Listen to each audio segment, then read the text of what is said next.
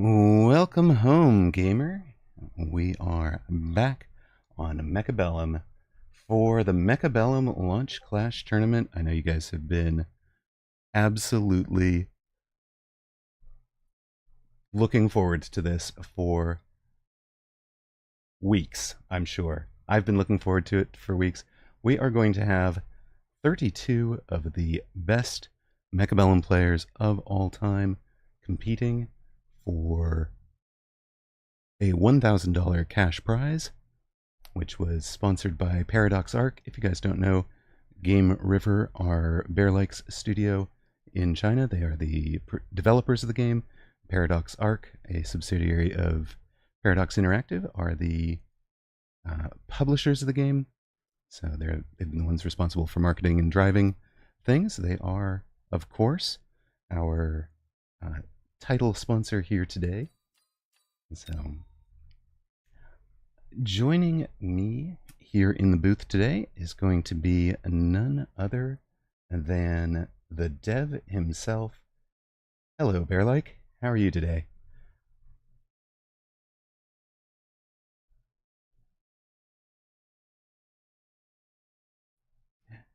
Excellent, except I have the problem I've had before where... Let's try that one. Try again, please.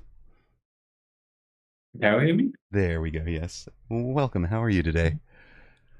I'm feeling pretty good. I'm very excited for the tournament. Excellent. There's so many people streaming. Wonderful. I am too. We have 26 of the players checked in, the last that I saw. And yeah, I'm pumped. I'm so excited for this. I really appreciate the opportunity to be the lead caster and organizer of this. And I am super excited and deeply grateful to Salt Monkey as Zach, Uncle Lazy, and Sir Limbo, who have all put in a ton of effort to make this happen behind the scenes. Really appreciate you guys. Thanks so much. We are pretty much ready for a match. Is there anything you want to say to the community about the tournament? We've got about 4 or 5 minutes, or about the direction of the game. Anything you'd like to speak about, sir? Yeah. First, very thank you for your tremendous effort to organize the tournament, and also we are really appreciate it. You and South Monkey and Uncle Lazy and other people and all the other casters. We are really appreciated. You are really appreciated. It's a tough word, yes. Yeah. Yes. Yeah. And so thank you for all the help. It's wonderful to see the community to evolve like this, and it feels like the community is growing, and the game and the community are moving to a right and wonderful direction. And yeah, it's wonderful to see all this growth. Well, I know I speak for myself, but I'm pretty sure I speak for the entire community. Those of us who are loving this game are absolutely hoping that it pops off. I feel like you guys have taken a gap that has existed in strategy gaming for about 20 years and filled that gap. And by that I mean there's a spot in between turn-based and real-time strategy that allows us to, allows the player that time to think, those 90 seconds between a round or whatever, like think, strategize, and as opposed to real-time strategy, which tends to fall into that actions per minute. You guys know about like this. That just it stopped feeling like strategy to me and started feeling a lot more like how quickly can I manage a UX. And you guys have kind of nailed that window with this game, and it just I'm so happy to see it. I know there are other games in the auto battler strategy, but I don't think any of them have anything close to this level of depth. Yeah, that's exactly what we are aiming for. Deep PvP strategy game. And yeah, I'm very excited to see so many people thinks the game is cool. Well, Um, yeah, I think the tournament's gonna start in 2 minutes, it's starting in about two right? minutes. Yes, I'd love to show the challenge, which we are going to be using. There, you guys should see that. This is Yeah. the official bracket. We've got a couple of other places for it. There's, behind the scenes, we also have a Google Docs going so that we don't,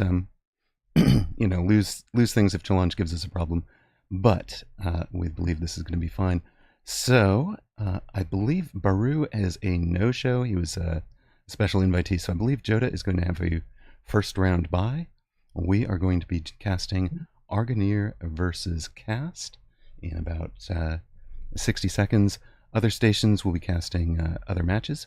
So, for example, I believe Shiroha and Doxon is a scheduled to be cast match.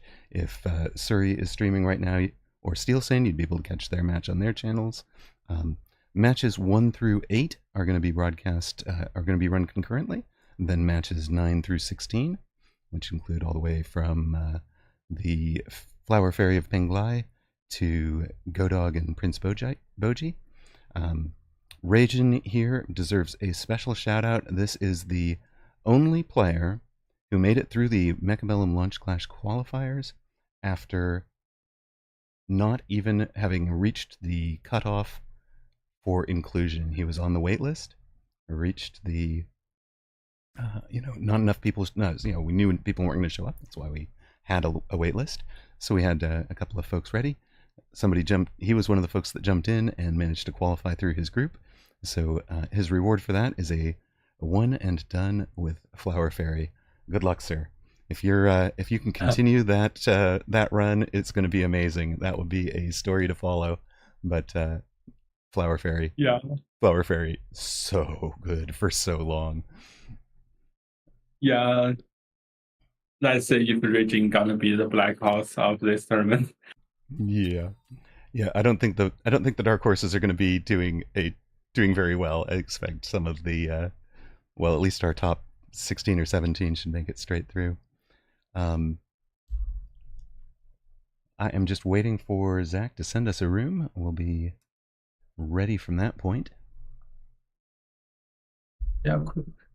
I thought it's time for Miracle and Pants of Fury gonna join us later. Yes, they do join us during the tournament. So Pants of Fury should be joining us between match number 1 and match number 2. Well, in this case, match number 2 and whichever match we're taking out of 9 through 16.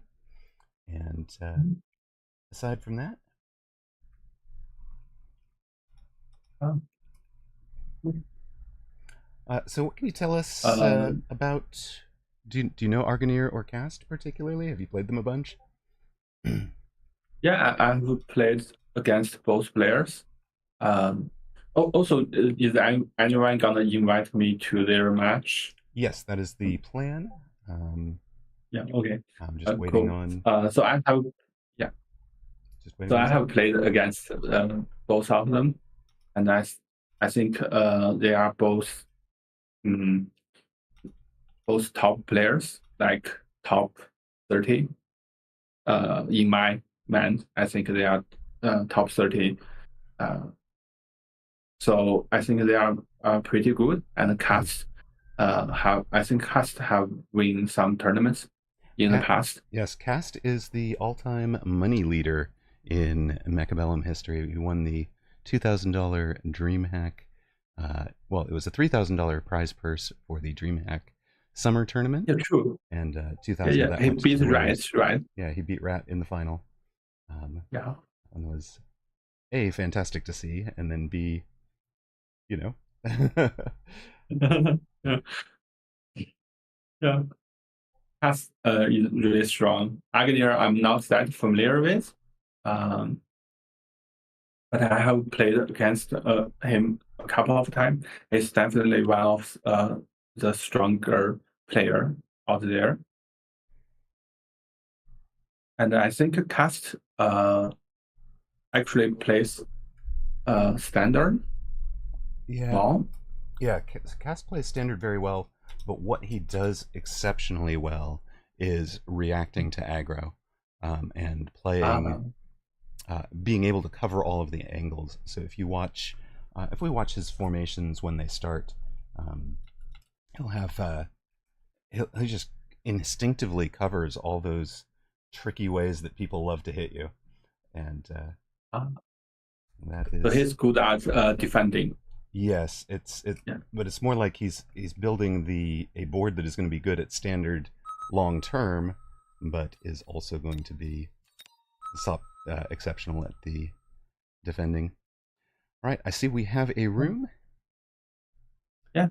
Agneer is here. Argoneer is here. I think that is cast there. It's just you and me. I believe we're also being simulcast in other languages, so we may have Saltzwerk joining us, who's casting in German. I don't know if he Cool. opted for. We gave him the option to, for example, switch and cast German language player in any given round that he wanted. So he may not be casting this specific match. We will see.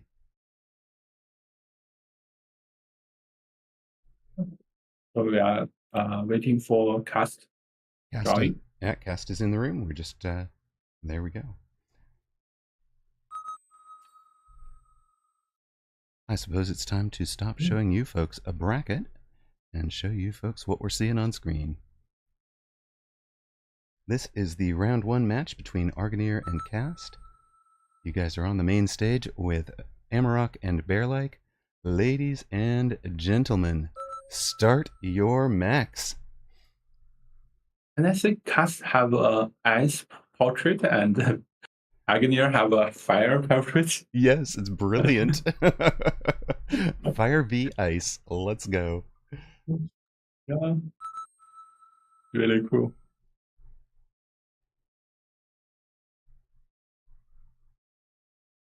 I'm waiting for cast to be ready. Yep, he's got a 2-minute window to click the ready button before he forfeits. So he's going to take his moment. And I see Saltzwerk is here. Okay, so that is. All the casts around here. Yep.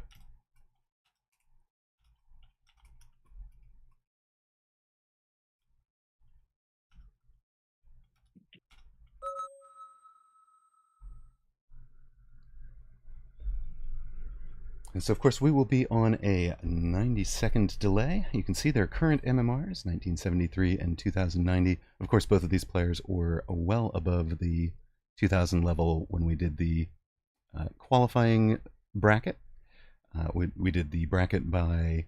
You guys ran a special query for us, which I wanted to say thank you for, which ran basically full...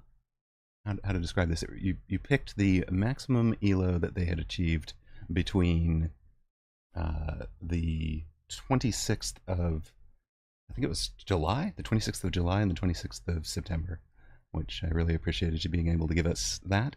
And of course, I know Wonderboat has been trying to track a bunch of that, so I'm going to provide that data to him if that's all right with you. That way he can kind of have some folks' all-time highs as a long-term record keeping of part of the game.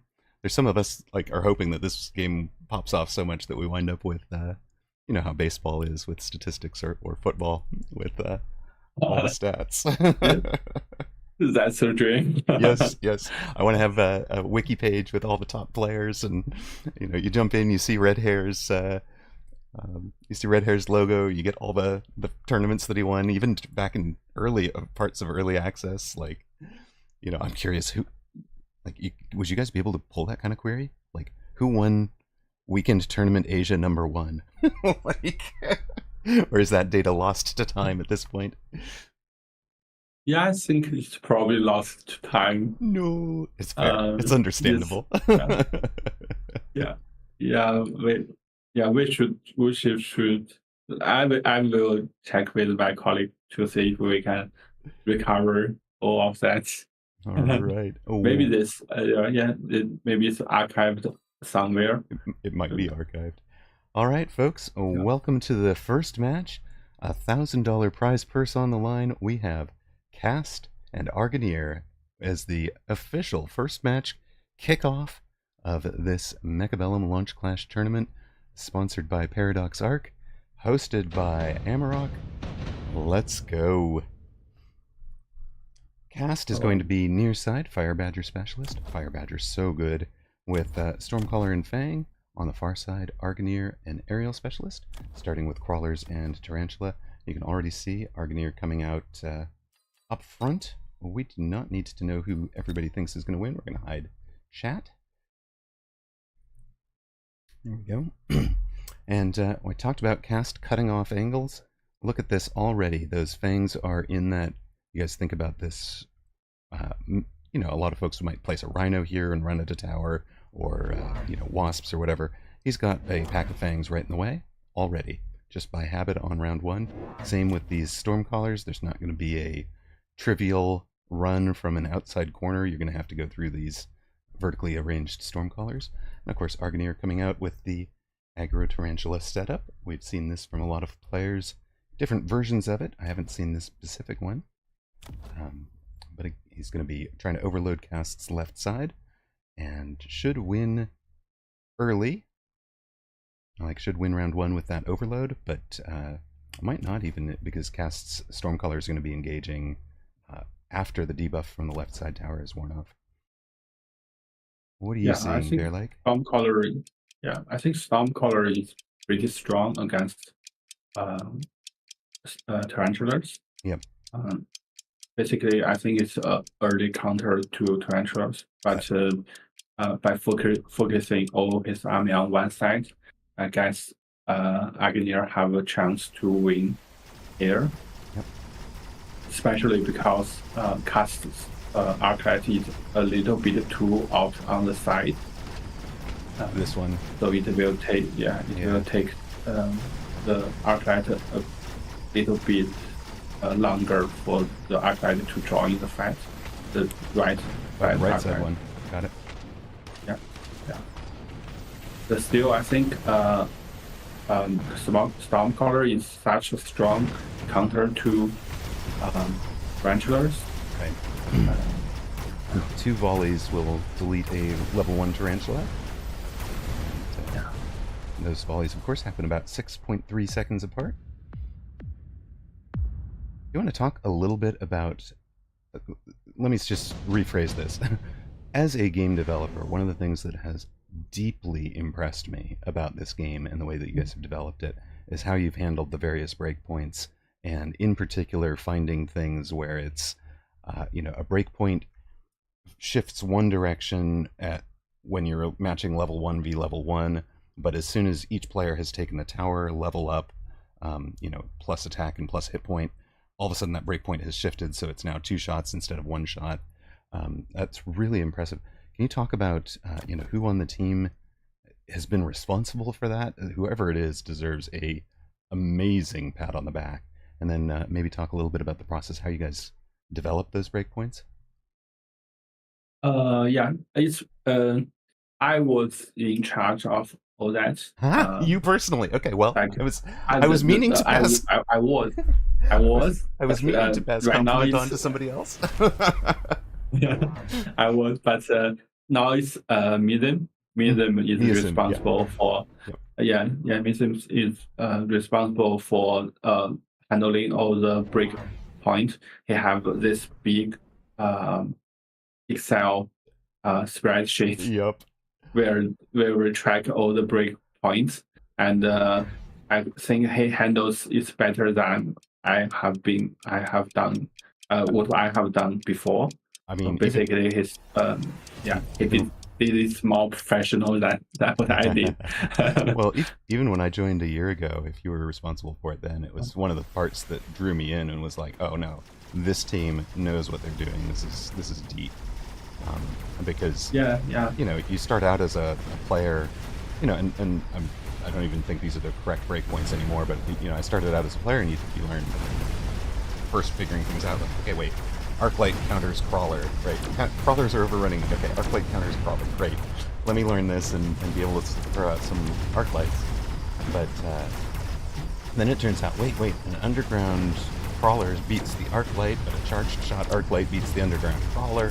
and it just like had so much depth to it that to get from 400 MMR to 700 MMR requires learning the basic counters maybe, and then from 700 to 1000 is learning the tech counters, and from 1000 to 1300 is requiring positional play and all of that, and then you reach this point and you're like, okay, wait, some of the things that I learned at the start are no longer true, right? I can't think of Arclight as countering crawler anymore because the players at this level have such better positioning on crawlers that now I need to learn other counters. I need to start thinking about wraiths and Vulcans as counters, or Fire Badger, or Typhoon. So I really found that an amazing amount of depth and really fun. On the board in front of us, you can see all of the attack was on the left. Argineer has sold out of one of those starting tarantulas, picked up a Wraith, put a heavy armor on it. So heavy armor Wraith has 29,000 hit points. That is going to be a beast. Cast has distracted this outside tarantula with a pack of crawlers. And check this mobile beacon out. He's going to take some of them further away, just trying to draw crawlers and tarantulas out of the attack. That's going to buy him time for his units to engage the rest of the attack, and then these guys will trail in far too late to be useful. So really, really this mobile clever. beacon play is like really good. Really like this mobile beacon play. I think it's very smart. Yeah, mobile beacon in defense is a tremendous skill. Honestly, I believe mobile beacon and redeploy are the two biggest skill differentiators for players. Like they're the ones that I see people pop at, those folks that are 2200 MMR plus. They're the ones that I think understand mobile beacon play and redeploy play in such amazing depth. Yeah, I think this crawler play works wonderfully. Oh, basically the risk are out of the battle for at least 30 seconds. Yeah, this is amazing. We're still chasing those crawlers. Yeah. There were only 4 of them left, but that whole pack kept chasing them. Yeah, this mobile beacon play is like really impressive. Without this mobile beacon play, the Phoenix probably will die to the race. Right.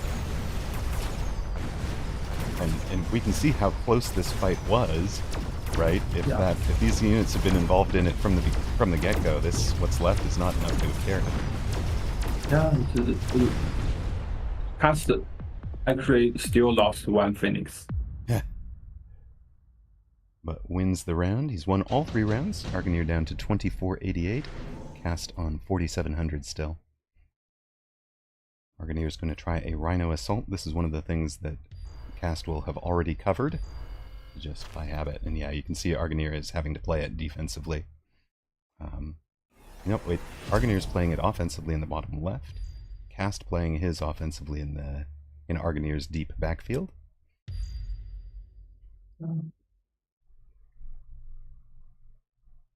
Generally, unit drop is more useful for the defender. But it depends on both how the formation was formed. Right. Now, I want to point something subtle that Cast is doing right now. He is placing and removing mobile beacons across his board, and what that does, he's changed the facing. So, for example, this Arclight is right now facing the back corner, and that when the round starts, a unit will decide what unit is closest to it, and it'll path towards it. But it actually includes, and this is really subtle, it includes the rotation time. So a unit could be physically closer to me, but if it's coming from directly behind me and it's going to take me 1.5 seconds to rotate around and face that unit, I might shoot something that's slightly further away, but straight in front of me, because I'll get there in less than 1.5 seconds. So by controlling the facing of all of his units, he's setting them up to sort of prioritize different units on different parts of the board in a really clever way. Cast is utilizing the Fire Badger really well. Fire Badger Specialist actually is one of my weakness. I have no idea how to play this specialist. So it's wonderful to see somebody else can make it work. I think Cast plays the Fire Badger really well here. And together with the Farseer, now level 2 Farseer. Level 2 Farseer actually is an excellent damage dealer. Right. So, and with Fire Badger and the Chaff Clear, I think Cast is have a big advantage here. Yeah, he looks to be in a commanding position right now. This is really impressive work. I mean, against a player of Argonir's quality, right? Like, this is... Yeah, I think the mobile beacon crawler actually shocked Argonir a bit, which then disturbed his battle plan. Right. Because the race was the round 2 race was supposed to be really strong, but the race was basically distracted by the crawler, and so Agnir was gonna have a very strong second round, but end up lose the round and lost a lot of HP here. Right. I don't think that's been a huge tempo effect on this game, and it's put Argonir under a lot more pressure than he would have been. And people think about tempo as something that the attacking player is applying. Cast is managing to tempo Argonir from the defensive perspective, from the standard positions, and it's just a virtuoso play to watch. Yeah. Also, but this round the triple artillery on the Overlord, I think is really strong here. Yes, yeah, it is. Also, huge. Cast's Fortress. I don't think Fortress is the right choice here, so I think Cast will face a lot of pressure this round. Right. Now, I've been liking Farseer as an answer to Overlord, but that really relies on getting the ground chaff clear so that the Farseer can aim up. One of the reasons that I love that is that it has this very cheap EMP. So you can see how early this level 2 Farseer is. The Rhino have just destroyed the tower. At perfect timing. Yeah. Boom. Yeah. But yeah, I had my eye was down in the bottom left. You pointed out the Rhino in the top right. This is why I love the automatic camera, because you know, I watch a lot of streamers, of course, and folks will miss individual parts of the play because they'll actually focus too heavily on other units. Oh, look, those gold skins. Those are beautiful. So automatic camera makes sure... Argonir won it. Yeah, I guess so. And despite losing the tower early, I guess because he fortified his tower, so it takes the Rhino a while to destroy it. I think Cast are facing a decision here. He needs to decide what is his counter to the triple Overlord. Should he focusing on Farseer or Phoenix or anti-air Fortress or both of his own? Right. He needed to find something. But he just clicked the anti-air Fortress. Anti-air on the fort. And I do like he's well aware that there's a possibility. I was noting that they have jump drive on them, so obviously Argonir could jump over to this other side. Instead, he's just buying new units on that side. But well aware of the possibility. He already has a Phoenix on that side. He's got a fort on that side now with anti-air barrage.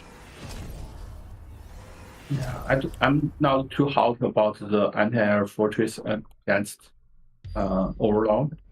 The anti-air barrage are pretty good against smaller air units. Right. But I don't think it's very strong against both. And the Overlord artillery are very strong against large ground units.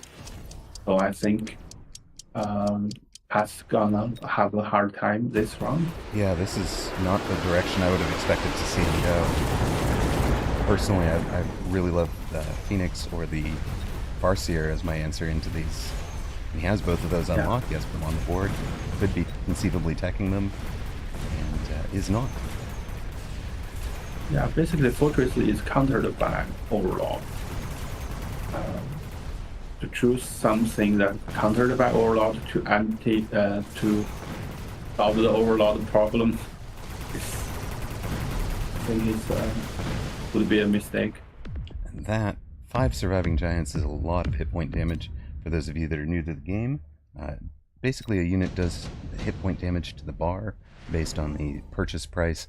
Giants, which would normally purchase at 400, do 350, and Titans, which purchase at 800, do 550 to the bar.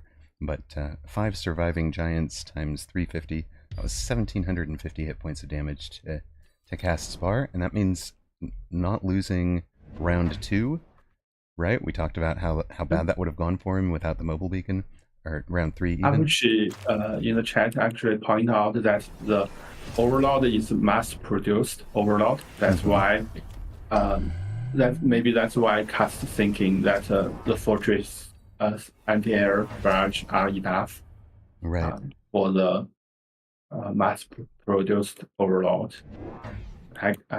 It's still Overlord, despite it's mass-produced.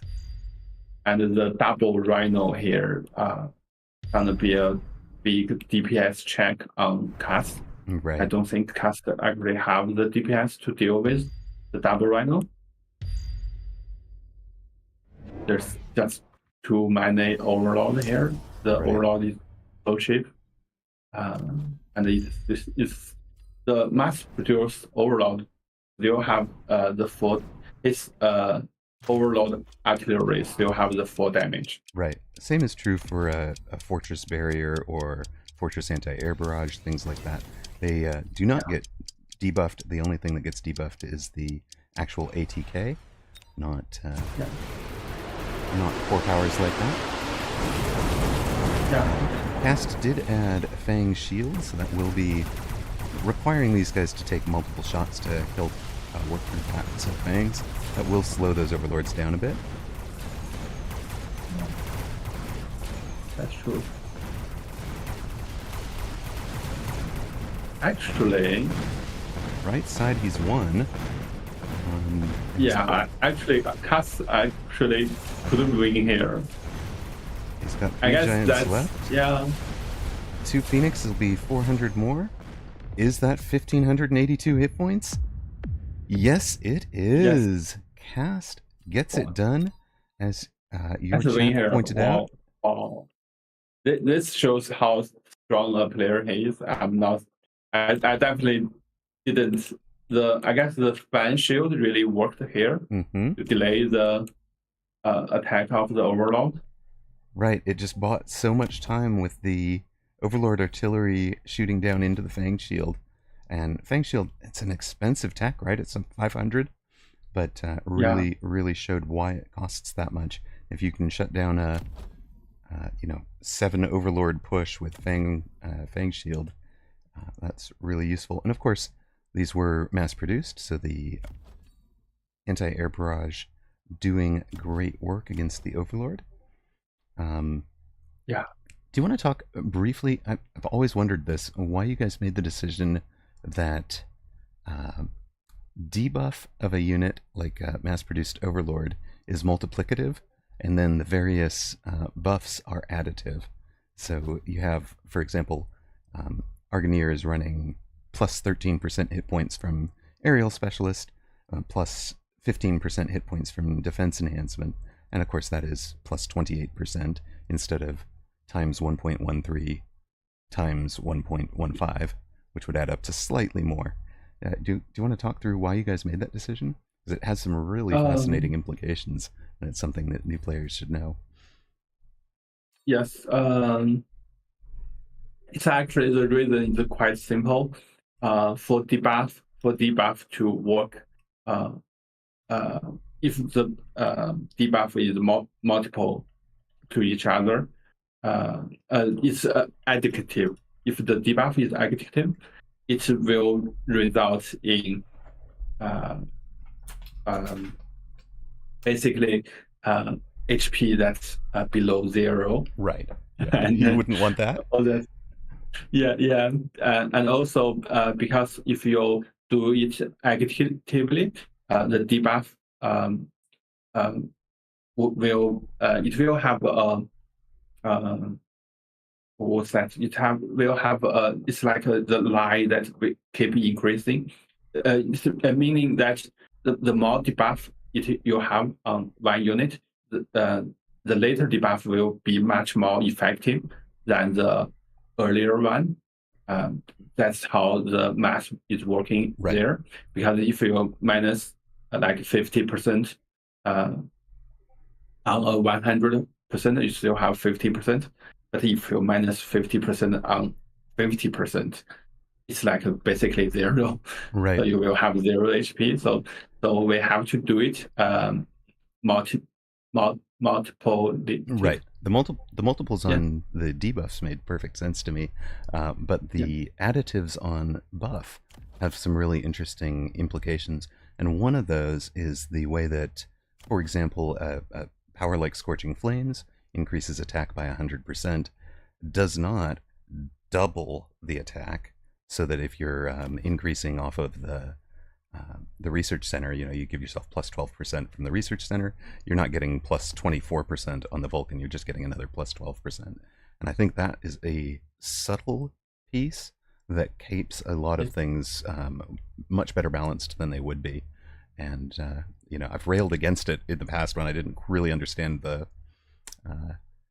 implications, but it really, when you actually think about it, it's like, okay, wait, if I could be getting those attack things and a power, a tech that's increasing it and increasing it off the bar, I mean, I could be adding an item, I could be scaling a single unit to the moon and making this, unstoppable god unit that would be problematic.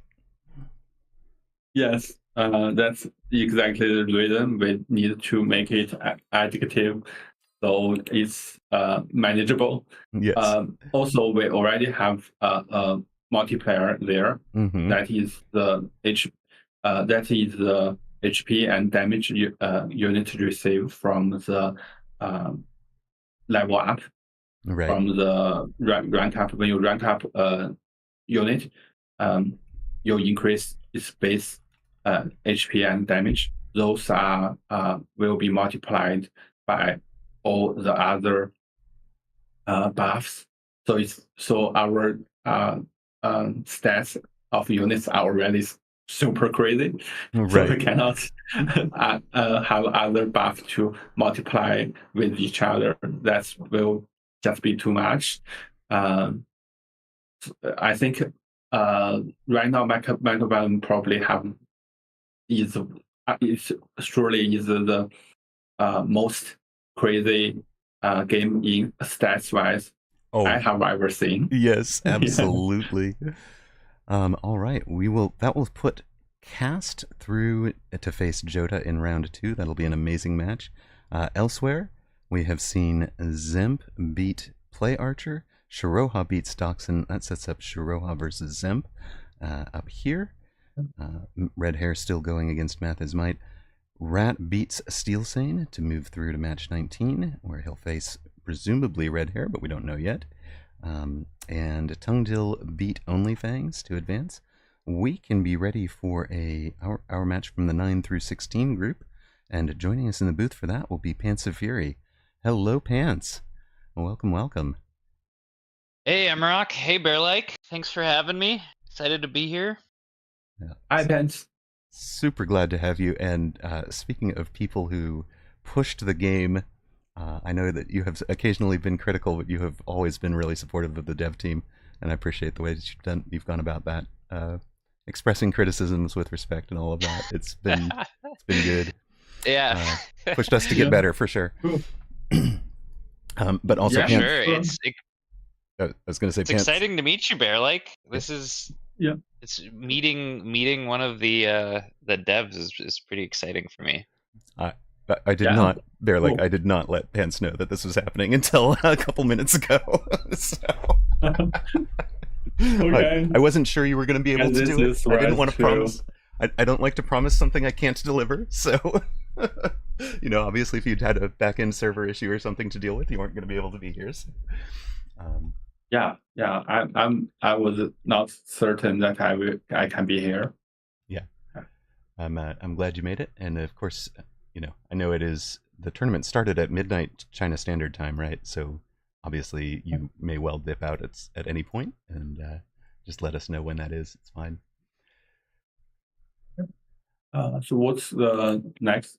What's the next game we are gonna casting? Let's see. We, in theory, how do I even find that? Casters Station A. We will be casting Blue Hair against Zillalag.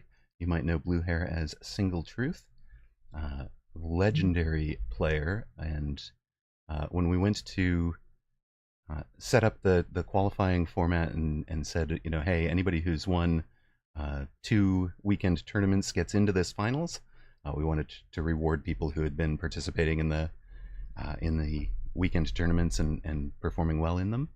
And yeah, the man had won 3. So from my perspective, he is one of the top seeds in terms of tournament expertise and all of that.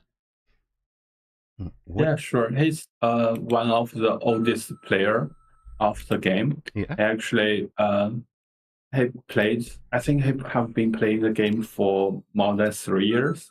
Ooh. So he's one of the OG tester, right, of the game. Before we just like he have been playing the game when the game only have like 13 units. Oh wow. Yeah, he's been around forever.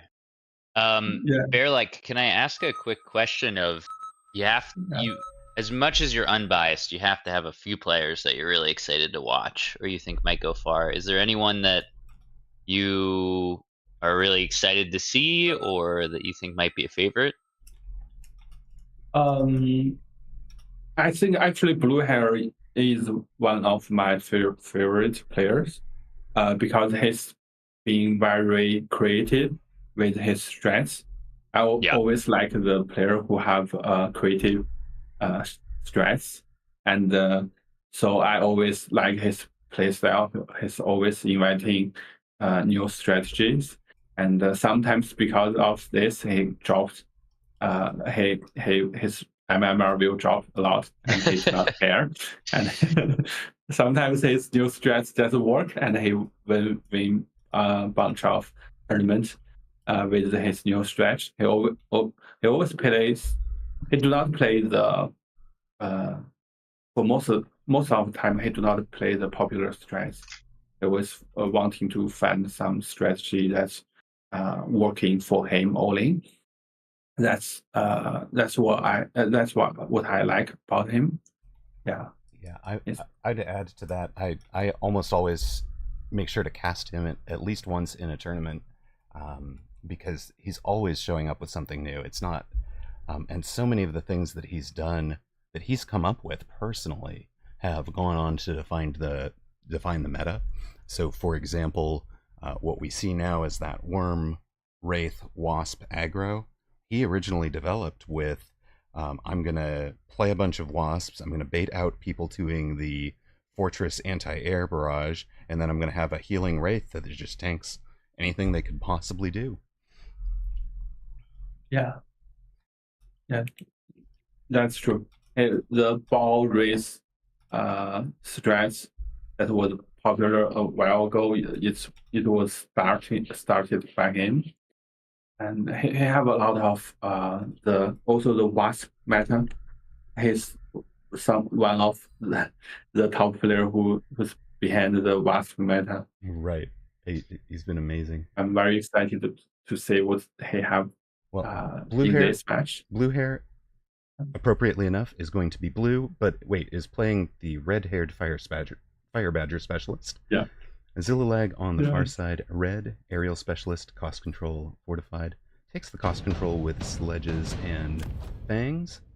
And the Fire Badger over here with sledge and arclight Now, I have seen Blue Hair run a really intriguing Fang, Phoenix, and Fire Badger aggro build, and he just starts that build by starting out deep like this and transitioning into it. Obviously, with Zillilag on the line, maybe he doesn't wind up in that, but he certainly could. I'm not very familiar with Zillilag. Do you know his play style? He's actually joined our Discord with the Pro 501 players. So I've talked to him a little bit in voice chat, and he's got some clever ideas. Definitely, like, pretty far from the school of thinking that Amarok, that Forgotten Arbiter, Sako, GCU, Wonderboat, we all usually think in. So it was interesting talking to him. Just for the record, chat, that is the first time I've ever been mistaken for somebody as good as Forgotten Arbiter. Amarok, Forgotten Arbiter, same person. Yikes. I think Zillilag is setting up air push here, from potentially overload push, overload and the sledgehammer. We used to have a overload sledgehammer meta. Like 3 months ago. That was quite the meta back in the day. Put your boats on the line, beacon them in. It's making somewhat of a resurgence though, with Typhoon standing in for sledges. Yes. So it's surprising to see someone. I think it's possible. Zillilag is gonna try that, and the old meta, the sledgehammer. Meta. But he's sort of a newer player from my experience. Maybe that's wrong, but I've seen him at least rise in MMR recently. So it'd be interesting to see him try out sort of this older strategy when I sort of see him as a newer generation of player. Yeah. So we'll see if he goes for it. It sounds old to say this, but like, you know, I don't know if he's familiar with that day and age of Mechabellum. Yeah, and also there's this stretch going on where you just build tons of sledgehammer. I have seen it happened a couple of times between 2000 MMR players. One of the Chinese players really liked the pure sledgehammer. Yes, strats. That's Zhao Bu, right? Runs that among other things. Yes. Yeah, it's so good. He plays a lot of his thing here. Yeah, 4 packs of sledge on either side.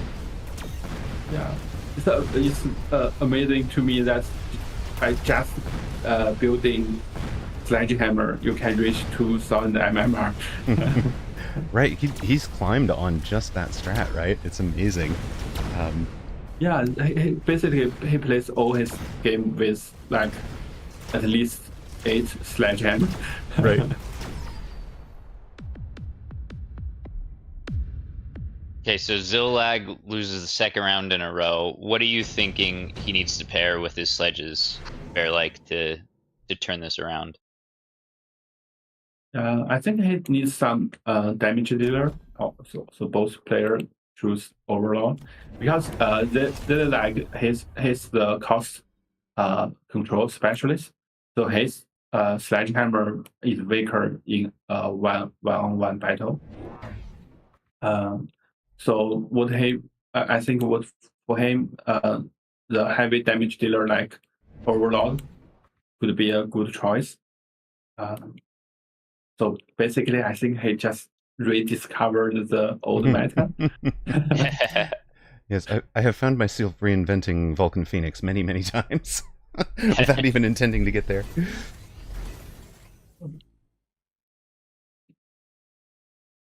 Yeah, maybe if he gets enough chaff. I mean, he clicked Mech Rage on sledges ahead of his opponent, so I feel like this is his turn to turn things around. He should have a bit of a tempo lead. The sledges get a little far out in front of the Fangs, though, which is definitely not bad, so they're going to get focused down by Blue Hair's boat immediately. So it's hard to see which boat's going to connect on which first. The late chaff needs to still be cleared by blue hair. Looking very close. Left side is very one for blue hair, though. Left side's definitely gotten clear. The boat's locked first for Zillilag. That's going to get him a air win. There's one marksman left trying to do hero's work for blue hair. And it does. Zillilag down to 3360 hit points. We have blue hair near side still on 5,000. Yeah, it feels like a huge loss for Zillilag. Like the fact that he clicked Mech Rage first and still lost the round. Like, I think blue hair can click whatever tech he wants, is going to catch up on tempo, and theoretically his comp is just doing a little bit better if he won being down a tech on his sledges. Overlord Artillery, Sorry, I was going to say Overlord Artillery is the ad for Zillilag. Or Blue Harry's got the steel ball, or I'm sorry, the Mustang production line down here in the corner. And still has no techs on the board. 200 to spend. He's, I think, just going to float that to next round. There's a chance that Zillilag will succeed on the left side because blue hair do not have any chaff on his left side. So the bolt with Overlord Artillery will do a lot of damage to the tanks and firebenders. I do want to point out Zillilag is not running range on the sledges, so I think that's intentional to ensure that they don't wind up outranging the Overlords. Right? He doesn't even have it on the bar, but the plus 40 range would give them 135 meter range, and the Overlord would have 110, so they'd be sitting behind the Overlord. This way they get out in front of it, tank for the Overlord. You can see that happening here, where Zillilag's Overlord has locked onto opponent Overlord. There were still tanks in the way for him. And this time, we're going to take care of that pesky blue marksman. Yeah, this is looking great. The boat on the left side and the launcher, or the artillery made a huge difference for Zillilag. This was an important round. Also, the flanking fence. Actually, yeah. Flanking fence distracted the boat. Blue hair insta-pick of Vulcan. Picked it so quick the image hadn't even loaded on my screen. Sold it, yep. To go range launcher overload. Wow, the insta-pick into sell. Yep. Does he just know like the economic values that well? I thought with an instant pick he would, yeah. I thought he would at least keep the unit. And then double teching, so range and launcher overload versus chin gun artillery for Zillilag. We'll see whose boat techs are superior. Right. In the boat mirror, this is the winning combo, right? The range and launcher overload. Yeah, I mean, it's tough. I like to think Mechabellum's a balanced enough game that tempo is always sort of the dominant factor, right? Like, and chaff clear. So I think usually the tech doesn't feel like the most dependent thing for me. Who's got the better chaff clear? Who's ahead on their like chaff clear techs sometimes can be more impactful. The flanking fence is working again. I think blue hair should missile that fence. It's too distracting for his overall. Missile it or beacon his Overlord forward. Both could work, but tower taken so quickly on the left. And that tower debuff. Everything is collapsing. Right. The range isn't going to matter on these Overlords if they get engaged during tower debuff. They're never going to clear the... Yeah, they're never clearing these tanks. Thunk. This is turning into a stomp. One more big round from Zillilag, and blue hair is gone. Let's see what blue hair's got though. He's one of the best for the reason. And buy back the Vulcan to deal with the chaff. And incendiary. Wow, is this gonna do it? It could be the trick Now the question is just going to be whether Blue Hair's overlords are going to kill Zillilag's sledges fast enough, right? So the sledges are currently protecting the boats for Zillilag. Yeah. So that's the chaff will be cleared thanks to the Vulcans now. I'm thinking the right side Vulcan would the right side Vulcan firebomb gonna be launching towards Zillilag's board, or would it gonna launching against the side crawler, side fans? Yeah, this on the far left is going to launch into the side fang, I believe. I think from my experience, it's going to actually go forward. I remember testing this like a year ago, and it's really interesting how its decision matrix is. I think if it's 2 squares to the right, it definitely goes to the right. But I'm pretty sure at this position, the Vulcan wants to walk forward and seize those front fangs. But we'll see. It is an interesting question. Yeah. I think if Blue Hair survives this, another flanking fence on the other side. Oh. All right. Blue Hair did not take temp range. Pretty wild. That is a confident play. I've got this or I don't, and the answer I'm thinking is it's an I don't. I don't. Major upset. Yeah. Zillilag. This has to be one of the biggest upsets, right? Zillilag knocking out Blue Hair in the first round of the tournament. Man, the next time we do this, I think it's got to be best of 3 all the way through. Wow. Zillilag, nicely done. Now, obviously, in their current MMRs... The flanking fence is very smart. The flanking fence is very smart. Their current MMRs, this is not as big of an upset, but their peak MMRs from last season, this is a tremendous upset, guys. This is... Yeah, this one's pretty stunning. So, from my experience and the players I've talked to, so Arbiter, Sacco, all the greats on the 501 server, pretty much all of them are terrified of Blue Hair. So for Zillilag pull off this upset it might be one of the biggest upsets possible in the entire tournament. This is amazing. And winning it in 6 rounds. And yeah, it's not just done, it's done in 6 rounds and out, right? Wow. Yeah.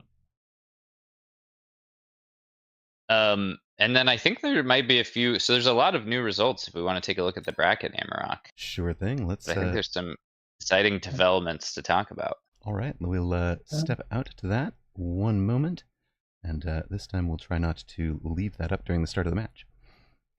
That is my new goal. All right, so at the top end, we talked. I think we had talked all the way through here. Red Hair did get through Math is Might, and will be facing a Rat in round 2. Saracha beat Shade as expected. We'll be facing Tungdil in round 2 as well. In our match 9 through... Wait. Excuse me, what? What you guys just saw was not the biggest upset in this tournament. Not even the biggest upset possible. We talked about it. Ragin has beaten Flower Fairy. What? This guy... I didn't see it on the bracket. Oh, okay. I need to refresh. Whoa. So do you want to give some context for Flower Fairy, Amarok? Flower Fairy, when I picked him up, was world number 1. Currently, he's world number 10. He had shown up when we announced the qualifying format, right? Win 2 of these weekend tournaments and you get in. He'd already won 1, and basically said, "Okay, well, this is the way in." I have to say he's still world number 1. The world number 1 is another account. It's another account of him. Okay, so he is the world number 1 MMR and has been for as long as I've been following him. Then, we announced the qualifying format, and he was like, "Well, I'd rather just win one of the next tourney up." What's the next tourney up? Right, that's Asia 71 or whatever it was. And he just showed up, won all of his matches, made each and every one of them look easy. He runs a standard build so well that he puts tempo pressure on opponent and tends to win in 6 or 7 rounds from standard. And it's watching his economy at play. Like I literally didn't schedule us to cast this match because I was so confident he would get through that I was like, well, we'll cast Flower Fairy deeper into the tournament. Like just amazing work for Raijin. And we talked about Raijin at the start of the cast. He is MMR was so low that he didn't even make the cut for the Launch Clash qualifiers tournament. He was one of the players on standby, managed to get through his group from standby. Now he's gotten through Flower Fairy. That is your Cinderella run, folks. If you are the kind of guy that roots for the underdog, there it is. Illuminati beats Rice. I was definitely curious about what happened in that match. I would love that is the one replay I would like to see. Yes, please. I'd love to see that one. And of course, whoever was casting for Station D got to cast that one. So congratulations to that caster crew. Illuminati beats Rice. Rice had taken the 8th and final slot from the weekend tournament qualifiers. Apuchi beats Till. Till casting, of course, in German. May actually switch over and join Saltzwerk to be casting the main stage from here. Masao beats B-Man. Masao, very strong French player. B-Man taking a loss. So we've seen a number of the top Chinese players taking losses, and I think that is partly due to the start time of the tournament. We're forcing these guys to play at midnight. If you're not a night owl, you might not be in full form. These are a lot of these guys we don't tend to see in the European tournament that starts in a couple of the European weekend would start in about 2 hours from now. So folks that we don't tend to see. Vic beats Sacco, another very strong French player. Sacco with huge upset. So right, like Sacco, I hold Sacco up as one of the 2 best 501 players. Sacco and Arbiter for me have always been just like in a league of their own. Mm-hmm. They wrestle back and forth for number 1 spot. And see Sacco lose is crazy. Like Sacco has such a deep knowledge of every single scenario ever in Mechabellum. It's scary. Like I get goosebumps playing against Sacco. So I can't imagine the scenario that he lost. Like what? It's crazy. I want to see that replay as well. Yeah, Sacco and Rooster also lost. Yes, Rooster loses out to French Pilot. French Pilot, strong up-and-coming player. Actually German, not French. Don't be mistaken, we have had 2 French winners, but French Pilot is German. And Woot, the Austrian Prince Boji, beats Godog. So that has set up our round 2. We are ready, and we will be jumping into Red Hair versus Rat as soon as a room is ready for us. What a wild round 1. I don't think everybody's bracket is ruined. Yes. Nobody predicted this. Yes, if you were betting on this set of outcomes, this is not what you would expect. I did correctly call that we were going to get Red Hair versus Rat, though, so I'm happy about that. But yeah, the rest of these matches also going to be fantastic. Joda against Cast will be concurrent with us. Shiroha against Zemp will be concurrent with us. Shiroha, total gentleman, really, really solid player. And of course, Zemp is one of the best from Standard. Saracha against Tungdil will be awaiting the winner of our match. And we are ready. This should be great. This is definitely a very interesting tournament.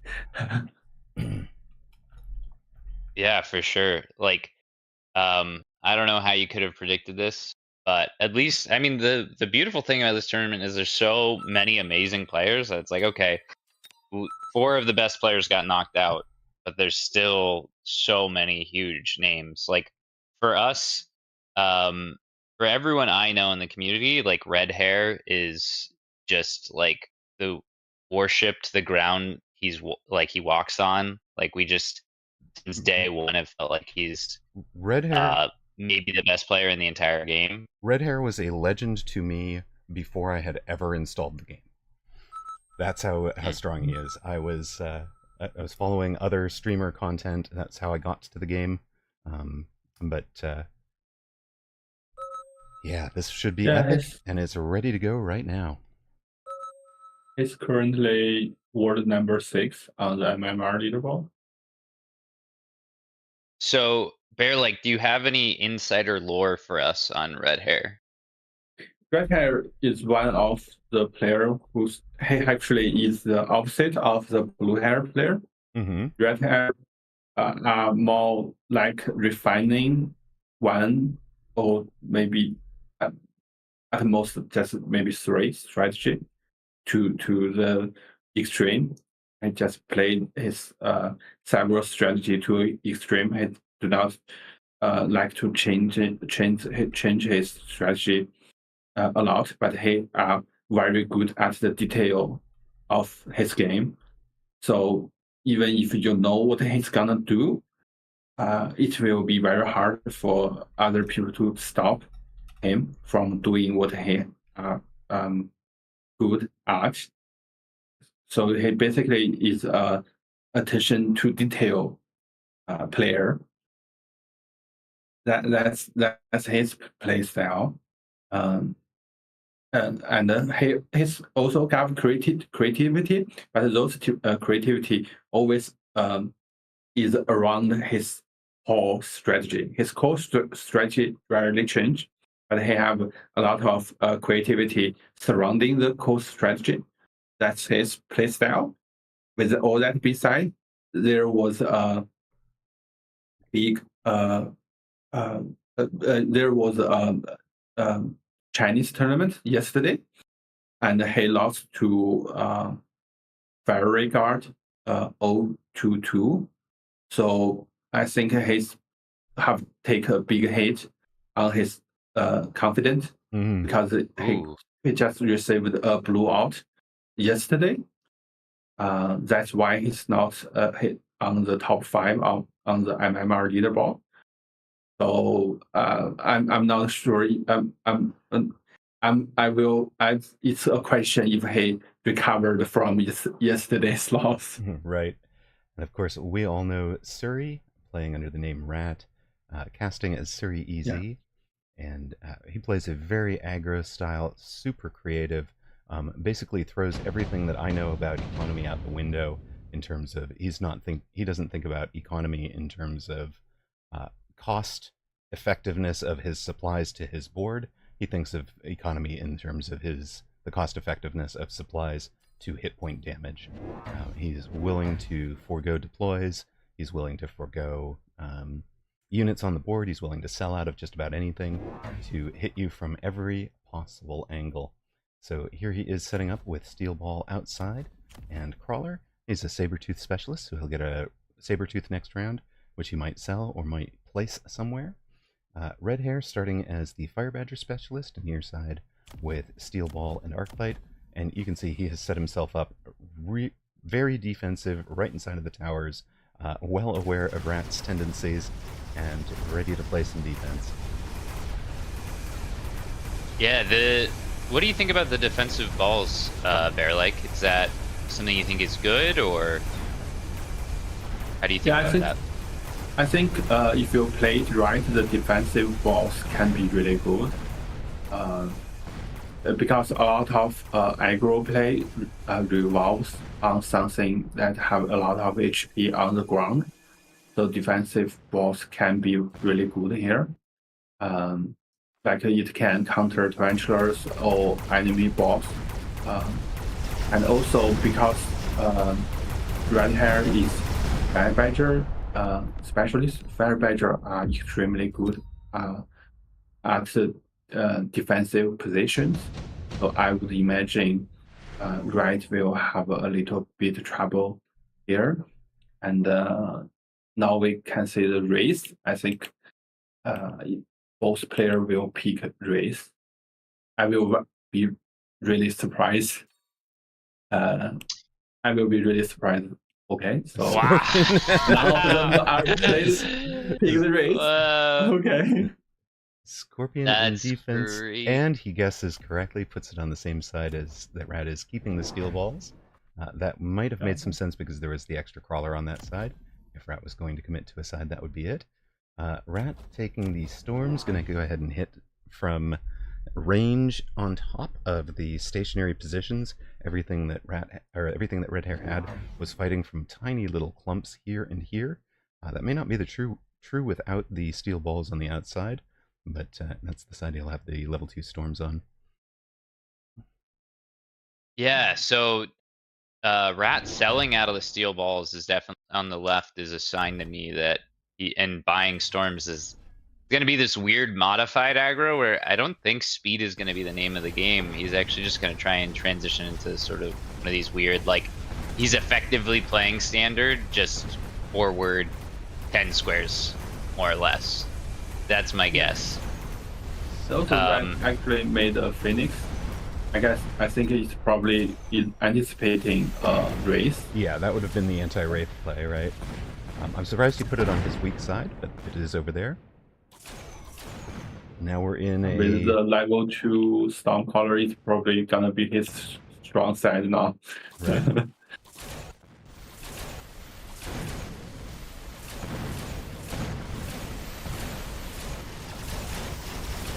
The things kind of do their best. Yeah. But the Phoenix survives. Rat finally wins round 2. Rat on 4,800 or 4,080 hit points. Red Hair down to 4,700. Now the question is, are you taking speed as the attacker? Rat does take speed. Interesting. Yeah, it's sort of like a mixed message, right? Because you say, okay, I'm going to pick up Stormcallers, which literally aren't going to move. They will stay in that position the entire time. You sell out of your steel balls, which are happy to have the speed. And then you pay $150 for additional speeds. So he did pick up some Mustangs, so maybe that's part of the plan. But yeah, fairly interesting. Oh, and then he realigns the Mustangs to point towards the back flanks. Well, that's so clever. In case he does get flanked, the Mustangs will, since they're facing in that direction, they're more likely to go handle the flank. Yeah, that and shows... he doesn't even know a flank is coming. He literally hard reads a flank from Red Hair on the turn it comes down. That is crazy to me, the game sense. This is definitely Rat and Cast are close friends and learn from each other, certainly. So they will be playing together in the upcoming Mag 1 tournament that Yes Win Big is putting together. That casts for that start next week. So, yeah, and the mass-produced Phoenix is also a surprise. Yeah, mass-produced Phoenix for Red Hair. So this was just a 100 throwaway. Yeah. And if it worked, it was going to be great. If it didn't, it only cost him 150, 50 for the unlock, of course. 100 for the damage. And he can sell right back out of it. It's going to be interesting to see if this comp comes together for Rat, because the Mustangs, for now, while they, sort of handle the Phoenixes, they're not really going to be able to carry until they get some levels, right? They're a little weak. They require some momentum to get going. So I think Rat's going to have some growing pains in this composition for a little bit. And those mass-produced Phoenix had a change recently. They've changed... For a long time, they were minus 40% attack, minus 40% hit points. So they were one of the most debuffed by being mass-produced. And that was partly a balance issue because they can fight from such long range. And if they survive, they do 200 hit points of damage to the bar. And they've been buffed a little bit. So their attack is only minus 30%, hit points only minus 30%. And I haven't actually played with them a whole lot since that debuff. I'm interested to see if they turn out to be as strong as I imagine they could be. Yeah, also the mass-produced Phoenix can still one-shot level 1 enemy Phoenix, I think. 2,000 hit points versus 1,500, 1,400 for the level 1 Phoenix. So they do one-shot a Phoenix of equal level. Yeah. Okay, so fortresses are the unit of choice for Rat. Makes sense. Chucks a pair of Mustangs behind, or chucks some Mustangs behind it.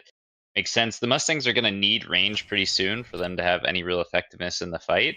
This likely will be an awkward turn for Rat until he can get more fortresses out and tax on the Mustangs and fortresses. He's winning hard on the left, losing hard on the right. Yeah. Fun fact. See how this shakes out. Fun fact from Abuchi in chat says, Red Hair is the inventor of stonks. He took the enhancement module, leveled up a level 1 mass-produced Phoenix, and sold it for 200, and puts the enhancement module on his Scorpion, which got a free level there.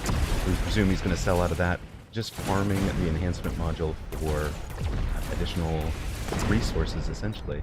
Every time you level up, the value of the unit on sale goes up as well, but the enhancement module does not cost anything to level up, so you can sell out of that. You can level up this Phoenix and just kind of keep the stonks chain going. Yeah. Interesting. Turns out I was blocking my stream with the bracket for the last 4 rounds. Oh sorry. No! I did that mistake last game.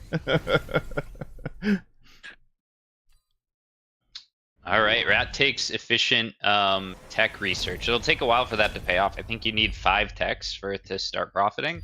But he is planning on taking a few. Yeah. Mustangs have range, so he's got 1 out of the 4.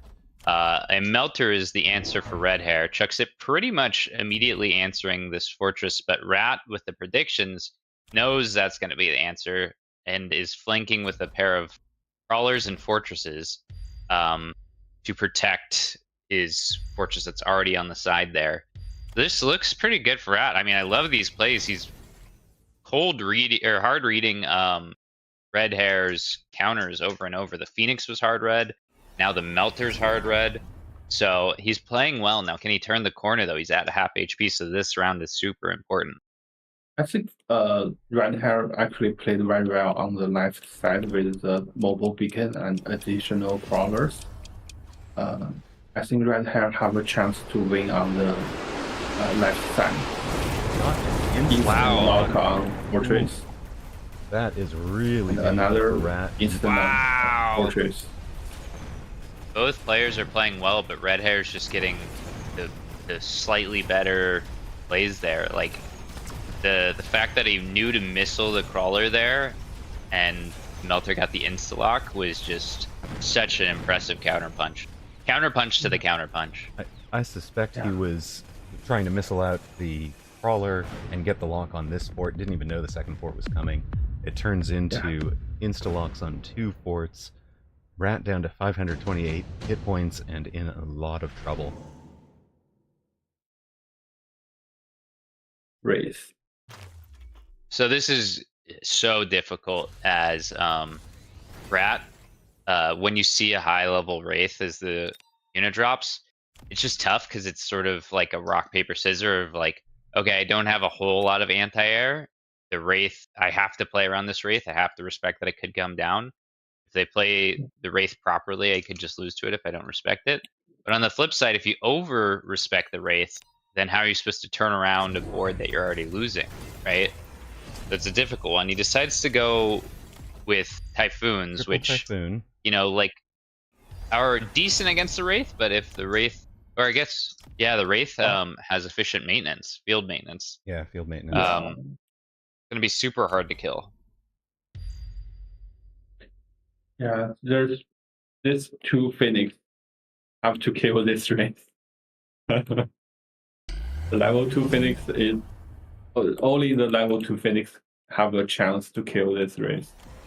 Yeah, Wraith is going to get tied up on shield bubbles for a long time, which will be handy, but it's also throwing out Degen. Wow. They're gonna take the Phoenix a long time to kill this Wraith. Notably, Rat doesn't even loan or take temp range. Same thing we saw from Blue Hair, right? Like, I'm up on the wall, but I've got to finish this out. I've got to survive this. Opponent is loaning to finish out with loan and range. All right, Phoenix is locked onto the Wraith. We're doing a flanking. little bit of damage, but it doesn't seem to be enough. Melters focusing down fortresses. 1 fort down, 2 forts down.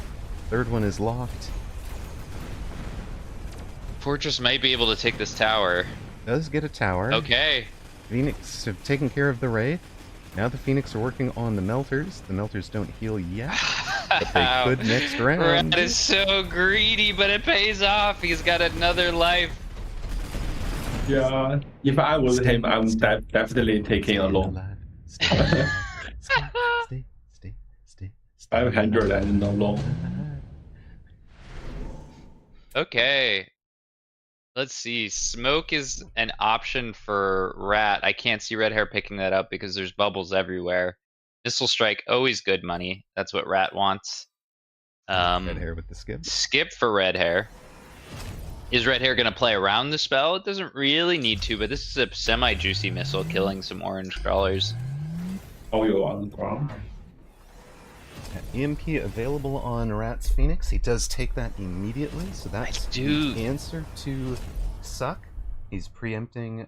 I'm predicting that Red Hair would be taking energy absorption, but Rat is predicting that as well. I'm going to turn that off with the EMP from Phoenix. Yeah, and turn off the field maintenance and degen beam on the Wraith. Yeah, that's a great answer. I'm actually really excited with Rat's board. It feels like he's really turned the corner here. He did decide to loan this round. He's all in, takes another tech. Yeah, Fang production should be pretty nasty over if this round can last a while. Let's see if Red Hair can pull off something tricky here to clear the chaff and get the melters to lock onto the fortresses. But man, this is scary for Red Hair. Right, he has stocked out of the Phoenix that got that back corner last time. This is Rat's only defense back here is a level 3 mist on the tower. That's 59,000 hit points. Yeah, he literally stole back. Yeah, he literally sold out of the fangs or the Mustangs that were covering that tower to just focus on the push. What kind of madman sells out of your Mustangs that are countering the Phoenix? That is absolutely madness. But it's freaking working. I mean, holy crap. Rat turning the corner with 500 HP. There is a fine line between madness and genius, folks. How are you seeing it on full effect? Rat is and a massive win. We're going to be into round 8, surely the final round here. 533 hit points on the board for Red Hair. 528 on the board for Rat. Rat taking a pair of level 3 wasps. And Red Hair with the sledgehammers, 3 level 2 sledges, as just tankiness, I think. Keep you off of the core elements of my board. And so all you're gonna be late. Fire Badger to light the oil on fire. The Fire Badger will be able to light the oil on fire. Okay, so an insane drop for Rat, getting some luck going his way. Like, the wasps were so nice. They're a great counter against the melting points, being air chaff. Oh, but maybe Red Hair predicts the wasps and goes multi-melt. That is a wild play, but it could totally pay off here. This is going to be super interesting. Multi-melt without suck, though, can be a little bit scary. Right. Is it actually going to focus down these forts quick enough? That is my worry. 17% damage. It's 1/6. You have 5 beams that each do 1/6 the damage. Obviously, if you get locked on the same target, you're doing 5/6 of the damage. And big forts with 90,000 hit points. Those are going to take a while.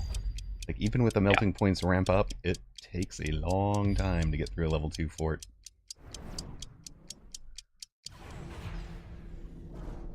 I think Red Hair should sell his Wraith.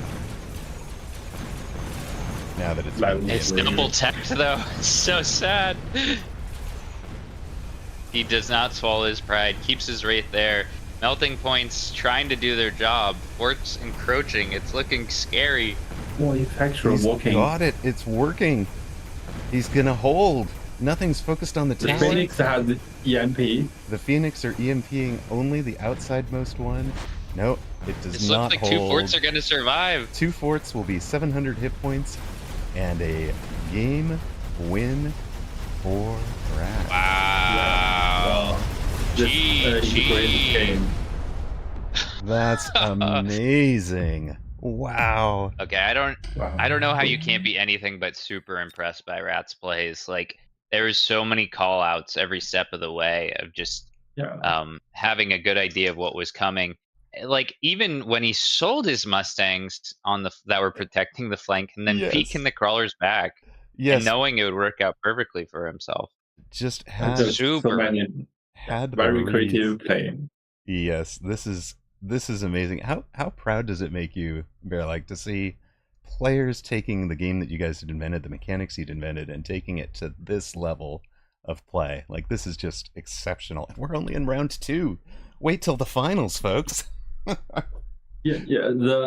This this match and the match where that player mobile beacons his crawler to base the race. Yes. These 2 matches are it's really, really nice to see this kind of stress developed. I think it feels strange that the player are outsmarting the developer so much that we cannot, even with God will on the match, I cannot predict their next move. Right. And I'm very excited to be outsmart like this. Exactly. it's just, and I mean, obviously we've seen, red hair, blue hair, and Arganier are all excellent players in their own right. And so any given match can go either direction. As you've seen, one decision one way or the other might have made the difference here. Wow. Yeah. This is a wild match. Red actually aggro on one side and later switched to aggro on the other side and selling all his units on that side, the first side. Yeah. Remember, at one point, Rat was in a, what was it? A ball push. Yeah, he had ball. He had Stormcaller. He had Sabretooth. He had Stormcaller. He had a ball. Like it's just, his initial board is completely gone. The only things remaining are these front crawlers and the front arc lights from that original board layout. He basically sold his balls, his Stormcallers, his left side Mustang, everything to buy 1, 2, 3, 4, 5, 6, 7 fortress with shield. All right. We will take a look at what else is going on if other matches are finished. We are supposed to be the first match in each bracket. Then, so we may not have all of the other matches complete. Depends who ran long and who didn't. Let's take a look here.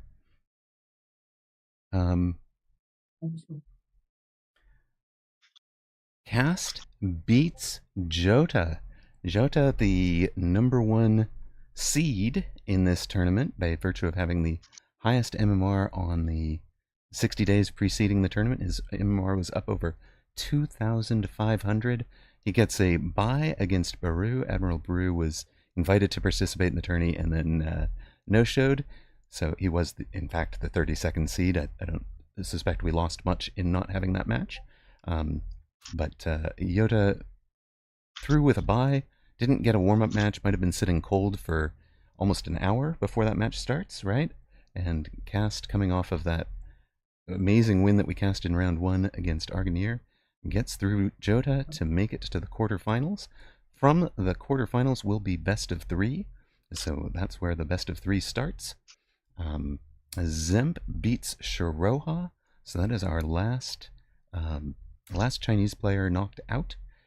That's, I think, an artifact of the tournament timing. And Bear, like you and I should probably talk if we're going to do this again. If we're going to do an official sponsored tournament, I'd love to make sure that we're setting it up so that it's timed for your players to perform to their actual level, rather than. Well, I think with such an international player who, I think it's impossible to create a tournament that is time zone friendly to all three continents. Yes, it really. I mean, for me, this tournament started at 9 in the morning. For you guys, it started at midnight, and you switch that by 3 hours, so that it's 9 p.m. for you guys. All of a sudden, it's 6 a.m.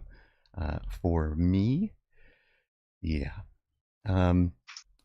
We've also had Saracha beat Tungdil. Saracha is such a good aggro player. That is going to set up an incredible aggro v aggro in Rat v Saracha. That should be fantastic. We will be casting Vic versus Zillalag, having seen Zillalag beat Blue Hair. I believe that's what we got here. We get to follow Zillalag and Zillalag facing Vic. Both of these players managed the upsets. Obviously, we spoke for this match, said this was the match to cast. When we thought it was going to be Sacco against Blue Hair, instead we get the men who upset them both. Vic versus Zillalag.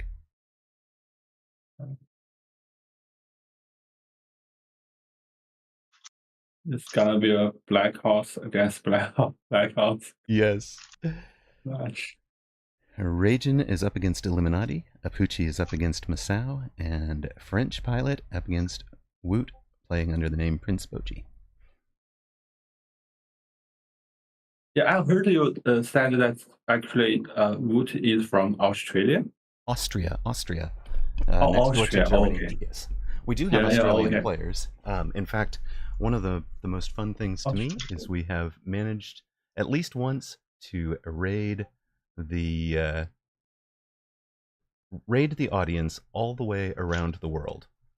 So because us in the Pacific time zone can raid out to Australia or New Zealand. Australia and New Zealand can raid to Asia. Asia can raid to Finland. Finland can raid to Europe, and Europe can raid back to the east coast of the US. So we've actually had the audience go all the way around the world on Mechabellum streamers raiding to Mechabellum streamers, and bring people back 24 hours later to the caster that they had been on originally. It's really good to say we have this wide audience. Yeah, it's a complete. I was wondering why is Woot always up in these hours if he's from Australia, but well, he's from Australia, so yeah, it makes a little bit more sense, I guess. Yes. So, Pants, do you know Vic at all? I think the match is starting in 9 seconds. Yep, that is correct. Yeah, Vic. Vic, like, I'm not too surprised he won, because Vic's one of those players that just, you can always take a game off of you. Even when I was at my best, I dreaded playing against Vic on ladder, because it was like, you just never know when they're going to put together a perfect game and just take a game off of you. And there's a few players like that, and Vic is definitely in that bracket of, he could just play like perfectly and almost as one of the top players in any given game.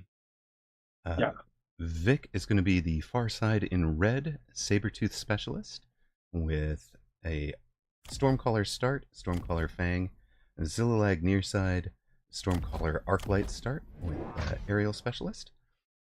Now, I remember a while ago there were stats that you published on the various winning, various unit packs and winning percentages, and Stormcallers were coming out really low. And I was thinking about that. They had like a 43 or 45% win rate. Is that right? I'm not sure. Yeah, and of course you wouldn't know which data point I'm referring to, but at some point we'd seen that, and I did a lot of thinking about that, and one of the things I figured out was that was in the meta where people were, Incendiary Bomb didn't have this range debuff, right? So it didn't decrease the range yet. So people were relying on level 1 Stormcallers to light the ground on fire, and had a mentality of, well, they're countered by so many different anti-missile units. I'm not going to level Stormcallers up. So I think what was happening is round 1, 2, 3, 4, the Stormcallers were stealing so much experience that if you didn't get the enhancement module and able to farm that experience back into supplies, then it was basically wasted or stolen experience. And folks that were clever enough to go ahead and level their Stormcallers despite it being the conventional wisdom not to, I think we're getting better result, or folks that farmed some experience on rounds 1, 2, and 3 and then brought the Stormcallers in on round 4 or something also did well. Yeah, maybe. Yeah, that could be the reason. But focusing back on the current match, yes, both players playing the Stormcaller start, and one is aerial specialist, another is Sabertooth specialist. Wake actually beat me yesterday. So I really think he's a strong player, but I didn't know he's this strong. Yeah. I really like Zillag's start here. His positioning on units just feel really nicely lined up with Vic's board. He's got the Arclight in the perfect position to kill the pack of Fangs in the center. Although we can see right now that a Sabertooth is going to be put right in front of that Arclight. Give him the old nope. Spells picked up for both players. Underground Threat, considered by a lot of the pro community to be one of the best spells. It starts out very powerful, and then in the end game stays extremely powerful. And all of that for $100 is just great value. Both players using it offensively, mirroring the position of each other's boards. And Phoenix has decided to be the unit picked up for Zillag. Not quite what I was expecting, but it does make sense from the perspective of his aerial spec. Looked good before we saw the Mustangs, or before he sees the Mustangs on Vic's board, which is going to be sort of the perfect counter. Zillag actually played like a aggro Stormcaller play, so his backside is like really empty here. All his Stormcaller and Arclight are really forward. And that means nothing is picking up this back corner. Tower goes down. Yeah. Vic hits the tower, is going to eat the artillery. Does still have enough surviving Mustangs to handle the Phoenix. That's going to be a handy round win for Vic after Zillag won round 1. So Vic's on 4,400 hit points, and Zillag will be down to, give us a moment. And Zillag I was wondering, what is the purpose of Zillag's Phoenix? Is the Phoenix supposed to counter Sabertooth? The Sabertooth, yes. That it's a bit of a common meta for players at a certain level to think, I need something that the Sabertooth can't kill. Phoenix is a really strong answer to it. So if that Saber had been anywhere in front of Vic's towers, he's got those Phoenix to answer it. So Zillag picks up the Typhoons, which have been one of the power units in aggro compositions. What is your perspective on the power of Typhoons right now, Bearlike? I think Typhoon itself, I don't think it is too strong, but the shield tech of Typhoon, I think that tech is too strong. During the development of the game, it's a slow realization of how strong the shield tech are. That's why we slowly nerfing the fortress, the shield of the fortress. But the Typhoon, because it was not that strong, and so we didn't, player didn't utilize a Typhoon's shield that well. in earlier patch, so we didn't touch the Typhoon's shield.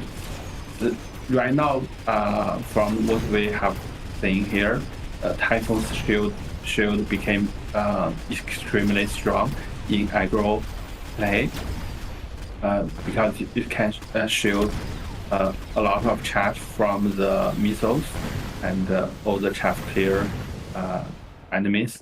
So I think next week we're probably gonna nerf the shield of Typhoon. I've been working on Typhoon aggro for long before the community had been, so of course very sad to hear that, but obviously it needs to happen. It's just the second time this has happened to an aggro build I've been working on. The Wraith build first, and then the Typhoon build. So we'll see. Yeah, we want to react quicker on this kind of situation, so player will not feel personally bound to a certain strategy before the personal link formed between the player and the strats. Right. We want to stop it before that happens. Well, I mean, to some extent, though, the community is always going to be looking for the spots where there is an efficiency, and in that regard, wherever there's an efficiency, it's going to mean where the cost value to a unit plus tech plus whatever is slightly better than other units, etc. So Typhoon, up until we had the nerfs, for example, to Fang Shield and to Fortress Barrier cost, Typhoon Shield might not have been overpowered relative to those, right? So I think it's really only in the evolving meta that it has become the efficient way to throw down those shield bubbles. So jumping into this round, I think Vic picked up the perfect counter. I really like Scorpions as the hard counter to Typhoons. He's got to get his chaff clear right, which still seems to be a little bit of an issue. But I think in the long run, these Scorpions are going to do at least the best possible job of shutting down these Typhoons. See if they're good enough. I will just say, actually, this shows one off. Yeah. From my perspective, I love seeing Scorpion come out against my Typhoon aggro, and the reason is I build such a good chaff board that I can ensure that the Scorpions are only ever shooting at later arriving crawlers. Vic's not there yet. He doesn't have that depth of crawler build, and this is why I say, like, Typhoon build is very dependent on positioning, on units, etc. So I'm sorry, Zillalag isn't there yet. He doesn't have what I think of as the necessary chaff timing arrivals in these windows down here, like basically from here to here and from here to here on the board, to ensure that those Scorpions are never targeting the Typhoons, never targeting the ground. And he's going to go to boat instead. Yeah. So. It's actually that this is the strength of the Typhoon Shield. That is because the Typhoon Shield, the crawler's position can be, crawler is much safer because of the Typhoon Shield. The shield basically shield the crawler from the missiles. Right. So you can be, So you, even if your crawler are not positioned that well, it can still survive for a long time. And together with the bolt actually counters most Typhoon counter. So that's why these strats are so strong. Yeah, Zillag seemingly knowing that he's got only a few turns to win this game. Loans are ready. And I think that makes sense. Like, give Vic enough turns and you'll have all the perfect hard counters. But loaning for Chin Gun and 2 boats, I think, is a good tempo play from Zillag to try and close this out ASAP. Looking good on both sides so far. Yeah. Gets through to tower on the left, gets through to tower on the right. It's going to win, and that's not 3,000 damage, but it's going to be a lot. 300 surviving quite a bit for the 2 Typhoons each, 350 for these guys, 200 each for the surviving storms. It adds up 1,700. Vic is down to 1242, with Zillalag on a cool 4422. Ooh, free unit drops. What do you take here? Nothing stands out as immediately better for one player than the other. If anything, all the options are not incredibly ideal for either player. Not really what either wanted. So here. Blank Vulcans for the kill here from Zillalag. Blanking working on both sides. Love it. This is so basically, we're pulling the chaff clear gonna be drawn by the Vulcan. Right, we're pulling everything behind the towers. And we have these poor scorpions badly exposed. They'll go down to the chin guns in a hurry. And boom. I think if Vic gave the Rhino a whirlwind and mobile beacon, it can still have a chance to kill the tar. But right now he's putting the Rhino in the middle and didn't have any tag. The Rhino gonna be stalled by crawlers. So this level 5 Rhino basically gonna do nothing here. Yeah, that's what I'm thinking as well. 100,000 hit points of tank for the Stormcallers, etc. Now, Vic is throwing out Triple Fang to try and slow this down. That would be prep for a Fang shield at 450 next round. If he gets the next round, I don't think he does, because I think this pull is just so gorgeous back here. The Vulcans. Yeah.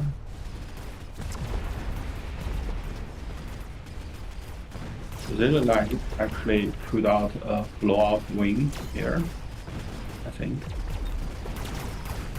The Rhino is still standing here, killing crawlers.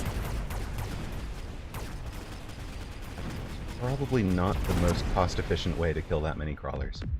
And Zillalag has punished Vic for it. Really, honestly, I think the winning play there is using the Vulcans to pull. He's got the corner rush strat and gets the win against Vic. He'll be through to the quarterfinals. We're going to be moving into our best of 3 stage. And you heard it here. Nice. Typhoon Barrier likely to get nerfed in next week's patch. Of course, the dev team are doing and have been famous for doing a weekly patch, generally right after the midweek mini tournaments have completed. That'll be the end of the Americas midweek mini on Wednesday night, Thursday morning, depending where you are in the world. Could even be Thursday afternoon, but that gives them time to, if there's any emergency problems with it, that gives them, Thursday afternoon and evening and Friday to fix it.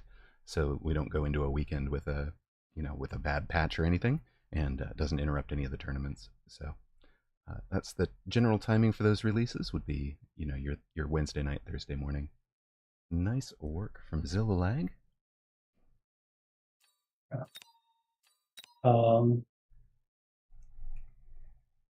I think my internet is kind of broken a little bit. The Discord is lagging here. All right. So I think I'm probably gonna get out. Get out of the yeah. It is 2 in the morning for you. Me. Bear, like I know I've said this to you before, but I really do appreciate first the opportunity to cast this tournament. Second, the amount of work that you and your team have done to make this game that we've all loved and adored. It's just amazing, and you guys have. I mean, I'd love to hear from you before you go, how much it means to you to have this game finally reach production and be received as well as it has been by the community, by reviews, by sales, after 6 years of hard work to make this game happen. How does that make you feel, man? Yeah, it feels actually, for the most part of the 1.0 launch, we didn't feel anything because we are so busy. It's just we do not have time to feel anything. I've been there, yes. Yeah, it's basically we are like zombie fine. And doing all the work and all that, and but recently all the work can kind of come down a little bit. So we are feeling I guess wholesome is a word there because although the game sells pretty good, it's not super good, but the sentiment from the community and the help from you guys organizing all kind of tournaments and casting them and all that, it make us feel like we are well supported by the community, and so it's making us feels warm in our heart. It's like this.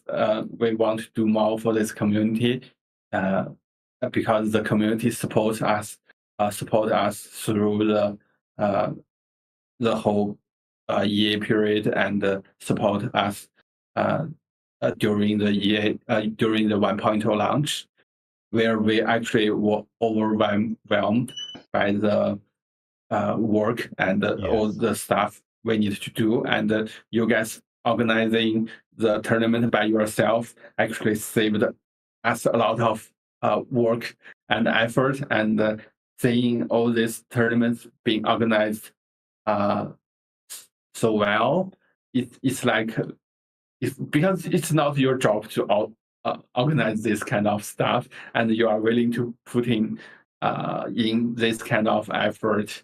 It feels really nice to have this kind of support and sentiment from the community. It really warms our heart. Yeah. Well, I do want to introduce, and we have time for Miracle joining us in the booth. Is there anything you'd like to say to Bear Like Time? And welcome. Hello, welcome. Also, hello, Bear Like. Love to Hi. hear you chatting with us. Are you going to cast some games with us? I was just gonna get offline. Yeah, he was just finishing. It's 2 a.m. for him. Now that you're here, Time, he has to go all of a sudden. Exactly. Feels bad. Yeah, maybe we can cast together in the future. Yeah, sure. I think you are the perfect replacement. All right. Well, thank you again very much for making the time to join us. Congratulations on the launch. We love the game. All of us are here to support the game, and just love what you guys have done with it. Looking forward to what comes next. And again, thanks for the time and the opportunity to make this happen for you guys. Yeah, thank you for thank you for the chat towards the game, and thank you all for doing such a good job with the tournament. Much appreciated. All right. Yeah. Going around the group. Bye. Going around the group. Bye. Here, we've had Rat beat Red Hair, which we cast. Zemp beat Shiroha. Cast beat Iota. Saracha over Tungdil. Illuminati ends the Cinderella story. Ragin knocked out at round 2. Congratulations on making it this far. That is far, far further than we expected you to make. Well done. Apuchi threw against Masao, and we saw Zillalag beat Vic. Prince Boji beat French Pilot. So, in the quarterfinals, we move to the best of 3 format. We are going to be joining this match, Illuminati versus Apuchi. We will cast all Yay. we will cast all 3 of those matches, and then if that match group ends in 2 matches, for example, we might jump over to one of the others. Cast versus Zemp, Rat versus Saracha, Zillalag versus Prince Boji will be the other matches. Illuminati versus Apuchi starting in less than 30 seconds. What do you guys... You two have both played this game at a really, really high level. What is different about I would say a best of 3? What changes do you guys make to your mentality? What does it do to have to face the same player 3 times in a row? Well, first of all, I've got to just quickly shout out that I'm totally going to be biased here. I love Apuchi. He's one of my favorite, and he just grinds tournaments so much. You have to have I have so much respect for that. Tournaments are stressful as all hell, and I feel like Apuchi's just thrown himself into every single tournament he can to just, become polished. So he is low-key, I think, one of the favorites to win because he's been in this stressful environment more than anyone else. Now that being said, answering your question, I think the tough piece is you sort of like if you're going into it, you sort of know someone's style, and when it's a best of 3, you think, okay, if they're good enough, they're gonna be doing their style maybe 2 out of those 3 games. Now, can I properly predict when they're gonna play aggro or what side they're gonna play aggro on, or do I just sort of like pretend that I don't know their strategy, or do I think that they're gonna like go the opposite side? Because so there's all the mind games that come with it, right? Which is uh, really hard to predict. But if anybody's gonna predict it, I feel like Apuchi's probably got that sixth sense. Any thoughts, Time? Yeah, definitely think Pucci, very strong tournament player, obviously, historically. Won many firsts, but I guess specifically to answer Amrock's question about, like, how do we switch things up with best of 3? Played in the Turning Wonderbit hosted, which I think at least part of was best of 3. Maybe every match we played was best of 3. Mhm. And yeah, I don't think that you have to change too much. Like, you don't do a whole lot of like switching between games and mecha. You tend to just have like a particular play style that you prefer, like tech and like strategy, like aggro or defense type sort of thing wise. So I think it's okay to do some switches, but most players prefer like one particular style or like one way to play the game. So it's a bit hard for a lot of folks to adjust in that way, I think, because they're not accustomed to it from normal play. And that's where I think Pucci has that specific advantage because he's been in this situation. He's played so many best of 3s that I know he's thinking about, like, he's a player that even on ladder is thinking, okay, I've gone aggro 4 out of the last 5 games. I'm just going to play standard to keep things diverse and like keep everyone on their toes. And I would say like all of us, whenever we played a Pucci, has always felt that like if I'm playing against GCU, I know he's going to play aggro. It's like high probability. But Apucci wants to be never predictable. He's always going to switch it up, and you never know what you're going to get, which is a pain in the butt to play against, right? You can never reliably deploy against him. Well, speaking of being predictable, Apucci has taken Typhoon Spec, so we'll see if he does the Yeah. predictable thing with Typhoon Spec. Welcome to the quarterfinals, match 1 of the best of 3. I have never seen Apucci click a specialist that quickly in my life. I have cast a lot of his matches in tournaments. Illuminati, far side, the Farseer specialist, with Sledgehammer and Arclight, and probably a frown on his face when he sees Apucci's specialist choice. So, the way I think of this is like Apucci's not streaming, right? I don't believe he is. He's been I don't hanging out in think my he chat. is. So To no. me, it feels like if anybody's watched Dragon Ball Z when Goku takes off the weights and fights at his full power, like not streaming versus streaming. I don't know if you two have felt this, but I play infinitely better when I don't stream. I don't know if we're gonna see a whole nother Apucci here because he's taken off the weights. You're getting the real deal this time. I do think it's about a 200 to 300 MMR drop for streaming and being good, well interactive with chat, the way that you do, the way that Time does, the way that Apucci does. For sure. I spend approximately half of every round talking to chat, if not more, so probably that affects my play at least slightly. Just a little bit, maybe, possibly. Probably. Alright, well, Apucci goes for the most standard in the sense of good against everything opener possible. Clicks some crawlers, has the storms.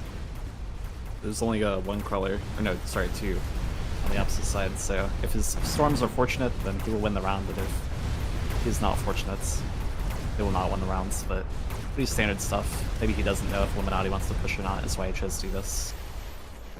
Yeah, standard, I would agree that it's fairly normal deployments, but at the same time, I feel like it's so optimized. Like, every single pack of chaff splits so nicely for Apucci. So he lost this round, but if you're looking at his units, like, in the micro interactions, everything is, like, setting up perfectly to be such a pain in the butt to deal with in the late game. Like, the crawler splits were beautiful. Yeah, definitely very nice if you can get these splits behind Stormcallers or Sledgehammers or something like that. Really effective. The rare pack of Triple Fang. Like, level I'm 1 sure both Fang. players like can't help but pick that up. Like, I wouldn't be surprised if Apucci wanted to just build more crawlers this round. But when you see Triple Fang, you're like, okay, all right. I needed chaff. I guess it's not the best, perfect chaff, but I can use these. And he goes 2 more. Interesting. I wonder if Pucci wants to try and pivot Fang against this board with this pack. Surely not, right? Are you talking Fang carry? Yeah. Sorry, that's what I meant. Fang carry. That's a little too. He's here to win the money, man. He's here to win the money. Apucci's locked in. It's a good strategy, to be clear. Like, pivoting Fang from a drop is a good strategy. Playing Fang from turn 1 is not a good strategy, but pivoting is good. I don't think he's doing that, though, to be clear. We cannot endorse Time's comments here. If you go and lose Time's comments are not 500 representative MMR. of Paradox Arc or the Amarok 81 channel. If you try to Fang carry, we cannot be responsible for your MMR. Okay, well listen, Apucci also agrees with this, because I have seen him do it multiple times, so that is why my first thought is, I wonder if Apucci's pivoting Fang carry. So, Apucci does build a 10 chaff unit board by round 2. So, love it. This, I think, is going to let him focus on... He's just always going to have chaff happening anywhere on the board, and the chaff timing at rivals, as Pants was calling out, this the way that the crawlers are splitting and shotgunning, the way that the fangs are showing up to defend. He's got basically every angle covered already, and there's just no open flanks, there's no surprises. Now he can just focus on what he wants to do. He can focus on his main units, and he gets his Typhoon on round 3. So we'll see what he's going to plan to do with it. He'll have 600 to spend. He's already winning this round on the strength of the Storms and his chaff. Illuminati down to, what, 4150? And Apucci's on 3840. Now the meat of this game is going to start. Let's see what happens. Yeah, I'm curious to see what Apucci has in mind. Everybody talks about Typhoons with boats. I'm sure they pair well with fortresses, because fortresses are great. So I am going to call something out. Illuminati skipped it. I think that was a huge mistake to skip the plus 200% missile. And the reason for that is it jumps the missile from 5,000 damage to 15,000 damage. That will one-shot your level 1 Typhoon. That will also one-shot a level 1 Typhoon's barrier. And for punching through my Typhoons on the line, that has been one of the actual killers. When I run Typhoon aggro, I'm just dread seeing it taken by my opponent. And Illuminati skipped it. So, interesting. I wonder what he is cooking. Yeah, definitely very powerful in the Typhoons. I think Apucci's Typhoon positioning here, being 2 spaces behind the Fangs and to the side, is a nod to the possibility of Illuminati taking that as well. Because that, I believe, should be impervious to getting missiled if Illuminati was going to missile the Fang. Yep. Pretty sure it won't hit the bubble. At least it will only break 1 if it does. It has like some variance based on where the unit moves, of course, but yeah. Also worth noting here is that Illuminati might need to be thinking about the possibility this round of Apucci having pivoted Fang. Like, he probably won't, but if he did and he didn't respond to it, that would be very, very bad for him. Thankfully for him, that did not happen. And he's allowed to just build some crawlies, but that could have been very bad if Apucci did commit to Fang. Yeah, so everything looking really good. These Typhoons doing their job. Specifically, the absorption module on the right one seems to be doing pretty well, keeping them alive. And as soon as these Typhoons get some levels, they're going to be absolute menaces. It just feels like Apucci's board is going to start scaling pretty crazy unless Illuminati can check it. Yeah, and the really nice thing for Apucci here is that his board is like hyper flexible. Like, nothing about what's going on in his board like is unpivotable from it. In fact, it pivots absolutely anything. It could be boats, it could be ports, it could be War Factory, like, who cares? Just drop something in there to do stuff. Whereas Illuminati's board isn't actually going to scale that well at the moment, so Apucci's in a really good spot, I think. Efficient giant for Illuminati? I think that's the scariest piece against Apucci's board, is like, it's hyper flexible, and on top of that, he's winning, right? He gets to throw the counterpunch. Illuminati has to show his hand first, and it's gonna say, in this case, I'm going fortresses, and then Apucci gets to decide whatever he wants after that. counter it, whether it's fortresses of his own. And you might say, well, then you're just going fortress versus fortress, but being the one that gets to deploy afterwards and counter the like positioning of the other person's units has its own value as well. So I think Apuchi's in a really strong position, but I do think fortresses are going to be hard for him to deal with in the short. Well, Yeah, I Apuchi agree with has that for picked sure. up improved Phoenix. Time you were talking about this yesterday in our European tournament cast. Apuchi runs the board for this. He actually runs the bar specifically to have the availability when improved Phoenix comes up.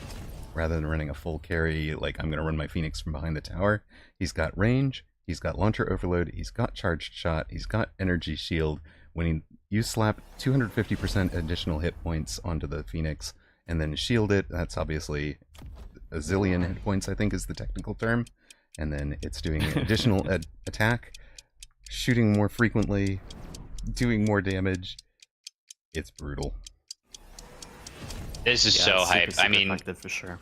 How often do you see improved Phoenix taken? Apuchi actually really does like it, and I do as well. Oh, I think it's a great I know card. he likes it, but he's, I think, one of the few innovators of it. It's such an Apuchi card. Yeah. And again, yeah, definitely. He's also the one who convinced me to run this bar. I was going to say, this bar is what you need to do. If this is a strat you want to try at home, and obviously we're not responsible for your MMR, but if you want to try this at home with improved Phoenix, the tricks are you don't want you don't want Phoenix on the board. You can't get the improved card. If the Phoenix is on the board, don't take it as a drop. You have to let the improved Phoenix card come up. If once your opponent has taken improved Phoenix, you're out. That's or has taken a Phoenix. It's not possible for you to get this bar, or to make the most use out of this bar. But that would be it. Range, launcher overload, charged shot, energy shield. We'll see how that develops for Apuchi over the course of this game, but he's going to win round 4 and drop Illuminati down. He's won 3 rounds in a row now, so Apuchi's on 3840, Illuminati down just under 2700. So the Phoenixes are disgusting, right? But can Apuchi get the Typhoons online? Like, in the last round, they were killed way too quickly, and then there was a severe shortage of chaff clear. I think that's going to be the crux of this entire match is, will Apuchi be able to get reliable chaff clear going? Or are the fortresses just going to cause so much disruption with bubbles eventually and loads of waves of chaff? I think that's the interaction to look for. Yeah, so on the Typhoon thing and the fortress, yes, yep, that's exactly what I was about to say. So Apuchi's line is really good here, I think, for one specific reason. Oh yes, yep, there is even more reinforcement for what I'm about to say. So Illuminati is going a strat that's recently been popularized by X the Conclusion on ladder with Fangs spawn forts into range ignite Fangs. So Apuchi's line is actually extremely good versus this because his board is not very weak to ignite, his units don't have high health totals, and the improved Phoenixes can't die to Fortress Anti-Airs, so it's actually a really strong spot for Apuchi, I think, as long as he does manage to pivot his chaff and chaff clear into this side of the board with all the fortresses being stacked on it. Looks really good for him. All of his units are good into the strategy, I think. Whereas like a strategy focused on like your own giants or like War Factory plus Mustangs or anything like that would not look very good into this. I've spectated quite a lot of games of it so far. Like probably 10 at least in the past like few days. So the acid call out by Apuchi was a little surprising. He's usually not too much of a spell Andy, and that's maybe where like the mind games are coming into play here is since I usually don't pick up a lot of spells, are you going to play around it or are you not? Illuminati respecting the spells to some extent. One of his forts goes down. The other one's an acid as well, actually. It's a pretty powerful acid. It's going to be 2 turns that 2 of the forts are going to be stuck in acid. It's going to be sort of nasty. Yeah, I think the acid is really a great hit here for Apuchi if it happens to land like it has. I always tend to think of acid as like this temporary tempo play that like gets you into experience to like hold the tempo afterwards. So I think it's going to look really good for him here on, I think, 2 of the fortresses, maybe just 1 to hit, but regardless, still super good. Yeah, the second one walked into it. On the far side, Absorption Module Typhoon has leveled.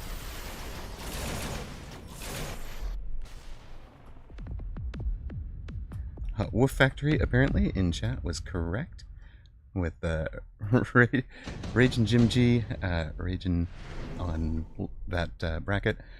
Showed up in chat to tell us how he beat Flower Fairy. Says aggro Foon's boats. Haha, what else? And Wolf Factory had predicted that correctly, so congrats to you guys, and congrats on that win. That is tremendous, man. The boat drop made that work. Illuminati here on the match in front of us is going to be turning and running those forts back out of the acid.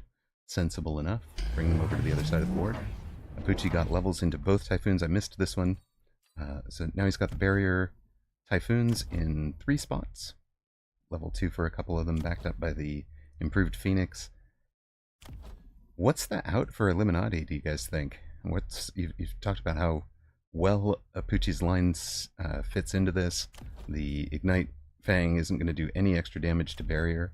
That is one of the arguments I think Sacco has made convincingly for playing armor piercing instead of Ignite, is you've got to chew through shields and Ignite doesn't help you with that.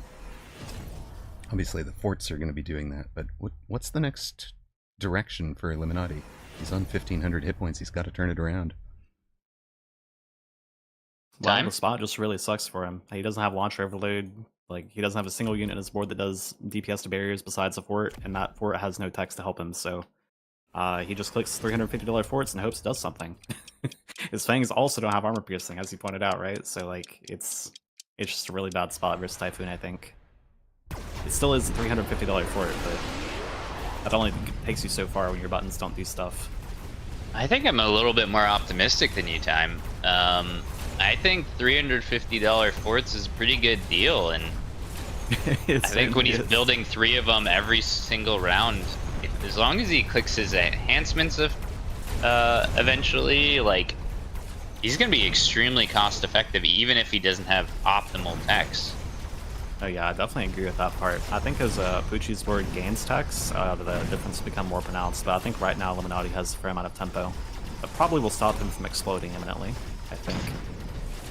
Also, one of the biggest parts of tension is Apucci is reliant on Phoenixes for single target damage. If we get enough forts, if Illuminati gets enough forts, he can click anti-air at some point and those Phoenixes blow up. Now, do improved Phoenixes with shield blow up? I don't know. But when there's 3 forts coming down every single round, it could just be outscaling the Phoenix's HP, and, you know, sort of maybe Apucci's afraid to invest into these Phoenixes to a full extent, hence why they're still untacked. Yeah, he's sort of like waiting to see. To me. Yeah, exactly. I think that's a good approximation of what Apucci is thinking for sure. Yep. I think he's afraid that his Typhoons just won't get it done. I think he's maybe afraid of the same thing about the Phoenixes. That's why you see him take the Mustang drop instantly here and range them. It really is hard to say, because as you said, $350 fort is $350 forts. You can't... Yeah, it's unbelievably efficient. So I never count him out, and all it takes is just one more big round, and literally Apucci can die. Like 2600 HP is nothing to a fort board. So I think Apucci's taking this extremely seriously, and you see that he takes his loan. Did he take temp range as well? No temp range, but definitely loaning. He still has 100 left. Mustangs will have to be the difference makers, which is scary. I do not like to rely on Mustangs to clear crawlers. So very interesting and weird situation we have here. The birds have 95 range, and the Mustangs have 135 range, and the birds have 10,000 hit points as well. So the birds are going to be tanking the fangs for the Mustangs, which will be quite a turn of events. Classic. To what that normally is. normal interaction. Those Phoenix are actually going to go tank for the Typhoons as well. 95 meters versus 100 meters. Yeah, they're tanking for the entire board at this point. Right. But the Phoenixes are extremely tanky, and almost one-tap the fortresses. Bluebird almost one-taps White Fort here, so definitely expect to see the birds doing some work for Apucci this rounds. Yeah, it looks a lot better now that he has Charge Shot, that's for sure. Alright, plenty of chaff still on Apucci's board. A lot of the chaff gone for Illuminati. This is the chance where the fortresses need a fall. monster fort on the left, still regenning, not really falling. That could be so painful for Apucci, and it looks like it's not gonna fall. Gonna just keep sustaining. Right side is one for Apucci, though. You've got to do 4,500 DPS against that fort just to break even against it, right? Finally thankfully nowadays forts don't spawn in things infinitely, so it should die. Should? Wow. That fort put up an epic fight, but Apucci wins the board. Round 7, Illuminati down to 890 hit points. Apucci's still at 2,500, but obviously Illuminati's board is strong enough to close that out in a single round at this point. Man, So that is snap the worst pick of possible Lightning spell. Storm. Yeah, it not what you want to see as Apucci, but so here's the psychotic thing that you can do as Apucci with Lightning Storm is you can take it and then say, I'm just gonna not die this round, and then I will use it lopsidedly next round. Like saving it for a round is crazy plays we've seen in the past. And he might have the HP to just tank the loss for one round. Or he could drop a Vulcan in the like back corner with Vulcan's Descent. Yeah, we'll see how this goes. It looks like it will beat the Mustangs, so it's gotta be close though. I mean, there's also blue ranged fangs to have to clear too, and the fort spawn fangs might turn around. I don't know if that Vulcan actually gets that tower. Regardless, Yeah, though, even if there is 1, 2, 3, 4, 5, 6, 7, 8, 9 fortresses worth of anti-air on the board, and we have not clicked shield, and we're getting lightning stormed, so that's gonna look real bad for Apucci. surely he's fine, right? These Phoenixes are gonna be able to tank it, I'm sure. Got 10,000 hit points. That one can handle 5 different lightning strikes before it goes down. And it is ranged, so they're not going to be out front. That fort did not turn around to go to the back corner, so the Vulcan, I think, is going to win and get that tower. And, yeah, Apucci's just going to face tank the Storm. Oh my god.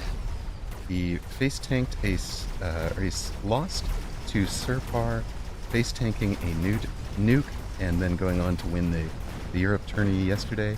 So that might have been fresh on his mind. Yeesh. It looks like Apucci gets another round, but man, for a while there, it looked like that was GG. Yeah, it looks very close to being It's game so over. close. No, not now. It'll be about 1750, 1850 or so. Down to now down to 1500. So.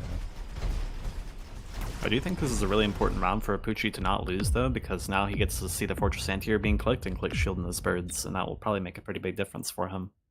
He's down to 984 hit points, and yeah, it is possible, Doxson points out from chat, it is possible that the tower debuff is what saved him there. Having a couple of seconds of tower debuff to fight under. Sandworm for Illuminati? Interesting on what Apucci should pick up here. Like, he's got angles where he can take the Overlord, photon his Phoenixes, and now maybe that's enough air HP to never die to the anti-air of fortresses. Instead decides to go with Steel Balls, which I will never complain about. I love me some balls. Steel Ball, especially if he takes, if he put range on it, it'll sit in under the Typhoon barrier. Even if he doesn't, it's just going to chew through barriers, and he's going to weaken the barriers in front of those 3 Steel Balls over here. Oh, we're going to land the electromagnetic impact, weaken those shields. If they can take just 5,000 hit points of damage in the first 5 seconds of the round, outside of the EMP, then that acid will land all over here. Yeah, sadly it's not going to hit the orange fort, but that's a very sick EMP pickup for Apucci, that's for sure. Actually a bit concerned that he might not break the right side bubbles. Definitely the middle one gets broken, but I'm not sure the right gets broken before the acid lands. It might also be blocked by the fortress behind as well. Wow. Goes for more range balls. That is a couple of forts. Yeah. Just 1 or 2. Yeah, the acid does not land. Illuminati having just enough hit points with the extra fort coming up. I think this one hasn't been sufficiently hit, so that one's barrier was still up. And the level 3 fort, of course, the barrier scales with levels, so 120,000 hit points was too much. We do have what I was talking about, those ranged steel balls have stayed alive, done a ton of work, not enough.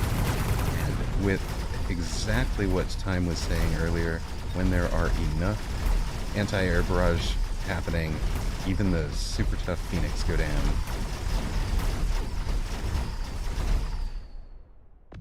Illuminati scales his way to a win in game 1. We asked the question of how does Illuminati turn this around, and the answer was simple. It was click 3 more forts every single round. Yeah, it's pretty sad that's the answer for him. Like, you would think that Apuchi's board is going to be good into this with improved bird, but it turns out 3 white forts turn is just too much. It doesn't matter. And of course, that one, one healing level 3 was amazing as well. Yeah, that's true. The difficulty of the Phoenixes. Do I tech them? Do I sell out of them? Are you going to click anti-air on your fortresses? What's going to happen? And turns out that anti-air was just too much damage, even with the improved Phoenix and shields. Yeah, it's kind of surprising, honestly, that the Phoenixes never managed to get past level 2, because that's the key, right? Is like you actually get to snowball the XP on your Phoenixes, but it just never happened for Apuchi. They're just stuck at blue permanently and just died anti-air once there's a million forts on the board. Yep. All right. Well, that'll set us up for the second match. And we should get invites to that momentarily. I'm restarting my game, by the way. It started lagging halfway through the match. Okay, that's actually a good call. I'll do the same real quick. Just make sure we don't have any issues.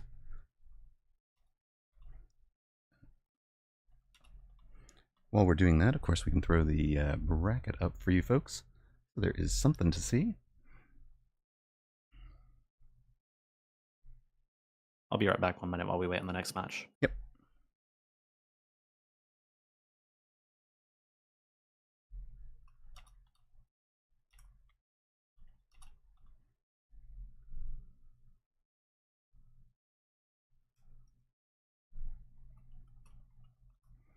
So do we have word from the other matches? From chat, we'd heard that Rat and Saracho were trolling Pastor Drewski. Pastor Drewski is Station C. Trolling Pastor Drewski's chat by playing Standard in Game 1, which Saracho won. Cast and Zemp are still ongoing, and Prince Boji gets the first match win against Zillalag. We'll be to match 2 here as soon as invite is ready. Tournament organizers doing a lot of work behind the scenes, so not always instantly ready for our match. And there he is. Obviously, I'm not the first one in the room either. Yeah, it's definitely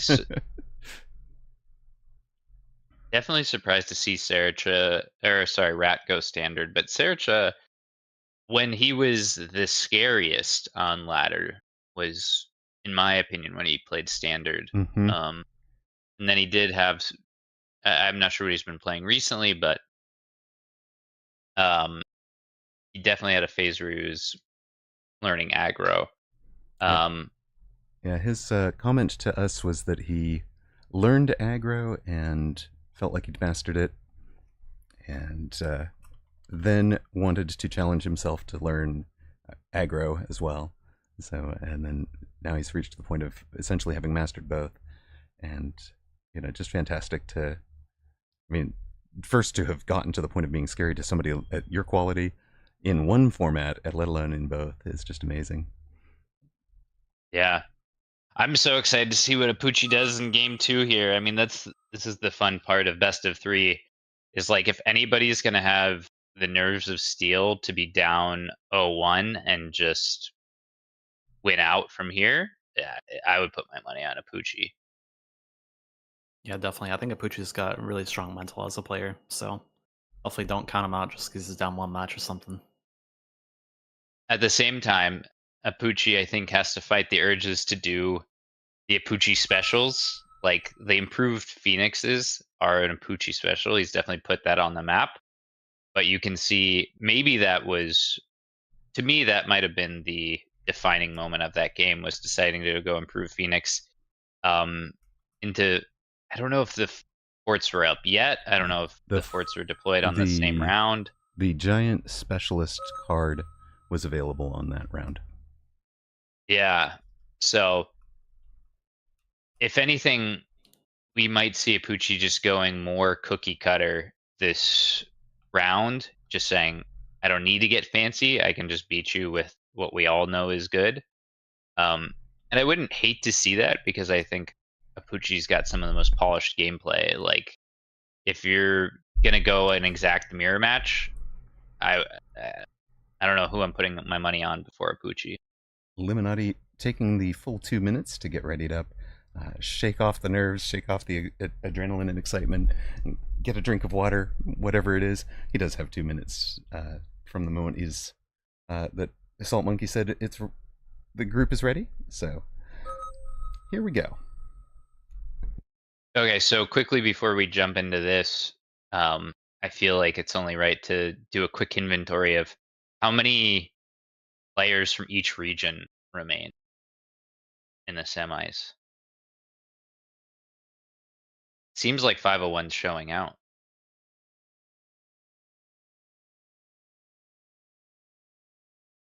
You have a count on this, Amarok?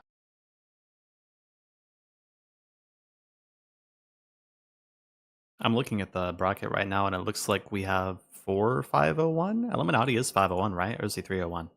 I believe he is. Okay, yeah. Yeah, I think we have 4 501. Pretty sure. Zalag, Illuminati, Apuchi, Rats. I believe that's it. 501, clearly, I think we can see 4 out of 8. 501 is the best of all time. Definitively best. Of course. Of course. We can say that. That's pretty fair.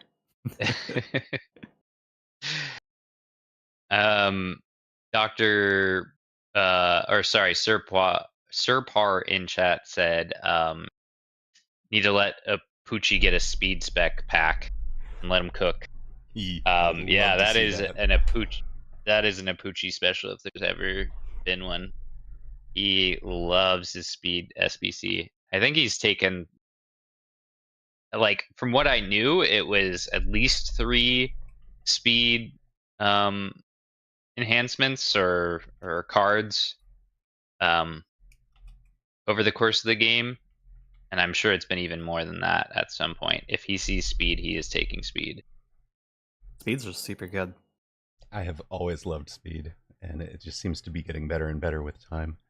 Illuminati, the German from the 301, near side blue, won match 1 of this quarterfinal match. Best of 3. He can advance to the semifinals with a win in this match. Apuchi needs to win this one to get us a 3rd match in this quarterfinal round. Apuchi, a Sabertooth specialist with Steel Ball and Crawler, the speed specialist that chat was asking for, offered to Illuminati, but he will take the Typhoon specialist with Fang and Tarantula. Of course, the Typhoon specialist lost round 1, or match 1 there. It does have a 100% pick rate, though. It does so far. It's true. 2 out of 2. Insane sample size. Oh, wow. Is Apuchi not playing aggro? Oh, no. There it is. This caller is so far back. It's like both players are unsure where they would like to position at the moment. So this is some best of 3 rearing its head, I think. They're like, do I want a mind game, or do I want to do the same thing as last time?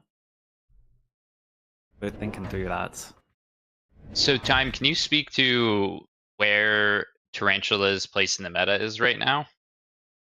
I don't really know how they fare in Standard. I think they get sold a lot, but it doesn't really see much, like, commitment, I guess is the best way to put it, in aggro either. It tends to just lose. Either loses or, like, gets hacked and becomes actively bad, one of the two. In Standard, that's where it usually sits. In Standard, they tend to sit in the classic classic Vulcan positions for about the first 3 or 4 rounds, and then do get sold into a better chaff clear option. In aggro, Steel Sane ran them all the way to the finals of the the Dev Pro tournament where Zemp hacked through them, just ran a hacker defense. I mean, they were looking absolutely unstoppable against anything else, and yeah, then as soon as Zemp threw down the hackers, the mines turn around, the mines go back the other direction, the tarantulas get hacked and start making mines going the other direction, and it just all went to pot. So Zemp showed us the answer. I think a lot of people who had played Tarantula knew the answer, but the Steel Sand had certainly made them look amazing if you don't have the knowledge check, right? Like, you're up against somebody who doesn't have that answer ready to hand and is trying to solve the problem for the first time. Wasn't the Dev Pro tourney before the latest Tarantula HP nerf, though? It was. I'm pretty sure they've been nerfed one more time. They have been a little bit nerfed. Yeah, I think they were... Even then, they were beatable. Yeah, I think they were quite a lot better before the most recent HP nerf. When they didn't have any HP nerfs, they were very good, I think, but HP matters so much for that unit. Okay, so super interesting semifinals of the 1.0 tournament, and Illuminati is picking recommended formations to deploy his units. Quarterfinals. Yes. Quarterfinals. That is courageous, very courageous. Too bad he didn't click on the brick formation, but hopefully he will in the future. I don't think Apucci was planning on winning that round too much. Probably just had goals of maybe getting a steel ball level, but I guess with the steel ball experience nerf, not really in the cards. Now he's adding some Mustangs, so he's going to have some form of chaff clear. And I love this play by Apucci. I think it needs to be done more often, that you just say, hey, round one, I'm going to lose. I'm not anticipating on winning round one, right? I'm going to take a few hundred damage, big whoop.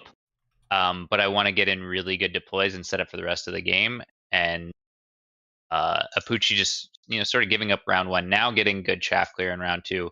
I think he's going to have a much better round two. And I think hopefully it'll benefit him for the rest of the game. Well, on that note with the chaff clear thing, Arclights are actually really, really, really good after the most recent attack speed buff, and Mustangs are just like really atrocious at clearing. Not to say they're like a bad late game line, of course, but 2 Arclights with ball is just really powerful at making sure your board actually functions in the early game.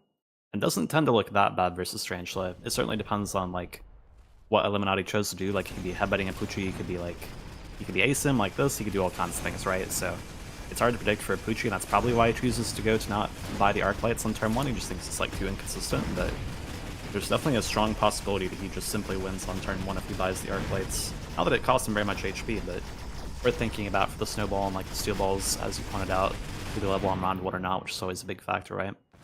Like, this could be an orange ball, potentially, right? Instead of a blue Mustang. Yeah. With playing with Apucci a lot, I feel like a lot of his thinking would have been like, oh, I can probably add Arclights to this, but when he saw intensive training, I think that's what swung him in the pendulum of, I want a Mustang, it's going to carry much better than an Arclight, and maybe I don't win this round, but getting this Mustang cooking and being my carry unit towards the end game, going to have a huge chance of setting me up for success. And then the Mustang ended up being the perfect unit into the Phoenix that was bought by Illuminati. So whatever was going through Apucci's mind, he sort of read the situation perfectly. Arclights would have, there would have been no upshoot if he bought Arclights. So Apucci with the 6 cents here. Round 3, we get the unit drop. Apucci takes Fire Badgers, so he's got the clear. Puts one, we've talked about this, all 3 of us, about Apucci just loving this flank unit to pull. What you'll see there is that any deep units from behind the corner are going to get pulled wide. It's going to create an opening that Apucci will be able to exploit to get tower. On the other side, Illuminati has gone with Typhoon Boat. Shocker. Absolute shocker. Yeah, I don't think that really bodes very well for Apucci. Like, I guess I was kind of forgetting. Probably the reason he chose not to buy the Arclight is because he thinks it's useless in the Typhoon Boat. So that's probably why he chose to buy the 2 colors in round 1. Whereas this Mustang line on round 2 instead is way, way, way better if you think your opponent is doing this right, because you pretty much always need Mustang to beat this boat Typhoon comp. He's also leveled that far side tower, so this triple Typhoon 1 boat attack is going on a level 2 tower. 23,000 hit points. It'll take a minute to get through, and it'll only debuff for 7 seconds.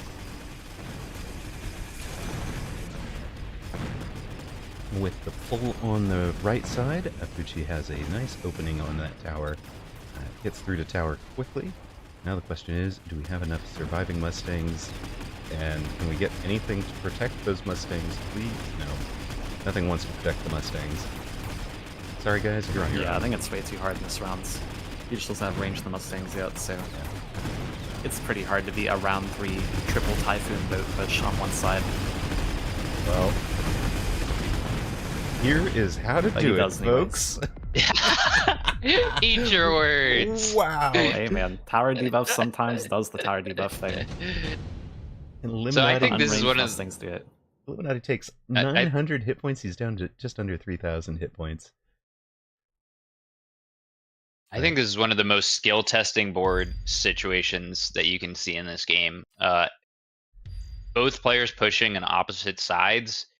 You have to be factoring in so many different variables of thinking of how is this going to play out. Like, do I level up the tower a bunch, fortify the tower a bunch to reduce the debuff timing?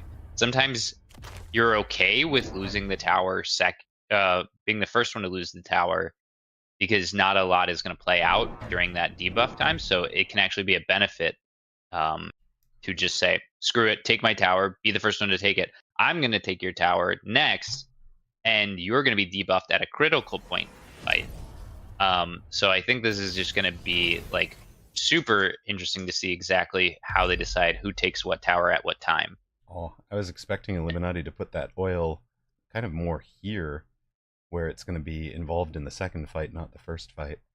But he's really going for slow the entire board down with the EMP and the oil in front of it, and try to protect. No, he's going for the light on fire. Apuchi sets his own board on fire. Yeah, sets his own board on fire. That's what he's doing here. Yeah, it's going to kill the Mustangs, so Illuminati should have the rounds. It's going to be devastating if it does go like that. And that's always the issue with Mustangs in these types of scenarios. Mustangs are usually very good in the asymmetric play until they run into fire and die. And there's just no way to protect it. Like if it's a straight on headbutt, you can slap a fort with it, right, and protect them. But when the Mustangs are going to run all the way across the board, there's just no way to save them from fire eventually. And there they go, sadly into their deaths. Very sadly. Worth mentioning, by the way, the EMP spell is picked up. It's probably the very best spell possible to obtain in a game where you're against Typhoon boats. So that's really nice for Apuchi if he gets like a quick cooldown or something like that to reduce the cooldown for him this game. Or even just gets another copy of it, it'd be super nuts. Very sad it comes in this rounds. So I think this is a weird state where both players can see insanely good cards for one another. That would be terrible for the other board. So fire or oil popping up for Illuminati is going to be backbreaking for Apuchi. And a good Mustang item for Apuchi is just going to be game winning for him if he can keep those Mustangs safe. Yeah, for sure. So both players, I think, are praying to Bear-like. And what they get, Apuchi gets the Marksman, which will be a solid answer to both shield barriers and the Overlords. And Illuminati gets the Wasps that you would want shielding those Overlords from the Marksman for a little while. So both players kind of getting the unit that fits their comp and fits their needs. Yeah, I think sadly these Marksmen may not end up looking that good, because I'm sure most people have probably seen what happens when you have a Marksman in your board and your opponent is pushing the side that your Marksmen are not on. The Wasp or Crawler or whatever kills the tower, and then it walks towards your Marksman and they all die while their team is not with them. That definitely might be what ends up happening here with the way that, I mean, just how the unit functions in the board. It's really hard for it to have its shaft clear friends to help it out, so the Wasp definitely might be doing some better than expected work with the Mustangs on the board at the moment. Just due to how like the ASIM tends to play out. That is probably what this level 1 Fang is for Apuchi. The theory being, he sees the Wasps, he knows the Wasps are there, he's going to want some slow chaff in the middle to slow things down. and protect. Look at this. We've got 2 fangs on the back line, basically to protect this middle cross that's the chaff for this side push that won't outrun him. That's really cool. Good answer. He takes tower first, interestingly enough. Is that going to be good or bad for him? I suspect it is bad for him, but it depends on how level his tower is. Currently, it is. He's got level 3 on it, so it's going to be pretty reduced tower debuff time. Looking good for Apucci right now. Ended. Now he's going to get to the second tower. Actually, those 2 fangs, key play, 200 cost, big brain play there from Apucci. I mean, you can just see, like I said, this asymmetry is going to lead to like real skill testing, and you can just see how good Apucci is in this scenario. Knowing to put the Fang way back to intercept the second tower being taken. I wouldn't have thought of that. I wouldn't have done that.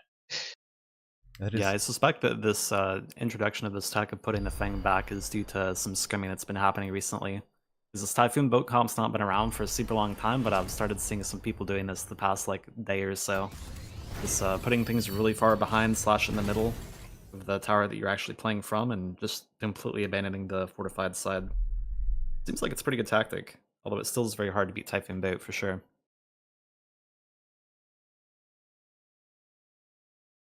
One thing that might be worth considering for Apucci, by the way, is selling his own badgers so that he doesn't light himself on fire again. Whoa, when that comes that's back actually up. so smart. Very big brain. I think it's like a very real concern. Like, I actually stopped taking badgers in aggro because you just get killed by your own freaking badger and it's really annoying, so I don't know. There's like no way for you to play around it. It's just really toxic. Unless you're missing every turn to kill a chaff unit at the very front, it's impossible to play around, so... Both players with the underground threat, but Illuminati has taken replicate on his crawlers, so there's underground threat here. That blue is going to be Illuminati's crawlers showing up and chewing on the fangs that were such a big part of Apucci's defense last round. Apucci's got 100 coin left. Now he does not. Oh, did I see this right? Illuminati has replicate on this drop. And Apucci does not. It's going to be very painful in the back here. And Apucci, or Illuminati, also reading the drop as a Typhoon in the back to play defense. But this is the piece to watch. Those just turn into more crawlers. They turn into more crawlers off of the Fang back. It's going to be really rough. But he takes tower first. Is that a good thing? Yeah, it's really tough. It we looks don't like it know. is right now. 5 seconds is going to feel like forever, but this is going to be 9 more seconds. Illuminati, I don't think has enough left on the board to actually close this game out this round. So Apucci is going to survive that drop. You can see just how valuable this is. The 50 cost drop for Illuminati, obviously 100 cost because it foregoes the skip, but doing all that work to get to tower, keeping alive all the way to like now. One Mustang can save a lot, stay alive. They could do some serious work. There's 2 Mustangs up. They're gonna do some serious work. Take down a boat on their own. That saved Okay, 350 not bad. hit points. That it all counts. Apucci down to 1436. Illuminati on 1267. We go to round 7. Oh no! Oh no! Sticky oil bomb. no. Just what Apucci doesn't want to see. How do you Remember play how I around this said- if you're Apucci? I think the way you played around this was you sold your badgers before now, so because it's come up again, it's gonna be real bad. So technically, what Apucci can do is he can sell one badger and beacon the other one immediately backwards to hope to not light his own oil. Yeah, he can also Right, drop like- missiles to clear chaff faster than the badgers can shoot them as well. And Illuminati does Yeah. put the Fang back there again for the exact same reason as before. Yeah, because the oil's going to drop in such a way that it's going to take a few seconds for the oil to actually hit the ground. Drill crawlers. Oh boy, this is going to be one hell of a round. We do know that level for What's level, gonna happen? same level crawler drill does beat replicate. And Apucci's got the 1-on-1, which Illuminati has not yet taken. So I think Apucci is favored in the crawler war unless Illuminati takes another tech. which he's got plenty of cash to do. He's not going to tech the crawlers. He's taking 3 more Overlords with Mothership now. Man, This super is- surprising play from Illuminati. He moved his oil, which I think actually hurts him. I don't think it is beneficial for him. It just depends. Oh no, the Mustang. Oh my god, what is gonna happen? There's so many interesting things that are gonna play out in this round. Mobile Beacon bringing these Mustangs back is what Pants was just talking about. Yeah. They are going to dodge the fire. They've got a big V of flames on the ground. And they're gonna come and hit right as the tower debuff comes in. So they could be amazing. They're actually playing defense from behind the tower. 60,000 hit points worth of tanking tower there, along with some crawlers arriving. 1 boat down, 2 boats down. Yeah, the other maxed or almost maxed towers certainly doing a lot of work here for Gucci. Oh no, my don't go god, into the they're fire! Oh no. and About Lapucci 7 or 8. successfully plays around.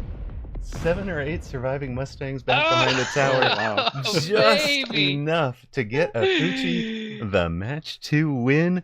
We get our best of 3. Wowza. Gentlemen, tell me about that last round. What did you guys see that I didn't? That was amazing. Jesus Christ. Go ahead, Time. What did you see? Well, I think what happened this round is like Illuminati decided at the last second Apucci has to be beaconing his Mustangs to the left, so he went for that oil, and Illuminati ended up killing all of his own chaff on Apucci's Fire Badger that he never sold. And Apucci also had his oil that deleted the rest of the chaff too, right? And the tower debuff being so small from the leveled towers is like really impactful versus the Mustang timing, so I don't know, man. These ASIM headbutt games are always just like super duper weird because it just all comes down to like what happens to the tower timings. Like one side being weaker could actually be stronger for you because you can get a better timing off of it. Like it's just really bizarre Exactly. stuff. Note You also, have to have such a strong feeling for like, okay, this is going to happen, tower's going to fall, and then this interaction is going to happen in between that time and this interaction. You just have to have it all play out in your head. And if you mess up any of those calculations, well, okay, now your Mustangs are all lit on fire. Yeah, But Apucci exactly. just seemed to predict it perfectly. Like as soon as the tower debuff hit, he had all of his Mustangs in the perfect position to just start gunning down boats. and I Yeah, was for sure. Also worth mentioning, almost all of Illuminati's boats got hit by the EMP from Apucci as well that came back up. So remember how I said that was really important earlier in the match? That just Mhm. caused all those boats to take that tower like 2 seconds slower and not spawn any wasps. I was going to And say, also prevented any typhoon bubbles. yeah, it was a huge, huge piece right here, right? Slows all of those down, changed the timing of it. Other thing I was going to point out is that if Apucci had mobile beaconed this group through, it would have been perfectly placed. Illuminati's oil would have just lit them all on fire. And Apucci really Exactly. called that correctly with taking, you can see from their orientation that these guys were the folks in the bubble. They got pulled off and behind, and he put them just deep enough that the Mustangs avoided the depth of flame there. So really well called from Apucci. And it buys us a 3rd match. Now you really get the mind games. I Really mean, interesting you match have for to both players there. you have to feel like Apucci's in the driver's seat, right? Because like I've been in Illuminati's shoes before, where I was up round 1, I was feeling so good. It's like I just got to win one of these next 2 games, and then all of a sudden, this was in the finals of another tournament, and then I'm playing against Yoda, and he wins round 2. My heart is filled with dread. I'm so terrified. Like you lose the momentum, and it feels so real. Like the mind games and the mental fortitude needed to like come back and win game 3 after losing game 2 to such a ridiculous game 2. It's a lot. So we'll see if Illuminati has the mental fortitude or if Apucci's mental is just too strong. In the Yeah, I other think you make a good point, quarterfinals, especially the ASIM headbutt games in particular. good. In the other quarterfinals, Zemp did win game 1 against Cast. Saracha knocks Rat out in 2 rounds, wins 2 games and done. Kobrak, who I believe was Station C, has joined us for casting the 3rd casts third piece, not in our booth, but on his station. We're 1-1, and Zillalag and Woot are 1-1. They have already started their game 3. Our game 3 is ready.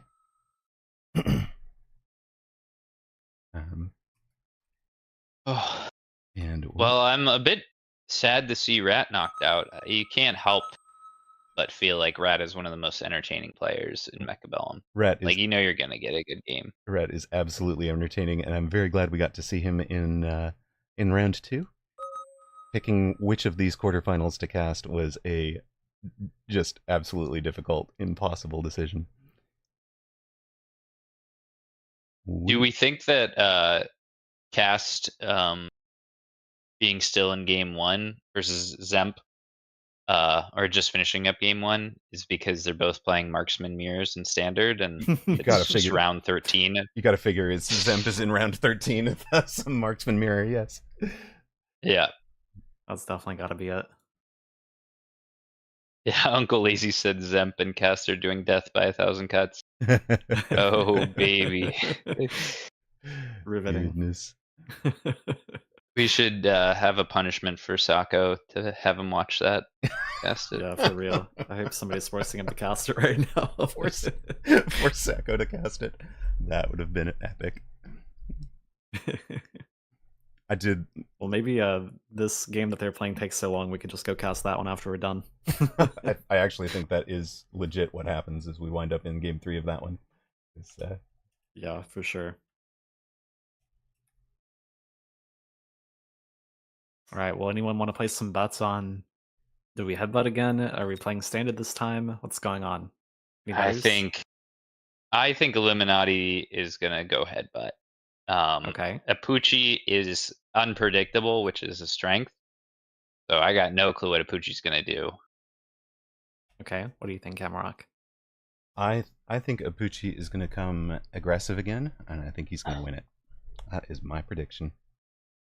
I agree with that prediction. I think Illuminati might play Standard. He likes both styles. I've played him many, many, many times, but I suspect Apucci will be aggro for sure. I have learned so much about aggro from being on his team in the Triple Threat Tricksters. It's just been amazing. All right, welcome to match 3 of our quarterfinals. Apucci versus Illuminati, 501 versus 301, America versus Germany, Farseer Specialist versus Giant Specialist. Ooh, wow. Okay, all right. So, assumedly, I feel like the baseline thoughts here is that Illuminati is going to deploy aggro with balls and then pivot into fortresses, right? Yep, I agree completely. Also, Apucci skipped Typhoon spec, just saying. Yeah, and I feel like Apucci's got the same exact. Like, he is assuming this is going to be an aggro play. It's going to end up in fortresses. So I think from round 1, and you can see how he's deploying, that it seems like he's just like already thinking, how am I going to beat round 6, 12 fortresses on the line? And if anybody knows the answer to that, I feel like it is Apucci. Now, I don't know the answer to that. I still get stomped by fortresses all the time. But I'm ready to see what Apucci's got as the anti-fort tech. Yeah, I think he might just choose to mirror the fortresses because Apucci has assuming he hasn't changed it, of course, a much better fort bar for fort 1v1 than Illuminati does. I haven't seen too many people attempt to mirror fortresses versus this Fang Summon Range Ignite thing that Conclusion's popularizing, but I would certainly be interested to see Apucci play it out, because I suspect that the carry fort bar wins, but I think Conclusion is on record saying that he doesn't think that wins and has beat it, so we will see, because Apucci knows how to play it really well, and I think I also know how to play it really well, so I think I'd win with it, but hopefully we could see that play out this game. It'd be really interesting. That would be interesting. Illuminati comes out aggro on the far left, Apucci in perfect defensive formation, vertical sledges. We've talked about this before, but how important vertical sledges are for slowing down a pack of steel balls, and they're also more efficient at clearing chaff. The way that crawlers arrive into them, they'll get targeted with each sledge targeting a different part of the pack of crawlers. And see if that's enough to hold. This right side pack of sledges have been distracted by crawlers. Man, I wish their turrets rotated more quickly. Yeah, for real. It's like one of the biggest downsides of sledges. Yeah, the Stormcall, or the Sabretooth is... its turret rotates much quicker. That is the one thing I should have requested to Bear Like when we had him on the stream. The one thing? Nothing to do with the oil spell on tower? We didn't want to... No. That's the thing I want. No, that's not a problem. I'm a sledge player. I just want sledges OP. Actually, I don't. I want them strong, but not OP. Illuminati. It's like if you get one wish, yes. Amarok's not wishing for ending world hunger. He's like, nope. I want rotation speed on. It's like my favorite unit to be better, please. Yes, please. And not even that much better, just a little bit. Make turret traversal great again. Okay, Illuminati wins round 1. Apuchi on 3,300 hit points. Both players have taken the Wasp call in and are thinking about what to buy with 350 into 2 deploys. Yeah, I think that the Wallstorm makes a lot of sense for both players here. It's really, really common to see both pickets. Illuminati does choose to put it in the middle here against the Crawler, though, which I think like a very large percentage of the time just follows that Crawler and does nothing, and will certainly out of the double thing play from Apuchi, so... Yeah, the Fangs will take care of that. Illuminati perfectly calling out the Wasp drop. Maybe that means that Apuchi should have deployed on the other side, because sort of giving value to these Mustangs. Yeah, maybe there's a prediction read there that Mustangs were going to be a defense on the strong side. Yeah, for sure. A lot of people tend to actually do the opposite. In a lot of recent games I've played, they always defend the weak side because they expect that side. So I tend to do the strong side as the read against that, but it's still just right. It's just going flip, so it makes the right read here. We did notice... Definitely would have liked to see the Wasp drop for Illuminati be placed on a corner rather than a middle, I will say, though, because it definitely gets tower if he puts it in the corner. We did notice on the at the 1800 MMR, there's a tendency to flank the weak side when attacker is attacking on one side, rather than flanking the strong side that the attacker is attacking from. So that might be different at the 2200 MMR. I don't know if Illuminati had spotted a tendency of Apuchi's. We'll see. Illuminati wins round 2. Interesting. Just under 3,000 hit points. What a set of reinforcements. Yeah, for real. Definitely really favors Illuminati, I think. Like all of them. I don't know. I feel like... because Apuchi hasn't declared what he's going yet. So he's sort of...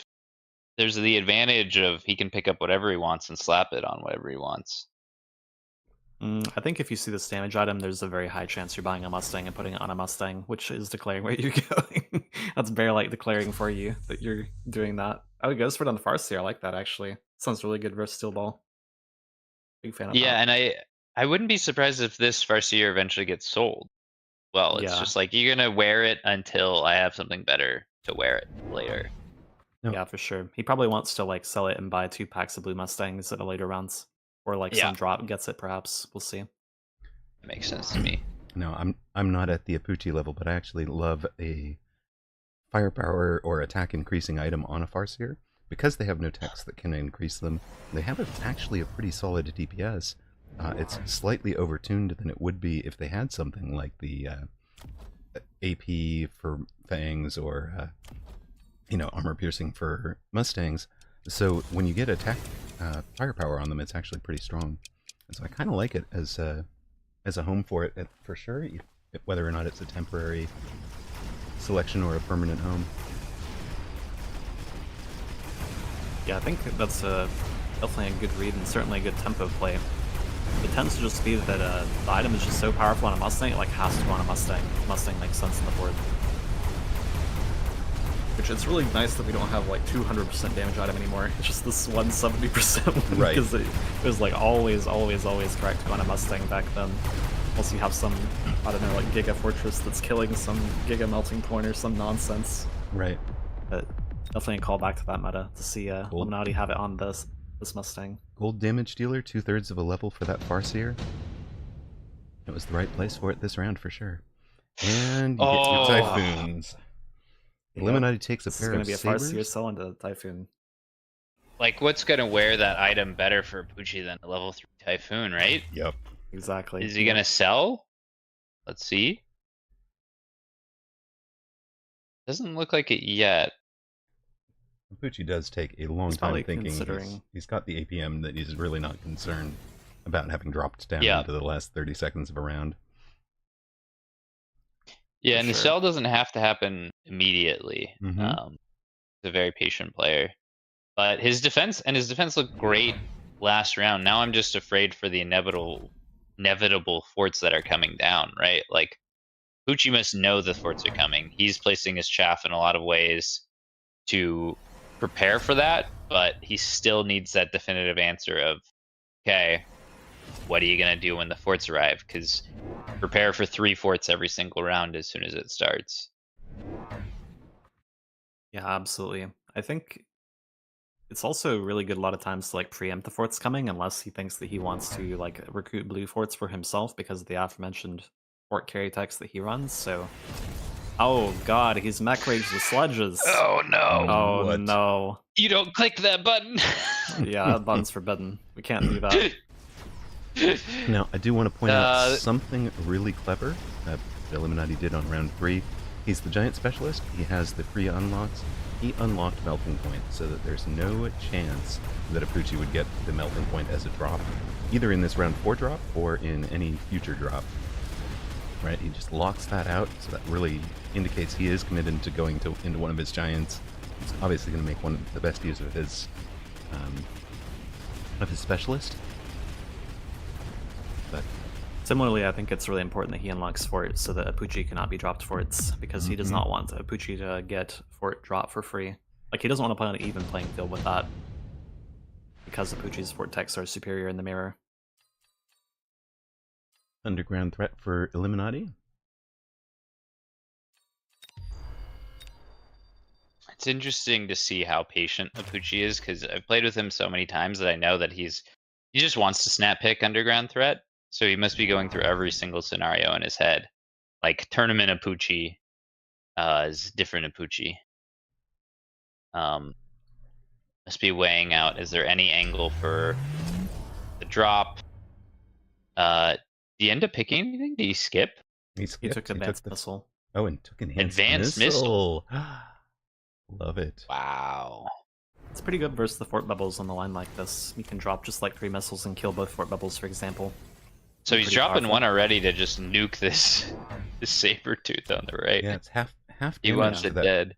Half damage to both the Sabertooth on the left and the Sabertooth on the right. So 15,000 hit points out of their 30,000 will be gone right away.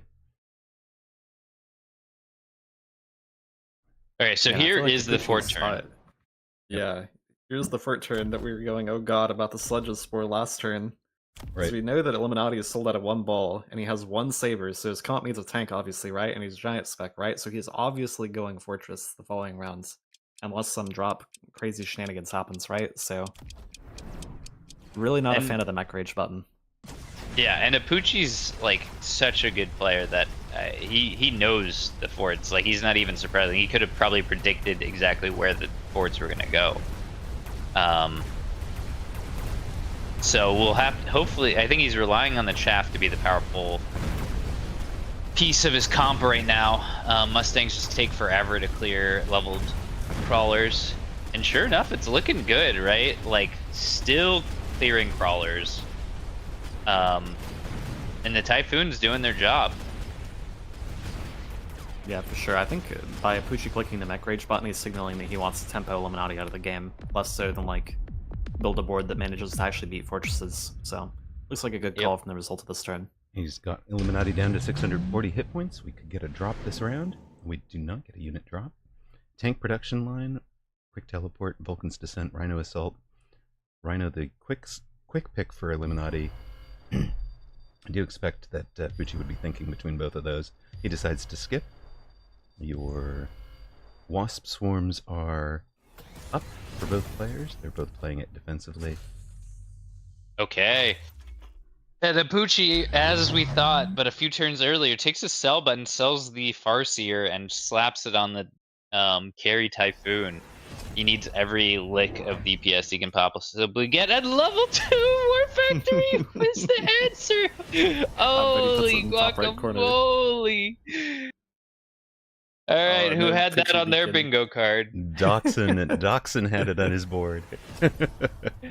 Oh my god, the level 2 though? The elite recruiting? Elite recruited that launcher is overload. Some a Poochie spice. 1/3 of 1,000,000 hit points, and there is nothing on the board that will kill it. If it survives, it's going to have 600 hit points of damage to Illuminati's bar. No, sorry. Update 550. So he just needs one other unit to survive.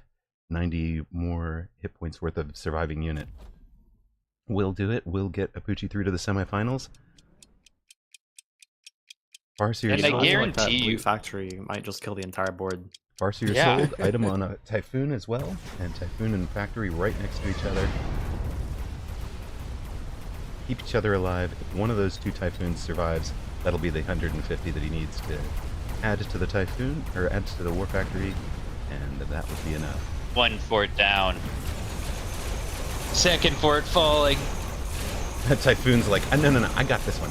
I get this one. You focus on the little guys over there. Yeah. You go get the chaff, buddy. The cookies are crumbling for Illuminati. I did not need this. I did not need you guys. I don't need a War Factory.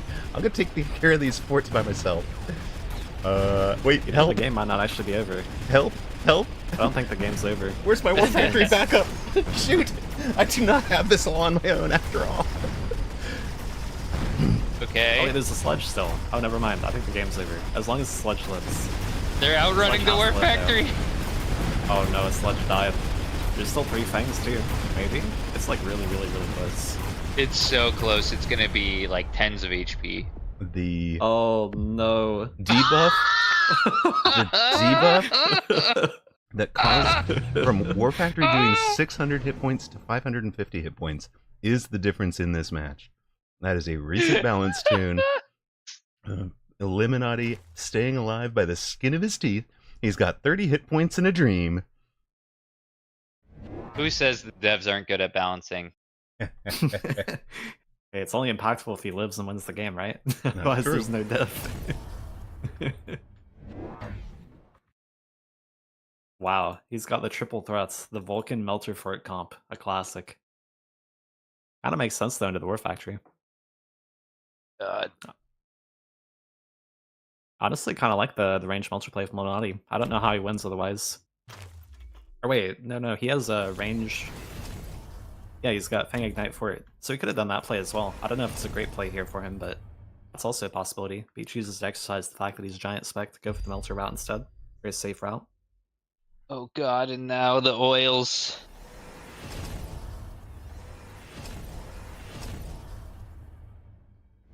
You know, he might actually kill his own shot for this oil. Like, he's doing it right here so that Apuchi can't shield against it, but it could end up killing all of his scholars. He only has, like, 2, I guess? No, 3. There's one on the line, too. But what it does is allows the Melter to get the lock on the War Factory.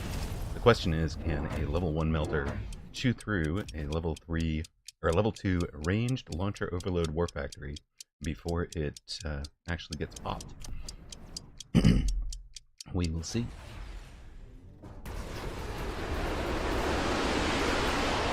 Yeah, the thing is, I'm not sure it actually does let him get a lock in the factory every time.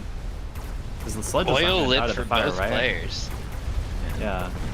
War Factory just taking pot shots, destroying everything. Shaft coming in on the right and just running into the fire. Sledges in front. Now it's his locked Melter onto, but it's doing not his gonna job. do it.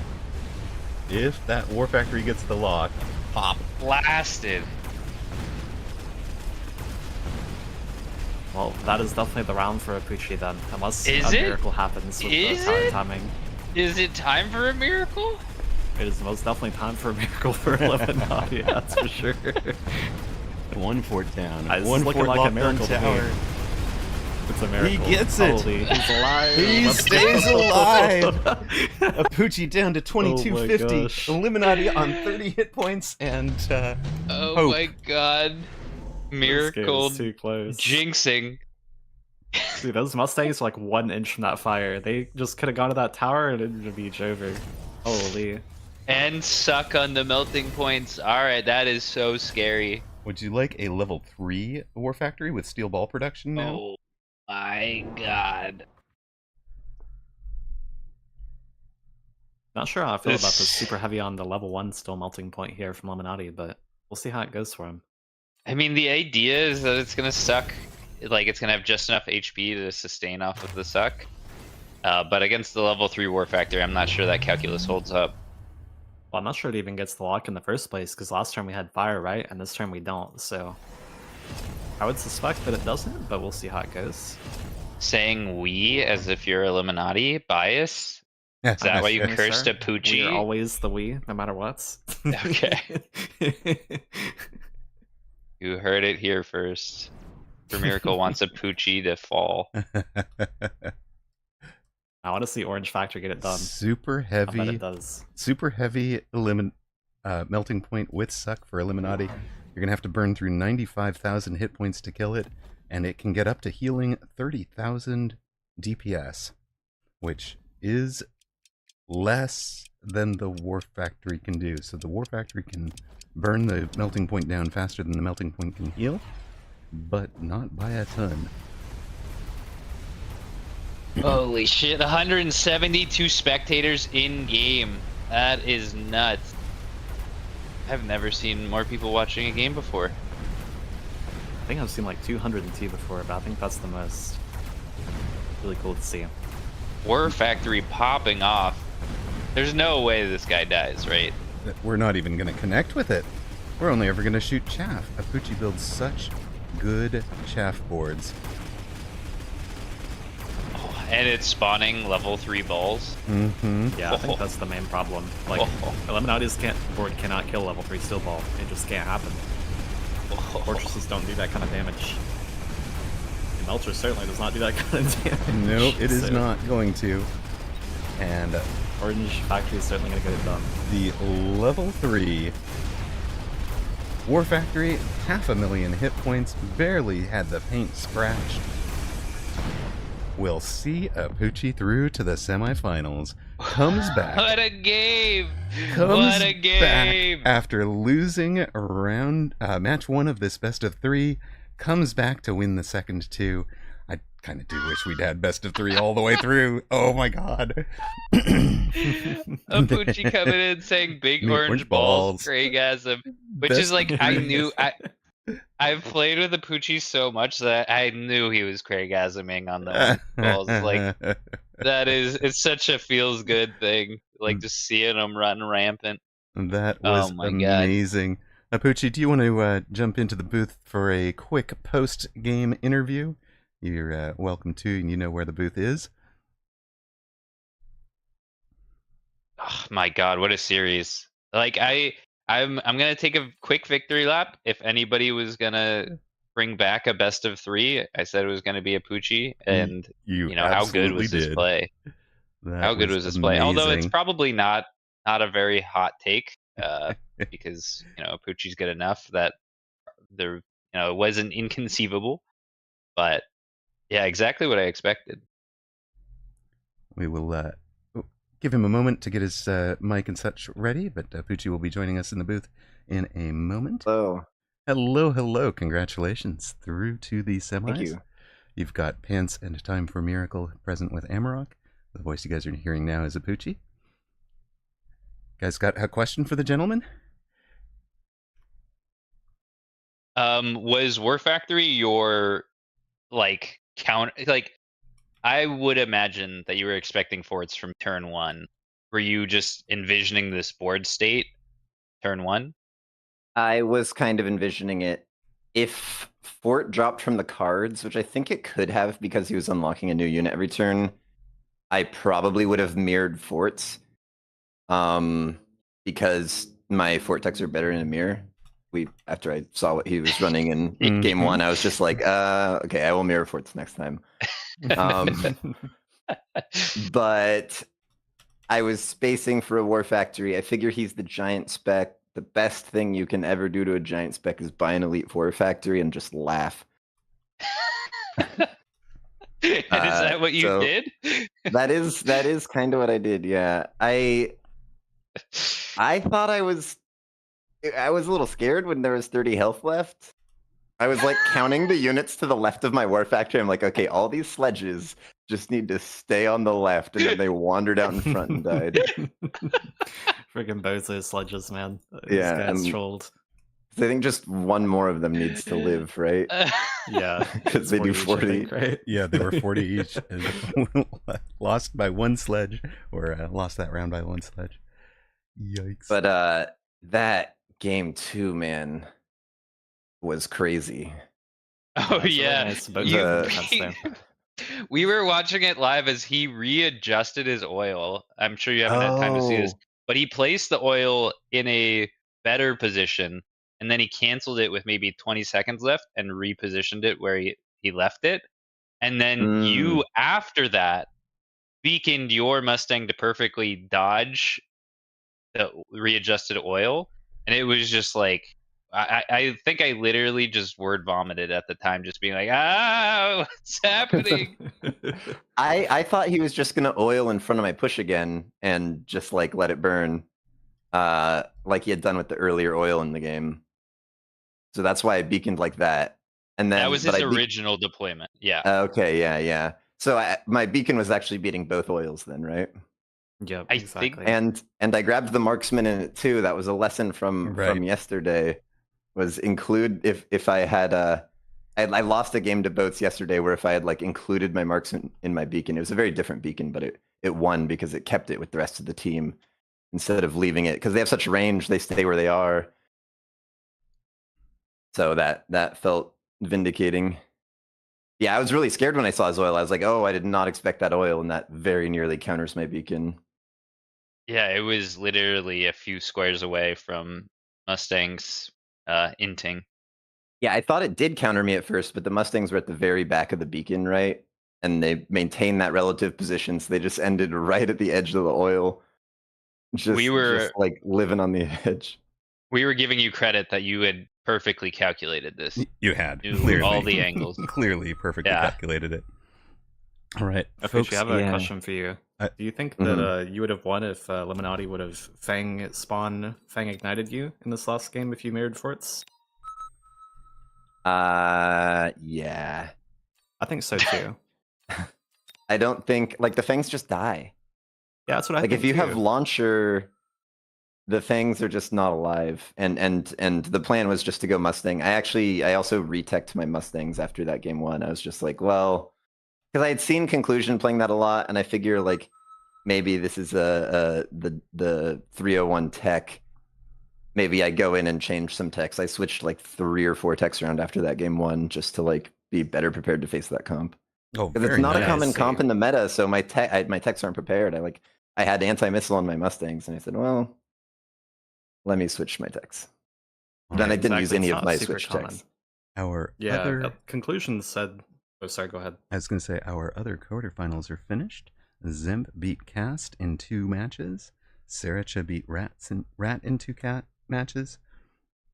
We had Apuchi over Illuminati in 3, and Woot beat Zillalag in 3. So Apuchi, that sets you up against Prince Boji. You are going to have to wait for the first semifinal to finish. We're going to cast Zemp versus Sriracha.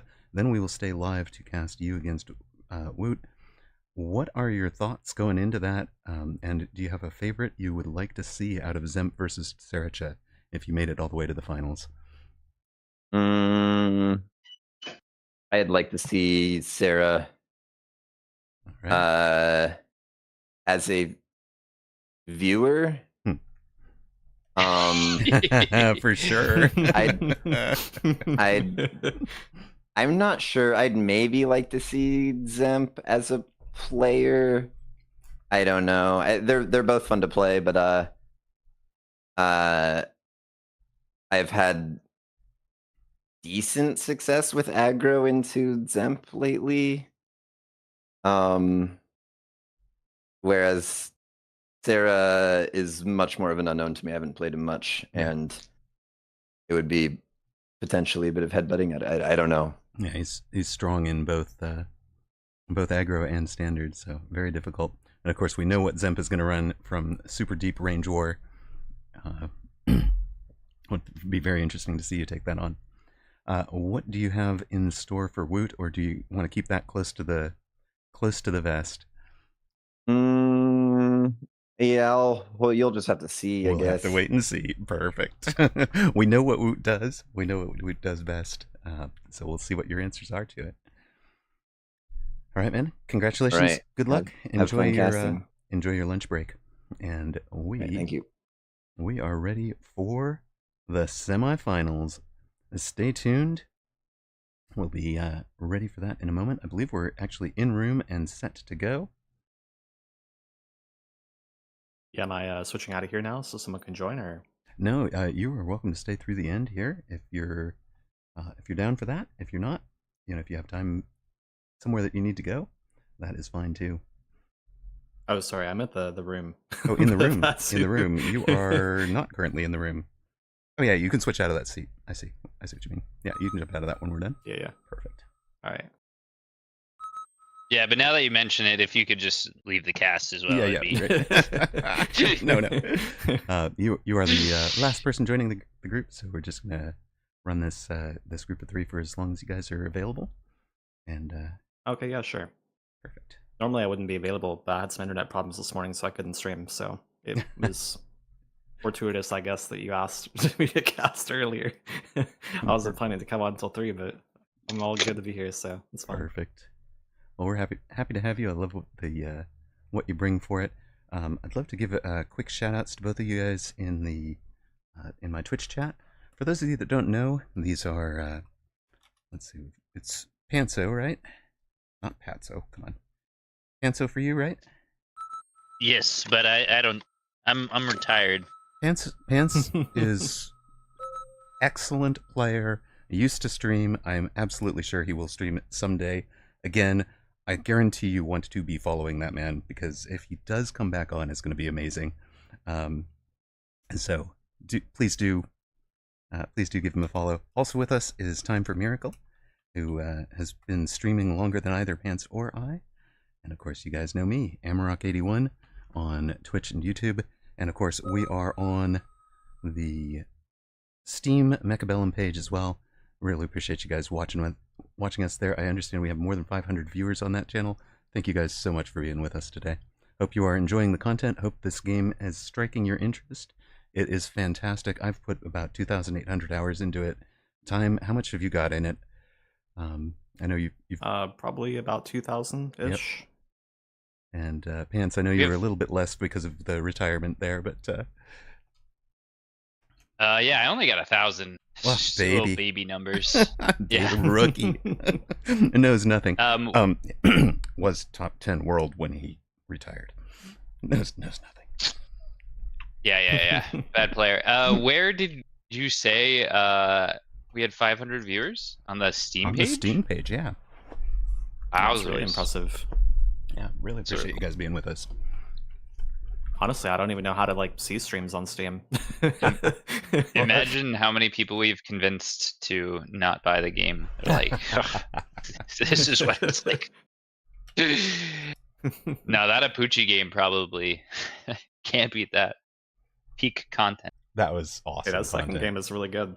All right, it's a great game. What do you guys know about and want to say about Zemp and Saracha? I know we've said some of it earlier, but we'll have had viewers join. We've got about half a minute until the first of the best of 3 between them. Well, I feel like Sarah's a really interesting player. Historically, he is he's the OG hacker Mustang Standard Andy, and then he transformed into a psychotic on-the-wall aggro player, and now he's somewhere in between, where he literally deploys in between those two styles very frequently. So, be interesting to see what he cooks. Zemp, Standard Andy. You're not going to see any surprises here. He is Vulcan marking it up 100%, or I'll eat my shoe. Love it. And Zemp, this is where you win the Dev Pro tournament with a super deep. Loves his marksman, loves his stormcallers, plays from a mile back. Oh my god. Does not play elite specialist Mustang crawler. What the? Speed. Excuse me. I may be wrong. Wow. Who is this, and what have they done with Zemp? That's what I would like to know. Is someone playing on Zemp's account right now, or what's going on? We've dropped a random 400 MMR into Zemp's account just to see how they do against Saracha in the first round. Wow, that's super interesting from Zemp. I think Mustang is not very good in Standard. I do think Elite is really good in aggro at the moment. I don't have any clue at all how it performs in Standard, so it'll be very interesting to see what Zemp cooks up here. Definitely not a surprise to see the Arclights Mim on 1, but really interested to see how he develops this board.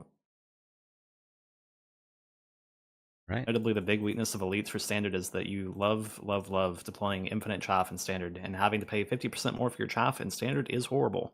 And So, giving away very 3 interesting where times he'll go. the XP when you lose a unit in chaff is expensive as well. But we are Yeah, seeing also really important to note that that gets fed to the whole board too when it dies to like fire and stuff like that, and that feeding marksmen or Vulcans or something is like really catastrophic, so that's another reason you don't see a lot of Elite Standard play. Now, we will point out that Zemp is running the classic carry Arclight techs, range, charged shot, elite marksman, and EMP. They won't be able to handle air units if Saracha goes boats, Phoenix, etc. But anything else, a full carry Arclight build will be able to handle anything on the ground. So we'll see if that's the direction Zemp is going. Yep. So that's that. I heard that Zemp had won with carry arcs earlier in the tournament. So I think that's exactly where this is going. Interestingly enough as well, Sacco has already declared that Sarah is going to get a free win just based on the SPCs. So I don't know much about this game. I'm not very good, but Sacco, famously a pretty good player, and he thinks that this is just a absolutely free win based on just the starting spec itself. See, I would be really inclined to agree with Sacco on that, but seeing Zemp commit to 4 Arclights here, I feel actually that it's a fairly decent spot for Zemp. Like, Mustang starter with Elite is atrocious. Don't get me wrong. Yeah. Definitely for Standard, it is atrocious. But Arclights in Standard, I think, are actually not that bad, because I've seen Yoda play this, and I've played this. This specific, like, Arclight carry Standard thing. I think it's pretty good. I'm not sure if it's, like, a really, really great comp, but start for Sarah is not very good into it at all, and he's speed, which I think is probably not very good into it either, or even, like, actively bad in some ways. You don't want to speed up your fangs a lot of times in Standard, but yeah, it'd be really interesting to see how this plays out. There's a lot of RNG weakness Elite has in terms of like losing to spells because it feeds tons of XP, losing to enhancement module because Elite feeds more XP, thus you're going to get more enhancement value, yada yada yada, right? So there could be some very bad things happen to Elites, just the Zemp cannot control, which is why a lot of people don't favor Elites, but very interesting to see how the match develops. I would say Elite is a skill set all to itself. It's a completely different board to play. Ooh. 4 fangs passed up by your Elite player. Doesn't even want the chaff. Saracha takes it instead.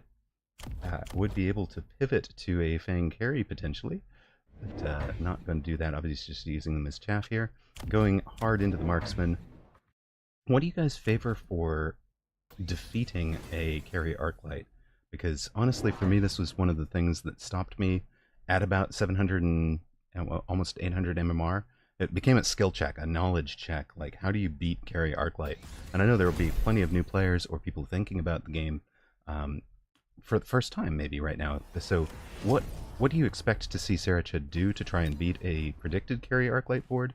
And are any of those answers bait if Zemp is doing a bait and switch?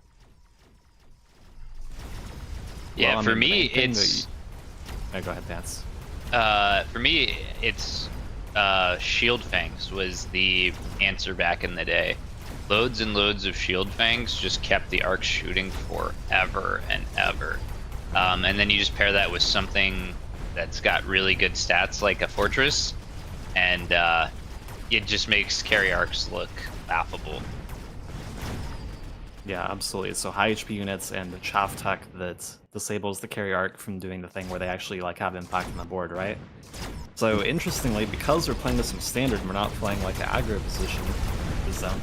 It does have the ability to set the board on fire, because the more modern answer to carry Arclight is you click Wide Crawler, and suddenly the Arclights don't do anything anymore. Especially if they've been forced into clicking Charge Shot, which is also the relevant reason for why Elite is the playable specialist for this line. is because you do not want to have to click charge shot. You would like to never click that button if you were the Arclight player. Being forced into it means that you probably need to have a secondary traffic resolution, or maybe you just always need to. But the attack modifiers are additive with each other, so you do not get a lot of value from having elite high level plus charge shot, essentially, is what that translates to. Also, Zemp did not take top supply. Wow. Yeah, didn't take top supply and instead took intensive training, which, like, okay, we want levels on our arc lights. Yeah, but taking 100 cost spell just to get a 50 cost upgrade for free, is that worth it? Seems like the math might not be good enough, especially to pass up top supply for. Yeah, I think his thinking is that the elite marksman scaling is too important, but I think it's extremely incorrect to not take top supply as elite here, especially Arclight elites. Elite in general tends to have a hard time closing out games in a reasonable time frame due to like having less units on board, but Arclight in particular has an extremely hard time closing out games and like very, very, very commonly lends itself to like 12 rounders. So I think that is okay. Super supply enhancement, which is what we're talking about right now. One of the cards that was offered there, it's costs 250. That's effectively costing 300 because you're passing up skip, which is plus 50. So essentially, Saracha is down 300 this round, gets 150 of that back on round 5, gets 150 of that back on round 6. So Saracha will be break even on round 6. From round 7 onward, Saracha will have a plus 150 per round economy advantage, and as the gentlemen were observing, the surviving units do hit point damage to the bar based on their sale price at level 1. In fact, purchase price as a unimproved at level 1, or not, not modified in any way, level 1. So these guys did 200 hit points of damage, you can see, plus I think it was like 6 from that Mustang. So that only drops Saracha to 3569. So the prediction is that Saracha would have, or that the game would go very, very long. Therefore, the super supply enhancement is super valuable. Zemp trying to catch up a little bit with a regular supply enhancement, so he's not hemorrhaging so badly. Here we are. We've got full carry Arclight, range, and elite marksman. These beasts are up to, well, the level 4 has a range of 153 meters. The level 3s will be on 148, and the level 2s, poor little babies, are on 143 meters. That outranges anything on the board other than elite marksman over there, which had 140 meters base, so they're up to 145 meters. So Saracha's marksmen are going to outrange the Arclights. Other than that, everything else on the board walks into range and gets shot first. Yeah, I'm just going to go ahead and call it ahead of time here. I think that not taking top supply is a game-losing mistake by Zemp. That is really bad to have not taken that. But we'll see. Yeah. I mean, he might just win anyways, because otherwise, Carry Arc would have surely won, right? I mean, I think it's legitimately a playable comp from this spot, especially against what Sarah has, but just in general, I think it's not actually that bad. It definitely can lose for sure, don't get me wrong. It's not that good, but I think it's pretty good. Definitely it's not good if your opponent has top supply and you don't, but hey, it's definitely playable. So Zemp wins rounds 4 and rounds 5, drops Saracha to 31-14. This is the round where Saracha breaks even. From this point on, Saracha will be at an econ advantage. Got a sticky oil from Zemp. I'll put that out here and just slow down a whole bunch of the advance. Missile strike from Saracha. But specifically what he's slowing down is these level 3 sledgehammer with heavy armor that have 18,000 hit points, almost 19,000 hit points. And he's also building a Mustang back line kind of quietly back here. So pretty relevant to note, this is only applicable to oil and fire, by the way, before I say this. You can get infinite copies of any spell that is not oil or fire. You can only get one copy of oil or fire, which applies to both players, obviously, right? So because Zemp has taken this, Saratish can never, ever get another oil, other than his tower oil, obviously. Which tends to be, pretty relevant in standard. You see tons and tons and tons of oil and fire, so Zemp is Marksman +1 locked on to those arc lights like right away. 2 level 3 arc lights just immediately got dusted, and 2 more are about to fall. That's huge. Yeah, the XP advantage is a really, really big deal in this matchup, so seeing those die here is pretty bad for Zemp. I mean, so for this guy. So if you think about it, like as much as we want to say, okay, so Zemp didn't take super supply, but like this is the turn that Sarah just broke even, right? And he stomped. So I think we can say that this is more of a reflection of carry arcs losing the matchup rather than the economy difference, because the economy difference is actually not there yet. That's not part of the calculus, and Saracha's already pulling ahead. So just to highlight, I think, an important point of, I'm not a believer in carry arc. I'm sure that Time for Miracle can make some magic work at times, but it's a spicy board from Zemp, but to see it work at this high of a level would be pretty shocking to me. Well, I mean, I think the big important takeaway here is that Zemp is elite, which implies chaff problems in the first place, but Zemp also only has 5 packs of chaff prior to... Like, he has less packs of chaff in his board prior to this round than there were rounds in the game, which usually says a very bad thing about the state of your board if your game is above 2k plus in MR. So I think that's the main issue he's facing. I do think the marksman matchup is pretty poor, though, like you pointed out. Honestly, it says pretty poor things about your board if you're even at the 1500 MMR level. And it is almost predictable in tournaments that, though, in the weekend tournaments, that the player with the better chaff board will win. Yeah, absolutely. Chaff's super critical. I always see Mecdiv with bot chaff. Excellent. Thumbs up. So, for those of you that don't know, Mechanical Division, each steel ball destroyed is going to create a level 1 crawler, 5 level 1 crawlers each. So this is essentially allowing the packs of steel balls to double as a pack of crawlers. Once they die, they'll turn into crawlers. Then you'll have to clean up the crawlers. And of course, whatever is killing a 10,000 hit point steel ball is probably not the most efficient thing at killing crawlers. There's no way that these marksmen just click EMP, though, right? Surely not. You think that would completely disable that attack? Goodness. Can't believe it. I mean, the Scorpions have been added to the board, so they might just end up clearing the steel balls themselves, then the EMP didn't do anything, right? So maybe we don't actually see the EMP come out. Genius. In a way, the Scorps are kind of actively harmful. Sort of. Yes, I agree. Like, it's still probably better for him that it's in the board long term, but in a way it is legitimately actively harmful. But it does mean that Sarah doesn't have to spend the money on his EMP, right? So, oh my gosh, he gets Fortified Arclight! Alright, we have a game, maybe. Fortified Arclight, so... Oh, he doesn't know the glory? No! He doesn't know the glory. I think it was pretty good for him here. I think sometimes it's incorrect to take it, but... just doesn't like it. I like transitioning the Arclight into being a tank for whatever is going to kill the rest of the board, or even just like saying that it's just good. Like, he has 1 billion Arclights, right? If they have 1 billion hit points, that's pretty good. And giving up 15 range from your 163 isn't horrible. You're back down to 148. You'd have been, still comparable with anything other than the marksman. Yeah, definitely. He seems to think that the range diff is game losing, which I guess maybe is because of EMP on the marksman bar. I'm going to say that's probably his reasoning.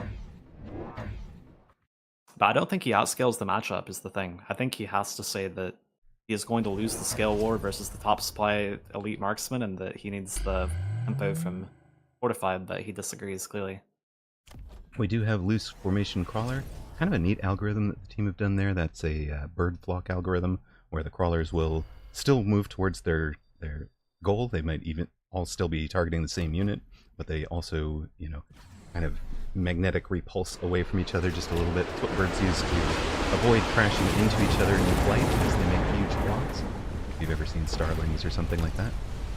So that's what they're doing here. You can kind of see that they maintain a little bit of distance between each other.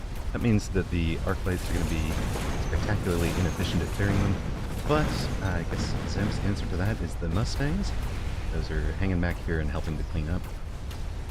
But you can see what a big difference that made for Saracha in terms of the board engagement here. For sure, and that's another reason that maybe Fortified Arclight isn't actually that bad, because the range is only relevant in the marksman part of the late fight, right? Where you might expect to see something like the Siege Scorpion, perhaps. I don't know if he's a Siege Scorpion Enjoyer or like a Range Storm or something, clean up the fight for him instead. I'd say that's like a game-winning line, given how much HP is remaining, and how that tends to work out. as we see in Standard all the time, but it's certainly a line that might be... Oh, the insta take the forts. Wow. Makes sense. It is into the arc lights. No hesitation, though. So fort with barrier is one of the canonical answers to carry arclight.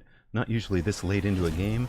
Part of the point is that you get the shield barrier up on the fort, and that fort is essentially taking the arclight's shots onto the barrier. The shots on the barrier are not feeding experience into the arclight. The arclight build, it relies on getting this much experience to get these red starred level 5, level 6, level 7 arclights. So if you're denying them experience gain by denying them, a target that actually feeds them experience, the shield barrier, that's how you keep them from hyper-scaling like this. So that's why they're not normally the answer at level 9. And you can see Sarachud throws them on the board for the hit points, but doesn't actually tech them or buy any more of them.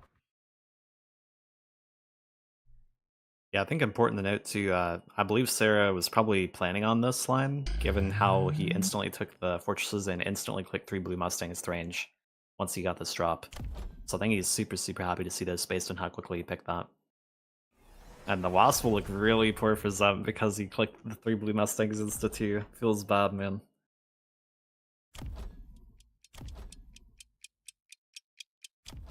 Obviously, honestly, I feel like Sarah's definitely in a very commanding position here. Say, obviously, in the range war, range is so important. Both players have been clicking the temp range on tower for several rounds now. If you are brand new to the game or considering purchasing the game, that's one of the things you can do is click on your tower. Left tower has 5 options you can pick. Right tower has 5 different options you can pick, and that allows the 2 players, even though the game is perfectly mirrored in terms of what units each player can select, always given the same options that your opponent is, except for the very starting specialists. But you can distinguish your army a little bit, or distinctualize your army a little bit from your opponent's in a couple of ways. By clicking on the various pieces off the towers is one of them. Choosing what technologies you have on units is probably a more valuable one. And you heard Apuchi say he literally changed his tech lineup for match 2 of the quarterfinals when he saw what techs his opponent had on one of their units. Zemp wins round 9 here. Sarachud down to 2160 hit points. Zemp on 3300. We can see how those Zemp matches run long. You can see why he does favor this board. He favors that a marksman board that's built on the same premise. I'm going to have lots and lots of range, and I'm going to hit you from a mile away. If I can shoot you and you can't shoot me, it's good for me. Also, good to note that Zem did take the electromagnetic shot on the arc light last round, so that will look like a pretty good tempo for him. It does stop like the Scorps from shooting the Mustangs, I guess, at the end of the fight, which is how he was able to win. His Mustang chaff did not get cleared out. Mustangs usually are chaff clear, but just kind of become chaff themselves at the end of the fight. I definitely wouldn't hate seeing some late fangs from Zemp, but honestly, maybe just more Mustangs could be better. It is less bodies and less shots to clear, but Mustangs are super good to clear the wide crawler early in the fights. I love the beacon play on the Wasps. That could work really good too. Similarly into the Mustangs match very, very late, and we're moving them from right to left over this oil, or behind the units that have been stuck in the oil. Yep, there is a lot of additional EHP to chew through this round, though, compared to last round for Sarah. The fort bubbles coming out, so... Yeah, Sarah took 3 more forts, so he's got 5 forts. Each fort has, what is... Oh, I'm sorry, it's that's not a fort. That's just a regular bubble. So it's 4 forts. Each fort has a 40,000 hit point bubble and 52,000 hit points themselves. So 90,000 hit points to chew through. It's a lot, even for your level 8 arclight that's doing 8,700 a shot. It's going to take it a couple minutes to get through. Okay, 10 seconds to get through a fort and its shield, but still.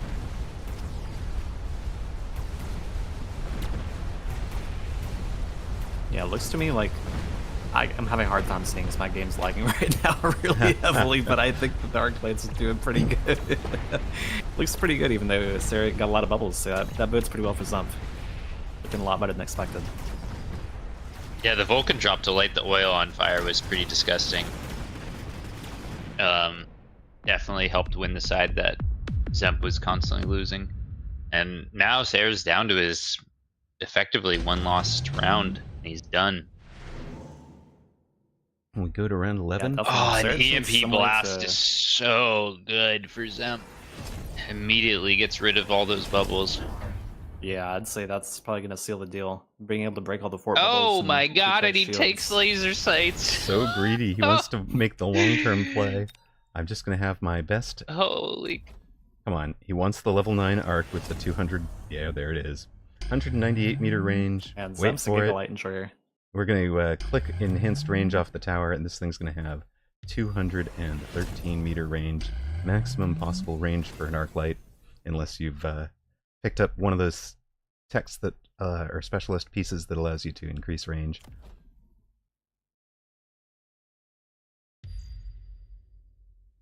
So I guess Zemp's game plan this game was just to say, hey, I'm going to outrange you with this one extremely strong arc light, and that's just going to wipe all your marksmen, and I win the game.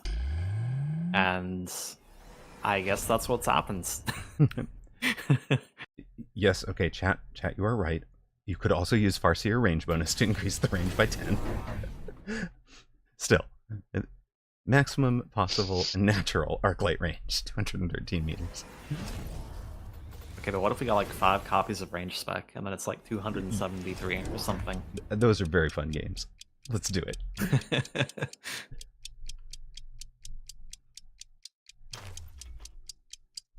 Man, what a bizarre game this has been. It felt like Zemp ought to be like really, really behind after he didn't take top supply and Sarah was winning back then, but somehow, even with wide crawler being clicked and just everything else has happened, the Arclight's still just doing it. They just don't even care, therefore it's there. Well, Zemp had clearly prepared for the loose formation crawlers with the building into the Mustangs as range enhancement and armor piercing. Obviously, for Mustangs, the answer to crawlers used to be high explosive ammo. So you have your Mustangs doing area of effect damage. Now it's chew through them as quickly as possible with armor-piercing bullets. And that is cleaning up. Saricha only has 700 hit points left, so if we have 5 for surviving arcs and 1 pack of wasps, it is enough. Game 1 to Zemp. Okay, I am floored. I was completely on Team Sacco of like, okay, elite spec with Mustangs. Nice try. This is a free win. And surely I eat my words instantaneously, and Zemp pulls this off, and convincingly so, right? Yeah, it actually looked really solid. You know, that's wild. I actually feel a heck of a lot better about getting stymied by carry arc now. This is soothed my soul quite a bit to see it played at this level. Hey, it's not bad. I mean, I'm the one who said it wasn't bad, but I'm surprised that it won this hard. Like, I thought it'd be like won by a spell or something if it was going to be won at this point without the top supply, but hey, someone got it done. Very nice work. That being said, if we want to talk about some things that I think could be done slightly differently, I scratched my head slightly at the marksman being the answer. I have always experienced that EMP arc falls off, or sorry, carry arcs fall off when they have to deal with a DPS check. And you could say, well, hey, there's 4 fortresses on the board. Isn't that a DPS check? And it's like, nah, it's a little too late. Not at round 11. Yeah, with any good composition, you can't, you have to answer it properly immediately. You can't put all this effort and energy into marksman and then figure out 5 turns later that it shouldn't have been marksman, it should have been fortresses. So I would have loved to see a board of maybe it was just fortresses right away. I actually think the spiciest thing would have been war factories. Spawning war factories, I think, would have been pretty freaking sweet as a counter to carry arcs. They would eventually get turned off. Actually, Poochie has a really good observation that we probably should have called out when it happened. The blue fang drop from Sarah, taking those level 2 fangs. When a fang is killed, 100.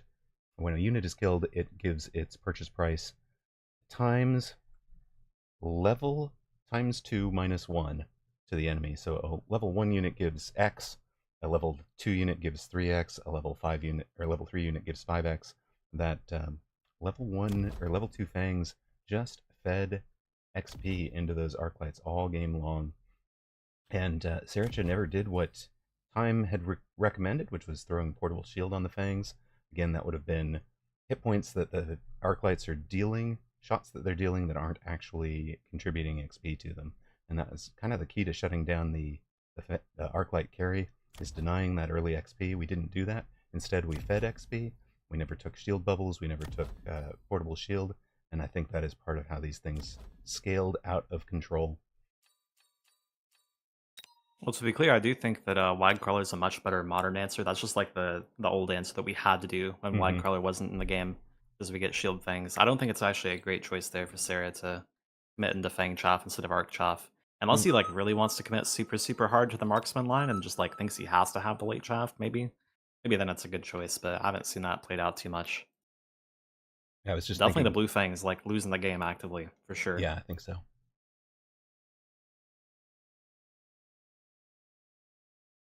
And maybe in that way, it's even like not worth taking the blue fangs. Like it's 4 fang to poison standard. It's got to be good, right? But I guess if your opponent's playing carry arclight, maybe it's just not good.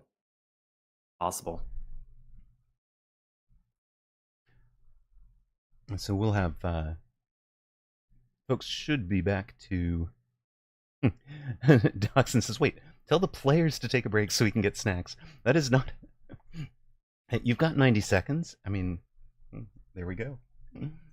Their players are taking a I'll quick be using break. that to get my own snacks. Yeah, grab your snacks. I've been working on my. You guys know my sour gummy worms and coffee are the elements. Diet of champions. Diet of champions, yes, indeed.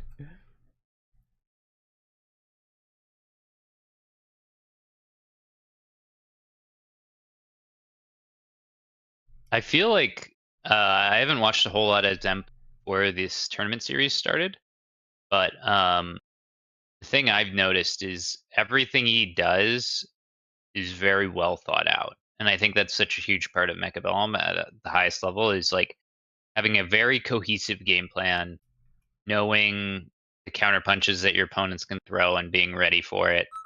And it seems like he's doing that better than almost anyone. Of just like it's not super fancy, it's no crazy reads, it's not reinventing anything particularly, but it's I am going to do this, you do that, I have this idea ready, and he's just executing better than his opponents.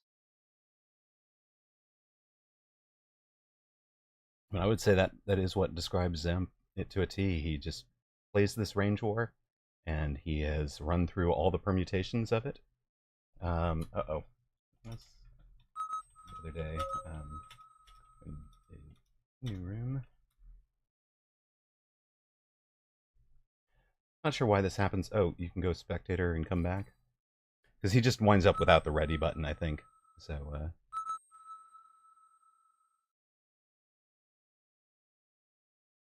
I do want to give a thank you to all the many people that have given us a follow today. Really appreciate you folks. We have built up to 972 followers, closing in on 1,000. Really appreciate that. And of course, with the viewership, is pushing me really close to getting a partner as well. So really appreciate you guys being here. Thank you all so much. I really appreciate the support. And of course, those of you following along on Steam, thank you as well. Apologies, we do have a slight hiccup. This would be a good opportunity for folks to potentially restart their game client. Zemp was unable to click the ready button just from moving from watcher to player in a room with this many watchers. There's something odd with it. I don't know if the watcher list is long enough that it was causing problems. But we'll get that room sorted out. Zach will make a new one. We'll all get invited in. And no worries. Channel point predictions are up. If you're watching this on Twitch, you can follow, you can pick that up. Make your decisions there. Does Zemp close this out, or do we get a second chance to see a best of three, the final of a best of three?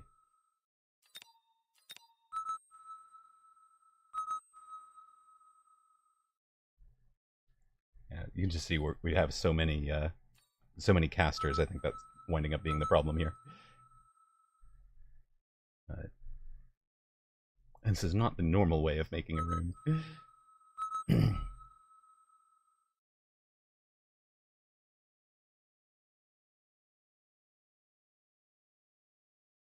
you want to give a shout out? Saltzwerk is casting this in German. If you are a German native language speaker and you'd prefer to catch a cast in German than English, we are casting in multiple languages. I believe we also have Russian as well.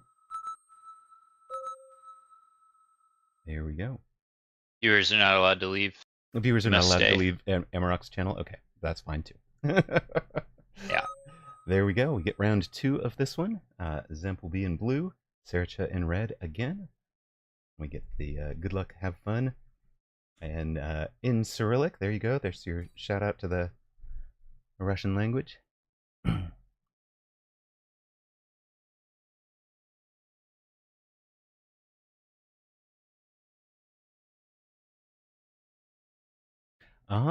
Good question. So Axe the Real League wants to know what is the prize for first place. So there is a $1,000 prize purse sponsored by Paradox Arc, the publishers of the game. Of that, the stakes at the moment were win the quarterfinals, you are guaranteed a $50 payout. Win your semifinal, you are guaranteed a $300 payout. Win the final, you get a $500 payout. So 500 for first, I believe it's 300 for second, 150 for third, and 50 for fourth to make $1,000 on the line. Time for Miracle and I will also be co-casting another cash prize tournament starting next weekend, which is the Mechabellum Advanced Group 1, sponsored by Yes Win Big, I do believe. And we're looking forward to doing that. That'll be on Saturdays. More information to follow, of course. I want to stay very focused on this one. This is the largest gathering of high-level players I believe the game has ever had. We've got 32 of the best from the early access era of the game, all honored by invitation, by qualification for some of their achievements during early access, or by qualifying through the qualification tournament.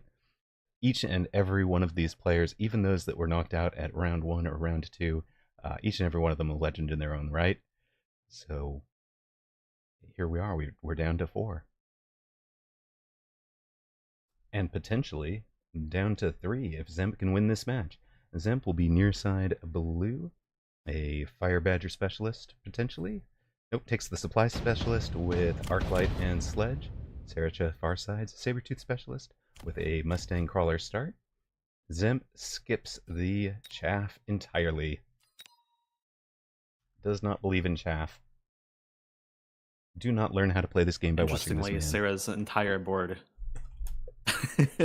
Meanwhile, by comparison, Sarah's entire board is chaff. Mustang is basically chaff against this board, so probably early turns will not do very well for him. It's usually pretty atrocious playing Mustang opener, especially so if you're playing it standard, which Sarah appears to be kind of doing, rather than playing aggro. It tends to just lose by default, and certainly will just lose by default to Arc Sledge. What he is achieving with this is covering all sorts of crazy flanks, all the sorts of things that Rat would do with, flanking Phoenix, flanking Wasps, that sort of thing, things on the corner attacking. Those angles are all getting covered by Sericha here. Zemp is not the player who is going to play all of those angles. Zemp is going to play from back here, play from deep, outrange you, and win the game that way. Yeah, an interesting tell here from Sarah is that he put a Fang in the middle of the board that is not on the line. So that probably tells you that Sarah, which again, we don't really know if Sarah actually wants to be aggro in general, because he tends to position his board halfway between aggro or standard, but that Fang positioning tends to imply that he is in fact playing a more standard type of board and looking to transition to aggro at the Mustangs. Literally nothing died on Zemp's board. That was disgusting. The Arclights lined up perfectly with the Mustangs. To a certain extent, I'm a bit head scratching on why Sarah positioned the way that he did. These crawlers front crawlers near the tower seem like a very odd position. I'm not used to seeing deploys like that.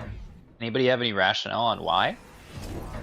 Yeah, I'm not familiar with that side of the tower crawler. Like, if anything, it Oh. just like kills your own Mustang if your opponent flanks you at some point, which Yep. is pretty bad, what I was would thinking. think.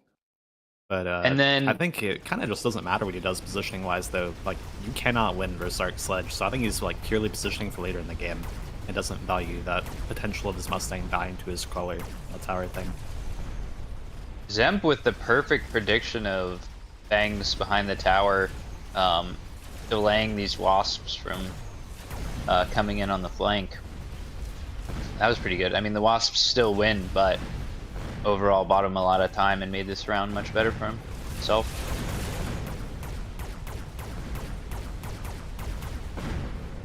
You know, in a way, I kind of wonder if the wasp being delayed is actually good for Sarah, because of the sabers shooting the sledgehammers right then. It might have been about the same either way, though. As Saracha wins round 2, Zemp on 4,000 hit points, Saracha just under 3,600. We'll get into unit drop. What do you like for these guys? I think Farseer is always a strong tempo option. Badger is always Badger, so you can always just click Badger. That's fine. Yeah, Badger You see is the bird good. from Zemp, though. Badger is very good Yeah. for chaff clear, and a level 3 Badger has a really tanky 15,000 hit points each, so 45,000 hit points in the pack. That is essentially one giant's worth of DPS you need to provide. Zemp took the level 3 Phoenix, and wanted to point out, took Subsidized Storm, hasn't bought them yet. Still hasn't bought them yet, still building his chaff board, so... Round 1, it was the 2 crawlers. Round 2, it was the fangs behind towers that delayed the wasps. Round 3, it is just crawlers. I'm sorry, crawler on the back line. Actually, this guy was also part of round 2. And a missile to blow up that wasp if it's still there. So a really important thing that's happened here is that the Fire Badger and the Phoenix are not on the same sides. The Badger will not feed XP to the Phoenix until the end of time. In fact, it gets to have free reign, because Zemp's board actually cannot kill a level 3 Badger, like, at all. It can't die. So, that's really good if you're Sarah. It's really bad if you're Zemp. So now he has to address the Badger, and his bird also just doesn't have enough traffic, it looks like, so it's going to be shooting crawlers for a bit. Which notably, if that dies to the Mustangs, is extremely good for Sarah, because he would love to give that XP to them. Yeah, exactly. Which it looks Getting like the he's Mustangs actually online. gonna have. Oh no. Got one I of think he them. got one of them. We'll see. That Fang's working on the other one.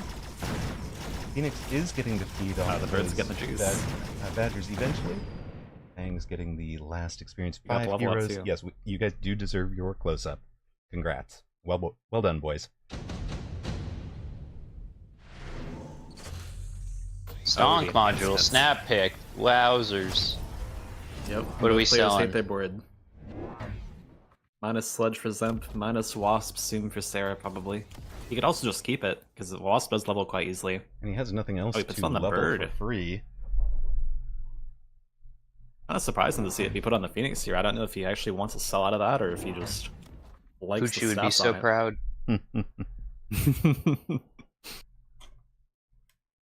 As a Poochie would say, he's got the badges, dude. You gotta give him the item if he's got the badges.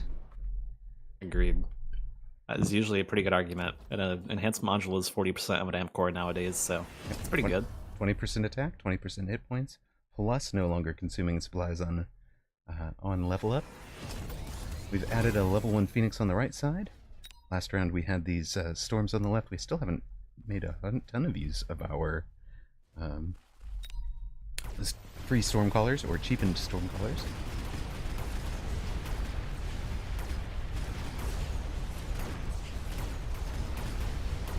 I was kind of expecting to see a storm here landing on top of the Fire Badger and start whittling that thing down.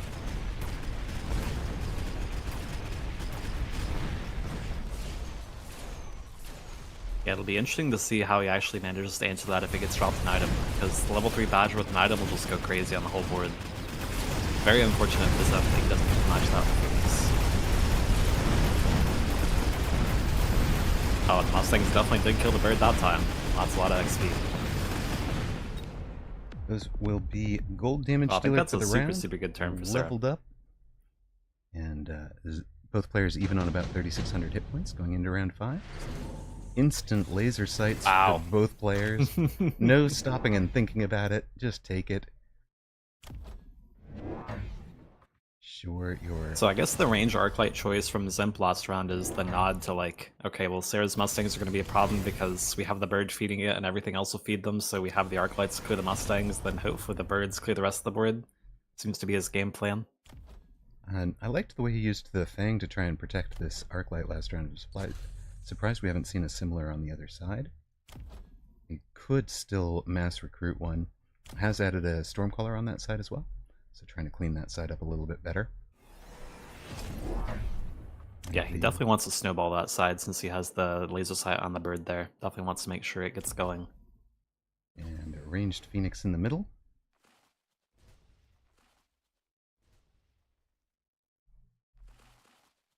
Really surprised to see the Wasp be kept here, even though it did not level. I don't know if he just didn't have any levels to take, or if he just really wants to go in on the Wasp stonkage for forever, but yeah. Really surprised not to see the value got out of that this turn. Even just putting the enhancement on a Mustang is like super valuable in this match, I think, because it's near guaranteed level, and you love putting an Amp Core on a Mustang in the first place, so definitely an enhancement is not out of place, just stat-wise even. Right. These Phoenix are so close to farming the level for Zem. Didn't manage to do it. And Mustangs with the laser sights and range will farm a level for Saracha. They'll be up to level 3. Zemp down to 2667. And another Mustang item insta-pick for Saracha.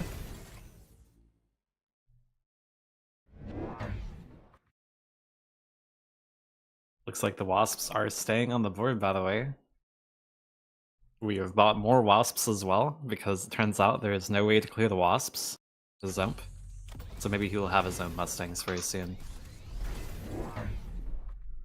I wonder if this has almost baited Zemp into not responding to the Mustangs, because you'd almost assume with the enhancement module they're going to get sold. Instead, you're likely to get this level 1 Wasp farming a level potentially. If this guy levels, sell out of that, level this one for free, and wind up with stonks in the Wasps would be kind of crazy. Yeah, for sure. Definitely a lot of money to be made for Sarah. I do think that this turn, Zemp has definitely responded to those Mustangs. Those guys are doomed. There's 4 Firestorms and 5 Arclights to range. They're going to be having a bad time. That middle one may not ever die, though. Laser Sight, very powerful. That is a 170 meter range Mustang. Saracha with the read there also has a bit of anti-missile above this side. Mustangs, anti-missile above this side's Mustangs. It does do a decent job of keeping some of the fire off the ground. Yeah, for sure. Really nice read there into the Substorm. It's also really, really, really big for him if the anti-missiles do not die. Right. Because if he gets to keep snowballing, the advantage versus storms is really, really impactful. It's not something you see a whole ton of, but the like dynamic there of snowballing the anti-missiles versus storms and like winning the game off that is something that's really impactful, even though it doesn't seem that often. Yeah, that was such a huge win for Sarah. I think Zemp is down so much, having like that was the big impact turn, right? Clicking Firestorms, a lot of money invested just to lose. For sure. You have to feel like the swings massively in Sarah's favor. Yeah, and both players do take the same drop here, which I think is probably a lot better for Sarah, because I don't think the Zemp's board clears it that well. Like, he does have the one really large bird on one side, but they are blue steel balls, and maybe seeing Mechabellum get clicked. Well, obviously Anti-Air get clicked. What did I see? I think you put Anti-Air on the bar, by the way. That's a change. He took off Charge Shot. Yep, I like that. He took off Charge Shot from previous game. Well, I think this is definitely Sarah's game to lose, given how the last turn looked. Those misses as well. I respect it. Zemp said, you know what, the people deserve a game 3. The people want a game 3, let the people have a game 3. I do actually think that the change in text on the bar is one of the really interesting elements of the best of 3. Absolutely. I think baiting your opponent into thinking you're going to play a certain way and then switching is really powerful if that does in fact happen, you know? They like think through that and they're like, oh, Zimp likes this and does this, so we're going to play this way, and then you just don't have that anymore. Suddenly you put yourself in a good position. Particularly since you cannot see unit text until the unit gets placed. So like if it's on like a fortress, for example, you might not know until it's already too late, but Zemp may have pivoted to like carry fortress, but Seratich does take the game there. Very nice from him. Closes it out, gives us a game 3. You can see the respect Sericho with the signature, blows a kiss after a win, Zemp with the white flag. Talk me through this board a little bit. Do you see this as something where Sericho's board was just going to scale indefinitely? Or is this a board where Zemp had a long-term advantage if he had managed to stabilize and turn it around? Well, I think the big thing here is the anti-missile devices. They're just really, really, really toxic if you're the player that has the missiles, because if you can't kill them, your game is doomed. So if he manages to win a round, be like a spell, like an ion beam killing them perhaps, or like a nuke or a lightning storm or something, then it's really great for him, but Sarah can just buy them back again the next round, and if he doesn't ever get in that spot, then his board's just like progressively worse and worse, and Sarah keeps to get snowballing the advantage. So yeah, I don't know, it's just a really, really sad spot to be in if you're Zump. You just really hope you get bailed out by a spell, but none show up for him. What about I'm also you, Pants? sort of convinced that Zemp just maybe hasn't caught up to the Stormcaller Incendiary Bomb nerf. Like, it felt like he didn't understand the 20 range decrease that hit in the most recent patch was going to impact him this way, because the storm shot so late. Like, battle had already started, and then the storms finally started shooting. Like, they're ridiculously far back. So that to me felt meaningful, but I'm not the biggest expert on standard versus standard, so who knows where storms are supposed to go now. Right, the storms had a 175 meter range because he'd taken temp range, of course. But you're right that a lot of that fighting had already started. And so you're saying that, you know, his storms are about, he's intuitively expects his storms to perform at the 180 meter range, and they're now shooting at the 160 meter range, plus 15 from the tower. And that might have affected where the Mustangs would have been, and that's goes back to his original Stormcaller positioning. If those storms were up here on this line, and I do see a bunch of players playing them right in front of the tower now. Interesting. The hope is that the fire lands before everything is stopped, right? So then it hits the first wave of things, and then other things run into it still. So for it to come so late, it felt like a bit of a mistake, and that might just be because he doesn't know this patch quite as well. That's true. That the meta does change. The devs are very good at making sure that that's adjusting over time. And there will always be minor balance tweaks, etc. Those we talked about that a little bit earlier in the cast. Those tend to come on a Wednesday night after the minor midweek mini tournament. If you don't know, there are constant set of tournaments scheduled. So we've got midweek mini tournaments, 3 of them on Wednesdays, and 3 weekend tournaments on Saturdays.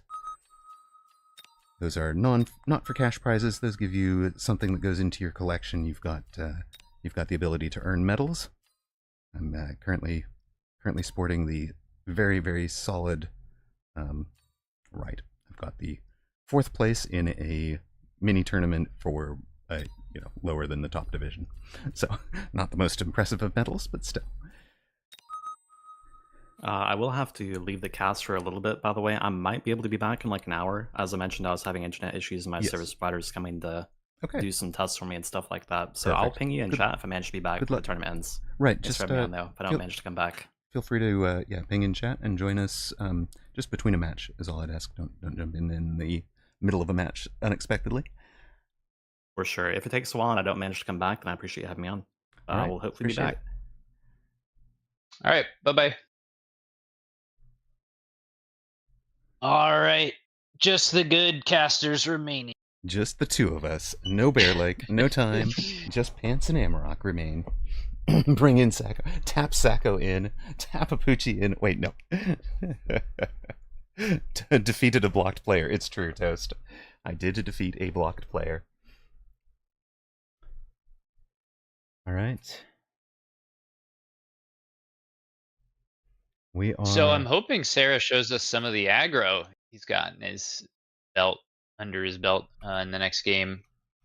Learning both styles feels like you should leverage that, right? Right.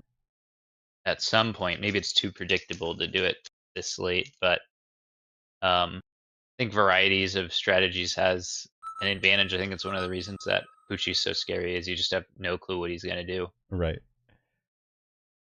And for Sarah, I actually wonder if that would be a bit of a surprise for Zemp, for Sarah to come out aggro in this last match of the best of three, gives them something that they haven't seen before at all. We did have a fun question from chat there. The question was, will there be a game for third place, and will that be before the final? There will be a best of three for third place. That will actually be concurrent with the finals.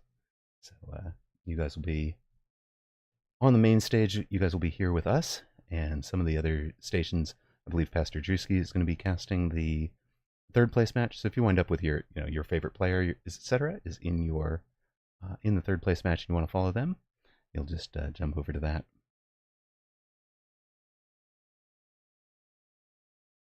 I think one of the interesting layers here is we talked to Pucci earlier in the interview, and he said he would prefer to play against Zemp because he feels confident with his aggro against Zemp, right? And so that to me says like Sarah should definitely try aggro because maybe Zemp is best at standard versus standard. Maybe the weakness is aggro matchup. So I would like to see that be tested. It would definitely be entertaining to see that tested. We are ready for match 3 of the first of our 2 semifinals. You are watching the Mechabellum Launch Clash $1,000 tournament, sponsored by Paradox Arc, the publishers of Mechabellum. We've got decisive match between Sarah and Zemp coming up in about 30 seconds. Welcome back to those of you that saw ads. Appreciate you supporting the channel by sitting through those.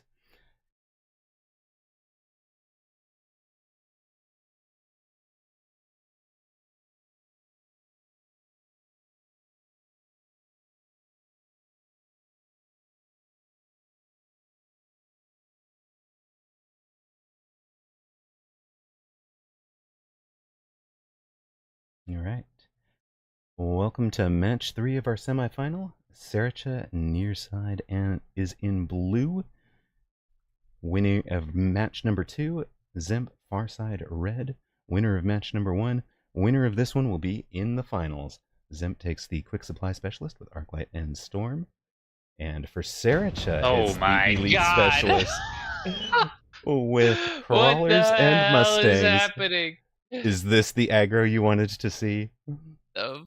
I don't. There's no. Is he gonna go aggro with this? Okay, so for context, Sacco, who's one of the best players, said literally earlier, if I see Mustang Crawler Elite spec, it's an auto loss. Wait, what are we seeing here? What? Okay, is Sarah just messing with us? We saw Zemp take that pack and win with it. We've also seen Typhoon Specialist lose 2 out of the twice out of the 3 in Pants. Analyze this formation for me. What is he just triggered? This is not a thing. Okay, all right. He's fucking with us. Trolling casters for the win. Yeah, well played. Yeah, he trolled. Got it. Okay, that nothing was there. Okay, so even so, if he still plays the standard, elite spec is considered just very exploitable. The fact that you have to pay an extra 50% for every unit, yes, you get it level 2, but the downside is you have so much less flexibility to respond to what your opponents are doing. For example, say you need a melting point. Well, instead of paying $400, which is already a lot, now you got to pay $600. So there's just a lot of rigidity that comes with elite spec that can make it tough. And on top of that, perceived disadvantage. One thing that I don't really like from Sarah's board is the way he's deployed everything vertical. Just seems like it's playing into the arc lights and the storms so heavily. Like you can see that first volley of storms cleared so much of both of the Mustang pack and the crawler pack, just the very first volley. If he had deployed horizontally, it would have been it would have missed pretty much the entire pack. Right. So it feels like a positioning mistake, in my opinion, from Sarah there. But maybe he plans on amending that later with a running crawler that's beaconed and more forward. So we'll see. Level 2 Rhino for Zemp. Saracha, are you learning from the level 2 Fang mistake last time? Are we going to feed the arc lights again? Zemp took unlocked Fangs normally, the usual way. Saracha also takes the Rhino. Rhino, probably the best sale value out of that group. And both players picking it up for 50 can sell it for 300 if they want to fund something else.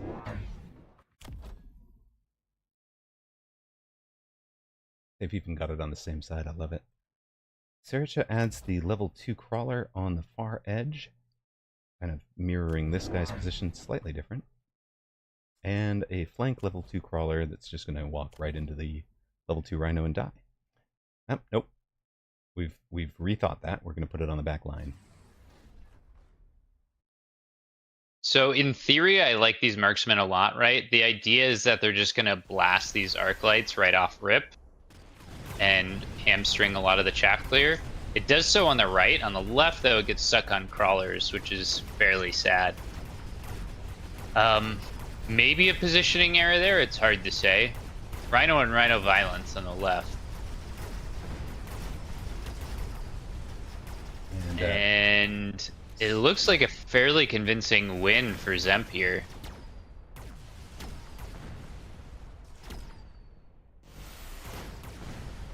So Zemp wins round 1 and round 2. Saracha will be down to 3,600 hit points, and Zemp at 4,500. And this is one of the things Zemp is actually pretty decent at, applying some tempo pressure to Saracha, getting him to the not able to afford mistakes state. Both players take a Wasp form really quickly. Where do you want to see this go for Saracha if you're going to try to beat Zemp's long-range game? Yeah, if I'm Saracha, I'm not even taking it because, again, with elite spec, you're so starved for money that it's hard to feel like I can afford this. Like, these are usually the turns that I'm thinking about my first tech or big deploys. So to pay 100, to give up 100 money for a Wasp Storm is tough. I think placing it defensively does make some degree of sense, because you can say it's coming in late, and maybe at that point I've cleared the anti-air on my opponent's board. So we'll see how it turns out. And then on top of that, he buys a flanking Wasp, maybe to get some tempo back is the idea. Also does pull the Fangs that, of course, Zemp has purchased. He's going to have his slow arriving chaff and flank coverage chaff. It's a level 2 Wasp, though. I think that wins against these stacks of Fangs. So you can see how much, it's actually going to lose to it. You can see how much value the Wasps bought for Zemp there, or the Fangs bought for Zemp. Just having those late coverage, they'll serve as chaff if you were late arriving chaff in the range war game anyways, and they cover off things like this that can be some early tempo losses.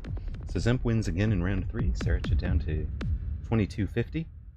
Of course, we know there's not going to be a unit drop in round 4 because the unit drops happen. 1 unit drop in rounds 2, 3, 4, 1 unit drop in rounds 5, 6, 7, 1 unit drop in 8, 9, 10. Both players take the intensive training. If this game goes long, they're going to get a lot of value out of that. Intensive training, if you don't know, allows you to level up a unit.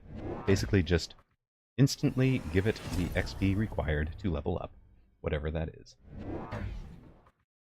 So if I'm Zemp here, I would really not want to take intensive training with the Idea being my opponent's already at less than half HP.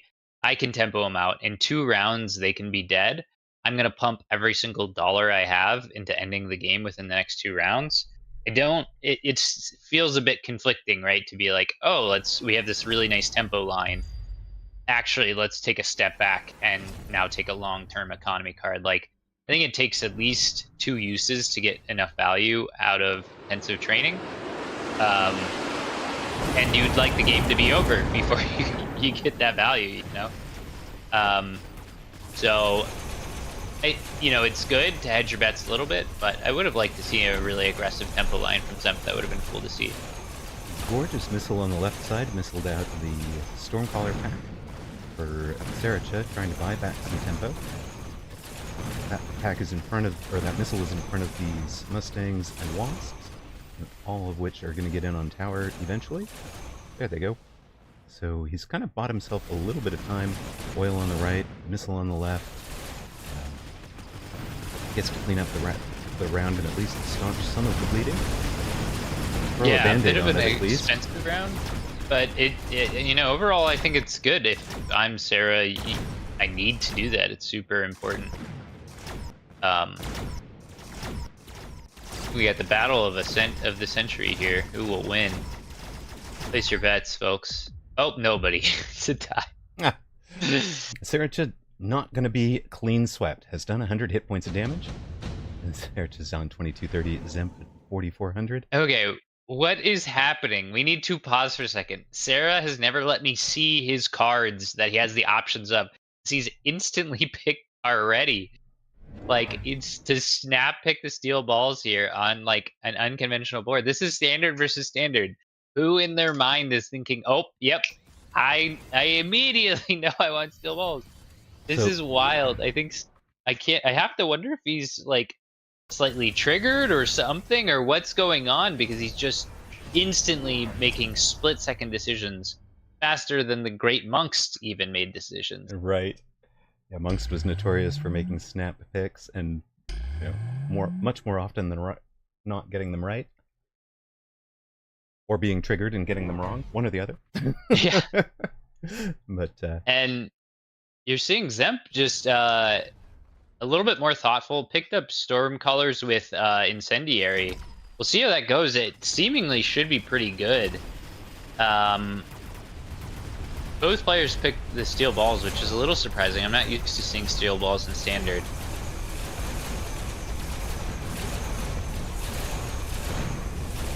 Battle looking about even. The Wasps need to be addressed by Zemp. Rhino got leveled, so he's winning the Rhino matchup on the left, clearing through all of that. And it looks like a very convincing victory for Zemp. Yeah, lighting the oil on the right side on fire really helped for Zemp. And Saracha in a ton of trouble, down to 670 hit points. Like you did say, finished the match in 2 rounds. Zemp didn't quite do it, but came real close. Okay, neither of you are allowed to pick Super Supply. The game is about to end. You cannot take it. Okay, thank God. If Sarah took Super Supply, that would have been the greediest thing I've ever seen in my life. Rhino Assault instead picked up for Sarah. Interesting to see where he would deploy it. If he wants to put it aggressively, there's no real position, it feels like. Like, maybe he chucks it in the top right, but Zemp's already got that predicted with the deploy module Rhino and switching sides with it. Yep, that's a great play to cover that. It covers exactly the play we were talking about. Yeah, any weakness of where that Rhino Assault could go. Sarah, though, knows he's on death's door and is taking all of the temporary things to keep him alive. So, namely 4 anti-missile turrets, which will do a great job of countering the heavy investment of Storm Colors with Incendiary from Zemp. And then on top of that, he's loaning and taking temp range. So that's minus 200 on top of 500 temporary devices, $500 worth of temporary devices. So 700 potentially temporary things this round. And he also took the Rhino drop, so make it 800. So Sarah is all in. He knows his back's against the wall. Let's see how this goes. The deploy module Rhino coming in on the right. All It's got loads of itself. HP, Yep. chunking through. Now, will he go to the tower or will he go to the Mustangs? He wants the Mustangs. Does he Arclight's get help clearing kited? those out. If he gets kited does across get the kited. board by the AMDs, that's going to be incredible. He is. He's going to There get is a kited. few wasps left on the left. Will they be able to reduce the HP damage enough? I'm just gonna. I don't want to win the game. I just want to ruin your economy. That's that Rhino. Yeah. Greedy. And oh, by the way, I will win the game too. Zemp Nice. clean through, wins this one in 6 rounds. Saracha knocked out, and Zemp is through to the finals, where he'll be playing for the $500 first place prize. He's guaranteed $300 for second. Saracha, of course, will be facing the loser of the other side of the bracket, which will be coming up momentarily. We'll be facing that one with a $150 prize for third and a $50 prize guaranteed for fourth place. So Saracha still in the money, out of the finals. Zemp is through. Winner of the Dev Pro tourney a couple of weeks ago, looking to make it 2 big tourneys back to back. So just dissecting the last game a little bit, you could ask, where did things go wrong, right? And you'll see a lot of players in the pro community say elite spec is atrocious, but why? Why is elite spec so atrocious? And you can see Zemp just picked it apart, and it's in very subtle ways. So I'm gonna get fire because all of your chaff is level 2, and it still dies like it's level 1 thanks to fire. It's not 100% true, but for a rough simplification, you get extra value from burning level 2 crawlers up. And then additionally, when Sarah got a bunch of AMD devices, anti-missile devices, what Zemp had ready for it was a bunch of level 3 arc lights that had been fed all game thanks to the level 2 crawlers and the level 2 Mustangs, right? So now they're highly leveled. And it was just able to absolutely decimate all the Mustangs and the crawlers. It just fed on those. And he just needed a few, he had just a few other units to kill the balls that came in the free unit drop, but it's pretty straightforward, right? Like the Arclights got to feed the entire time thanks to the additional experience given by the blue units. So I think Zemp just sort of picked apart all the weaknesses of Elite Spec. Yep. It definitely made it difficult, punished Sarah, put the early tempo pressure on, and farmed those the XP from those units into levels. I do wonder if one of the spots this went wrong for Saracho was not selling the wasps once he'd gone for the deploys, instead investing 50 and then moving them over. They are his gold damage dealer, but they weren't actually translating that into hit point damage on the bar, and they were getting answered. Yep. I just feel like that's a spot that he's got 450 tied up in that he could have used somewhere else. Could have potentially. Yeah.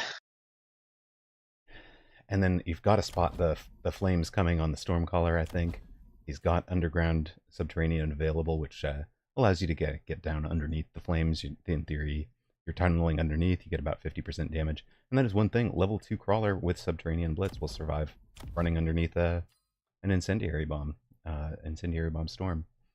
So.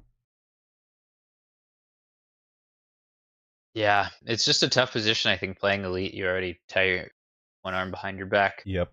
And then I do agree that the Wasp wasn't my cup of tea. I would have liked to see. I think if I'm playing elite, I'm trying to shore up every vulnerability I have as quick as possible, and I have there's no fun money, right? I don't have a lot of extra money for cute spells or whatever. It's like every single dollar has to be pumped back into my economy to sort of shore up all the weaknesses that I inherently have, having to pay so much more. Yep. Well, that is going to put us through to our second semifinal. We're getting the room assembled over there. Zemp beats Saracha in the final to advance to match 31, the final. While in the third place match, Saracha will be in, I think this is actually supposed to be match 32 there. We've also got Apucci and Prince Boji in the second semifinal. Zemp waiting for the winner. Sericha waiting for the loser. I think we are ready for that match when you are, Zach. I'm so excited for this matchup. Apucci's just got to be one of the most entertaining players since he can do everything. Just every game is like super entertaining. Him. Yeah, he's really one of my favorite players and one of my favorite streamers as well. I've learned so much about the game from just hanging out in an Apucci stream. One of the things that I really love about the way that he approaches the game is he does not just rage quit. I've got this problem, right? Like I lose a match and I'm like pissed and I just quit.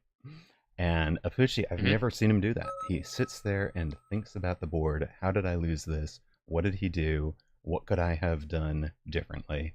And that has made him into one of the greats of all time. He is the only person who has won 2 weekend tournaments in the same day on 2 occasions. He did that in weekend tournaments 27, won Europe, and then repeated it in weekend 28. So he was the defending European champion and won the Americas in weekend 28, and then did it again in week 68. So twice double champion on a weekend. A couple other people have done it once. He's the only one that I know that's done it twice. Like you said, he plays plays 2 tournaments a weekend just to have this kind of experience so that no match is overwhelming to him. He embraces the tournaments more than anyone I know. And that's just stressful as all hell to me. Like I played one of the like organized tournaments, or I played more than one, but maybe 6 months ago we were having a tournament series, and the pressure is just so high.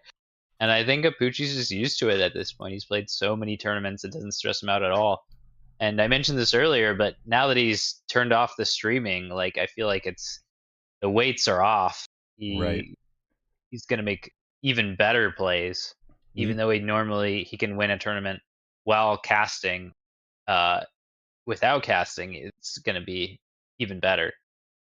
Yeah, you guys have gotten to watch the Apucci training montage. This is the now I'm facing the boss. It's time to level up. Now, if there's anything that I think holds Apucci back, and I feel like I can say this being a friend, but Apucci has like favorite builds, right? He's got like some units he loves, and he loves to find an angle to use these sledges, unconventional strategies. Yeah, sledges being one of them. And there you go. There's a sledge back. And I think sometimes it can be like, I almost feel like if he just did the cookie cutter builds, like he might be unstoppable. His own creativity sometimes can be his undoing. And it's not because he's executed anything wrong. It's just, I feel like this unit could be good, and it's actually just an underpowered unit. That's what holds him back. So we'll see. We'll see if we get any Apucci specials. This defense is very much an Apucci special, though. Every single square here is pre-planned, very precise, very intentional. So the main idea is that all these positions pull all of the aggro units, funnel them right into the middle. All of his units get involved here. The sledges are vertical to help break up the ball's aggro so they can't lock on to more than one sledge at a time. The fangs are positioned such that even at the most corner of deploys, the aggro player will still be aggroed onto those fangs. Yeah, this is just a classic build, and it's super powerful in stopping aggro. So for Woot, he has had a tendency, almost 100% of the time, deploys aggro left. Took a fortified specialist with steel ball and crawler, runs Arclights. If you're not familiar with this player, what he is going to try to do is transition into a Overlord game that he relies on the fact that he can run Overlord with Chin Gun and come in, overload this tower, and overload this front and get the tower. And if you overreact to it, he's going to jump drive everything to the other side and hit the other tower and win that way. And if you don't react to it enough, he's just going to keep hitting the tower and winning that way. And I think it's actually really interesting to see that Apucci started out in that U formation, his standard defensive formation. I've learned that positioning from him. Because the last time I saw these two meet in a tournament, Apucci actually committed to just headbutting right in Prince Boji's face. So here we are. This just an improved Wraith picked up for Apucci. Wow, this is going to be exciting to see. Extra 30% improved Wraith attack increases. Yeah, but more notably, I think, is the 5 range. Yeah. Arbiter has brought up, Forgotten Arbiter, great player, one of the best, has brought up this idea to me that Wraith is great in aggro. Wraith might be better in defending aggro. I'm not sure myself, but sometimes when I've been against Wraith, when I'm pushing into them and I'm the aggro player, it just feels so oppressive because Wraith it might be the single best chaff clearing unit, just does not care about how many waves of chaff you throw at it. It can just handle all of it so easily. And then you can set up, you can protect the Wraith a little bit easier, I feel like, when you're the defensive player, to make sure that it never gets locked on. So the prediction Phoenixes from Boji are nice, and the Wraith doesn't look incredible yet. But trust that Apucci is gonna get this thing cooked.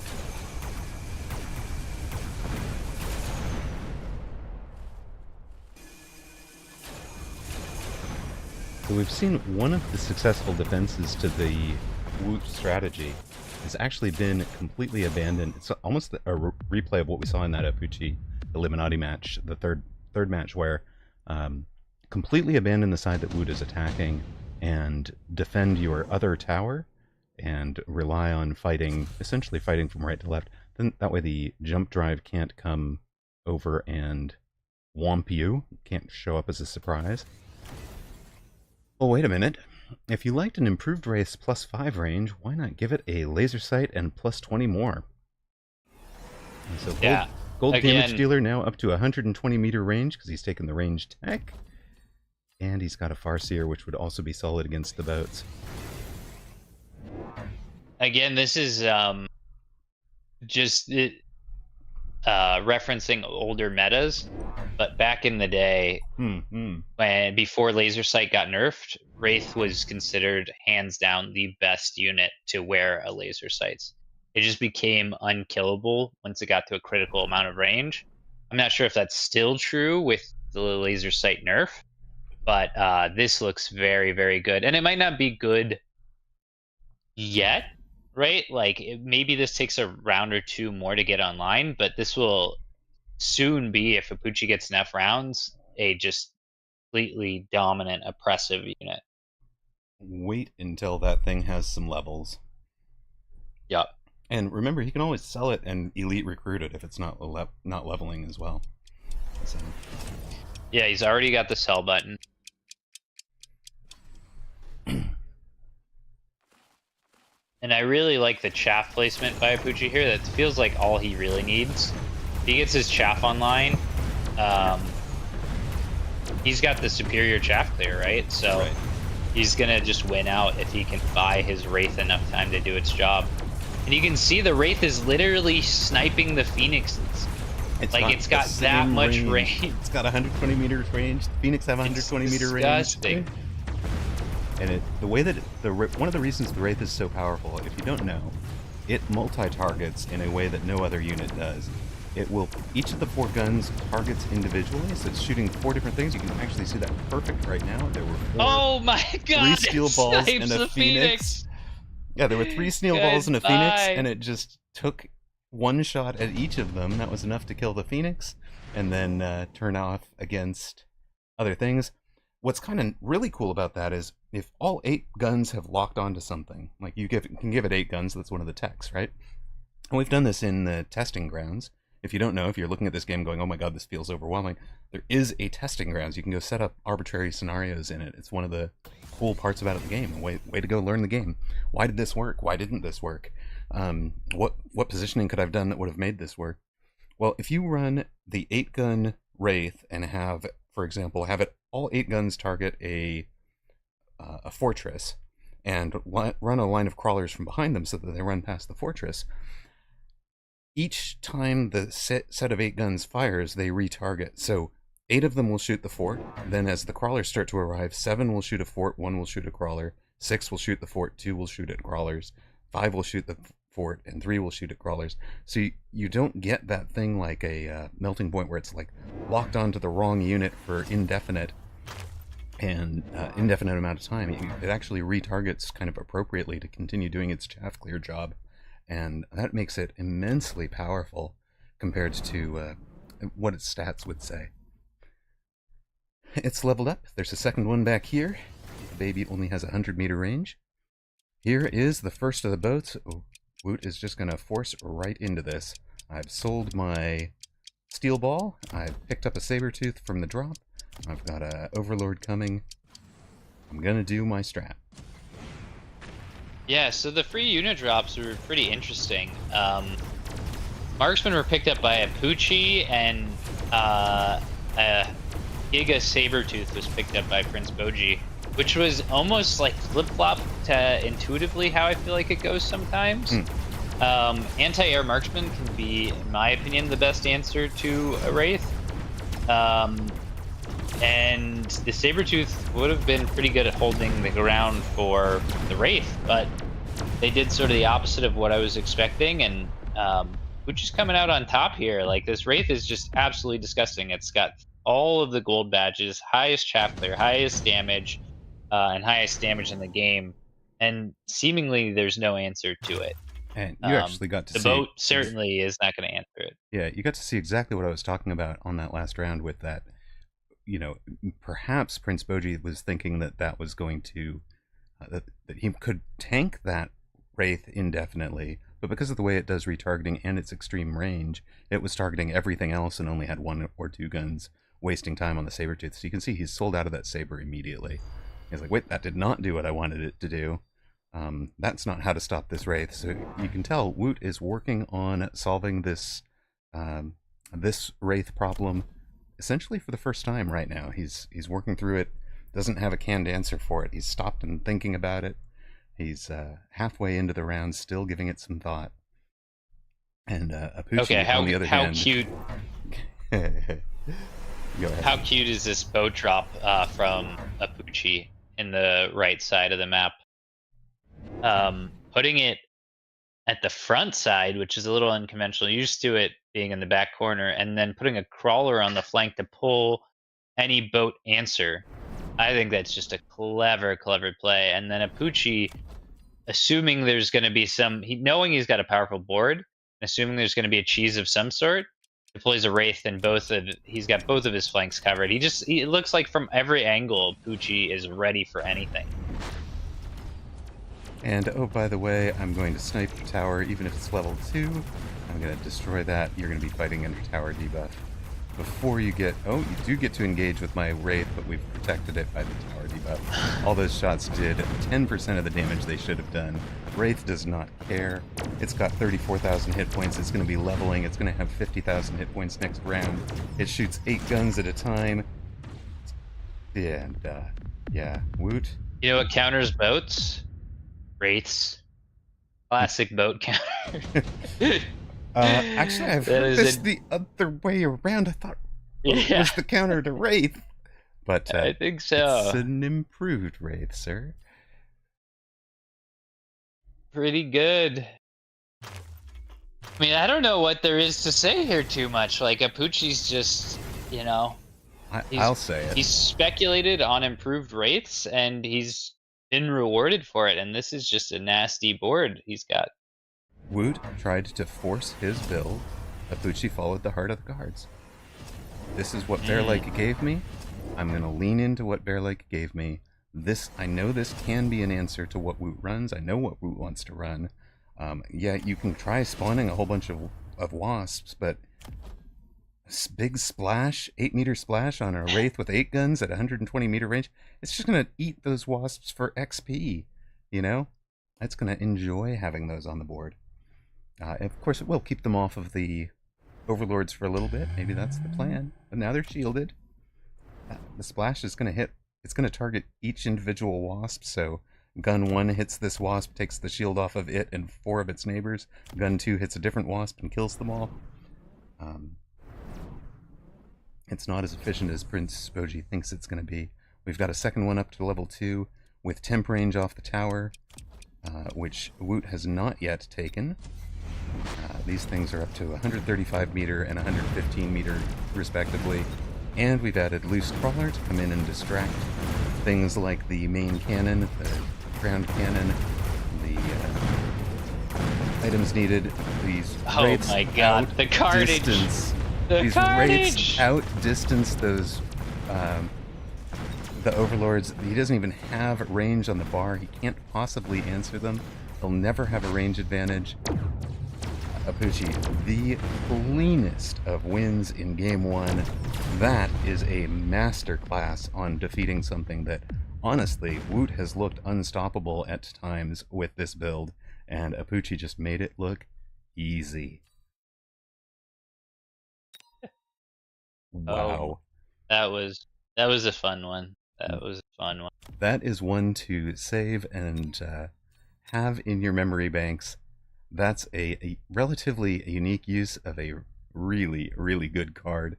Improved Wraith plus the laser sights. He just leans into double attacking them. I have to say, chat says Woot looked like a noob in that game. I would not say that, but yeah, it was pretty clean. What I will say is this is really reminiscent of how carry Wraith used to get played, right? Not the modern Wraith where you're playing it in degen, etc. He's got field maintenance, he's got 8 gun. He was just going to have them up in the air and keeping the board alive, or doing the damage. Relied on them to be the carry unit, as you said. Gold damage dealer, dealing 1/3 of a million damage. Had 90,000 hit point damage last round, and is only that low because the targets were overlords that only have 18,000 hit points, and wasps with shields. So yikes. But I've got to say, I've had success with the old carry Wraith build against relatively new players who haven't seen it, haven't played against it. So that old carry Wraith is not solid in people's memory just how dangerous that Wraith can be. People have kind of forgotten.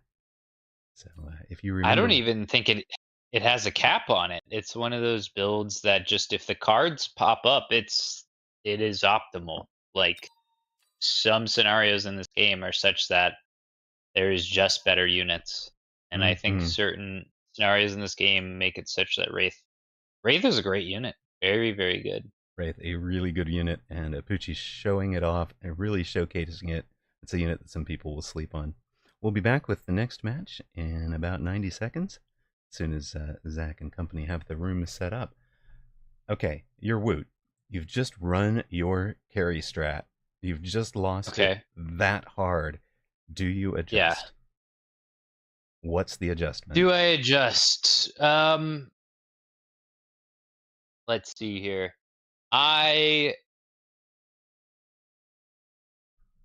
You have to do something different that last game. Like, because something that's important is, like, you now know how Poochie's going to deploy against you, right?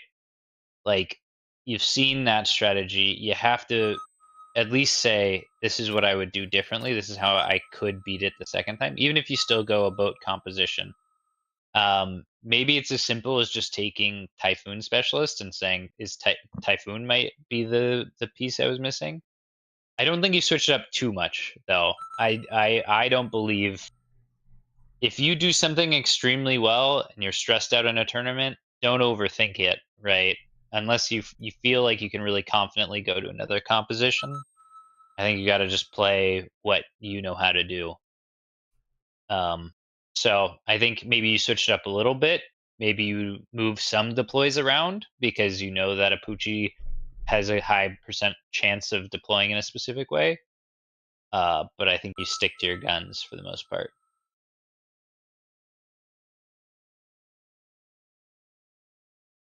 That is a mistake that I used to make. I'd come up against. I was running aggro all the time. New aggro, much better than I knew standard, and I would come up against a player who is certainly who I knew was better than me, and I would get knocked out of my build and trying to inflict my will on them, and place the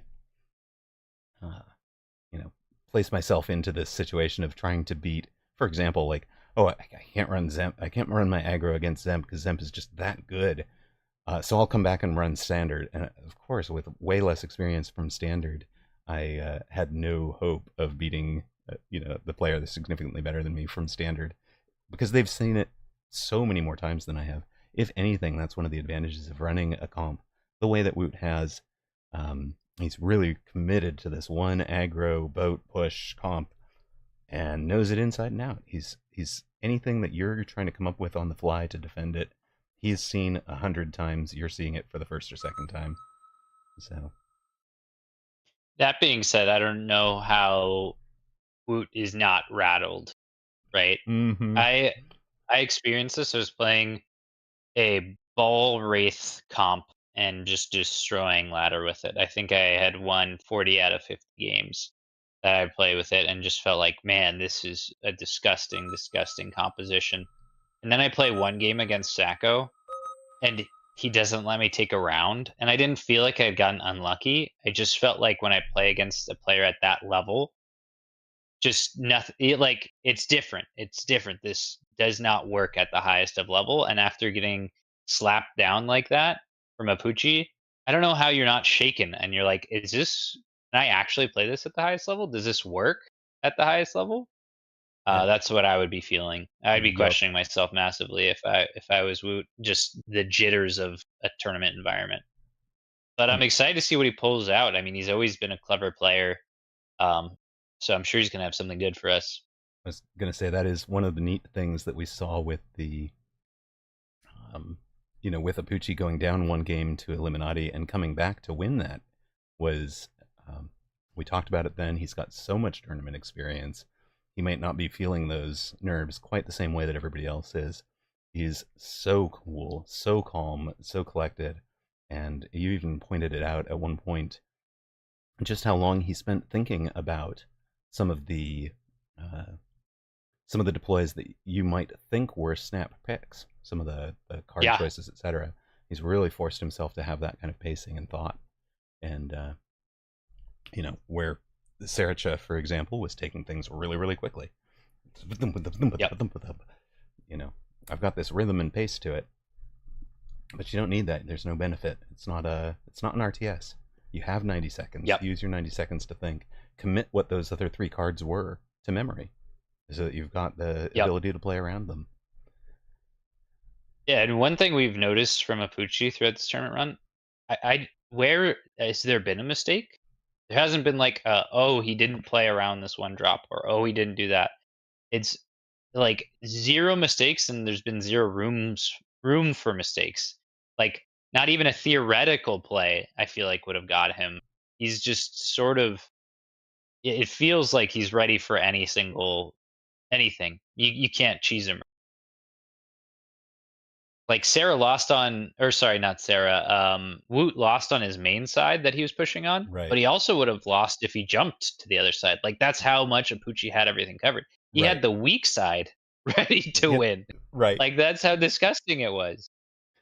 Apucci skips the speed specialist that chat wanted him to see. That's how you know he's locked in. That's how you know he's here for the money. Takes the Badger. Takes the Sledgehammer and Crawler Fire Badger Specialist pack.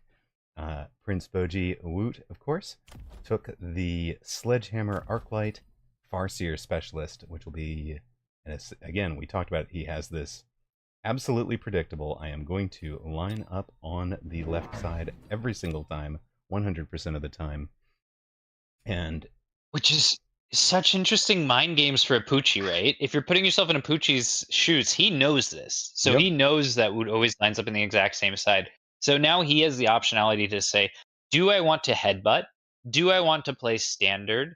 Do I want to attack the opposite side and go asynchronous?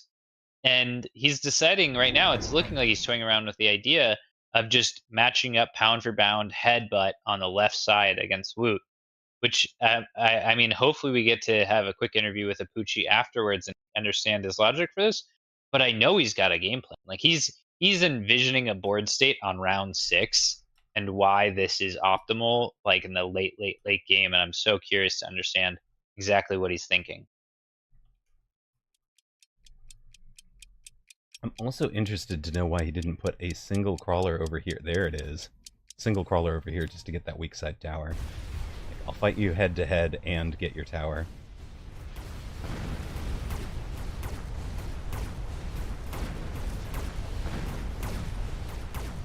And again, another thing I just love about Apucci's style is like, this looks terrible, right? He's losing horribly. He can't clear the chaff.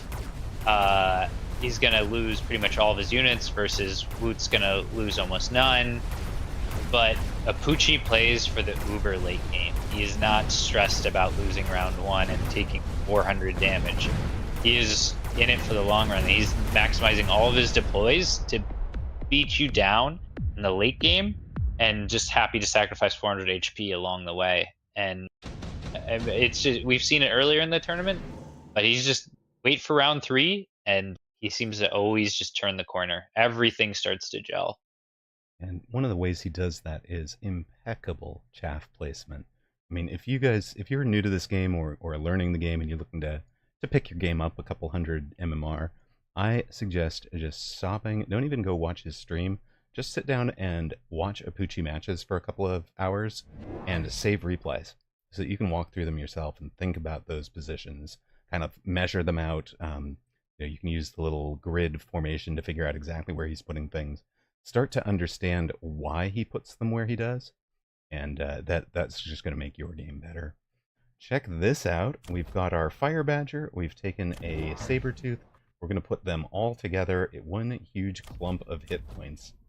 And Chaff Clear and Single Target thumped together. Mustangs on the flank. Those will be the answer to the Wasps, right? We know what's coming. He knows the Wasps are coming. He doesn't know that they're coming over on the other side.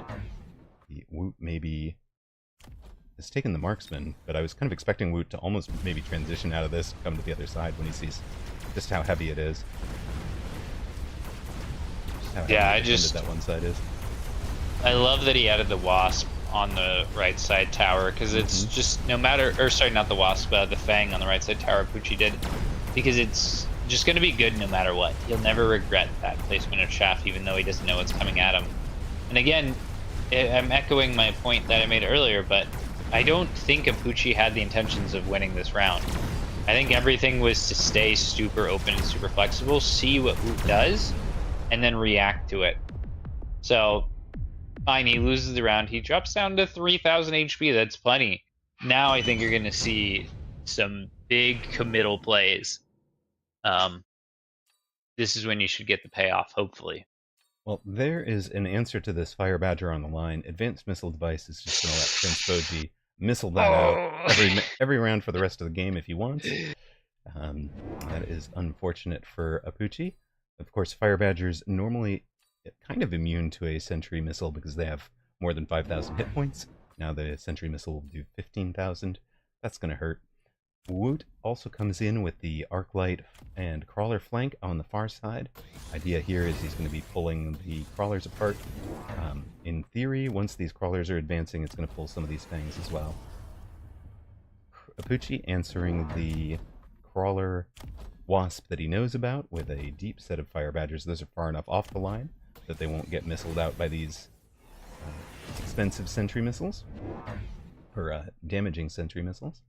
Woot was a Farseer specialist, so round 3 is the round he gets his Farseer. He's got it down here. This is the spot for a Farseer. If you're used to the Mustang positions, a Farseer is basically a Mustang that already has its range. You moves at 16 meters per second. You want to put it in the same kind of squares of deployment that you would otherwise use.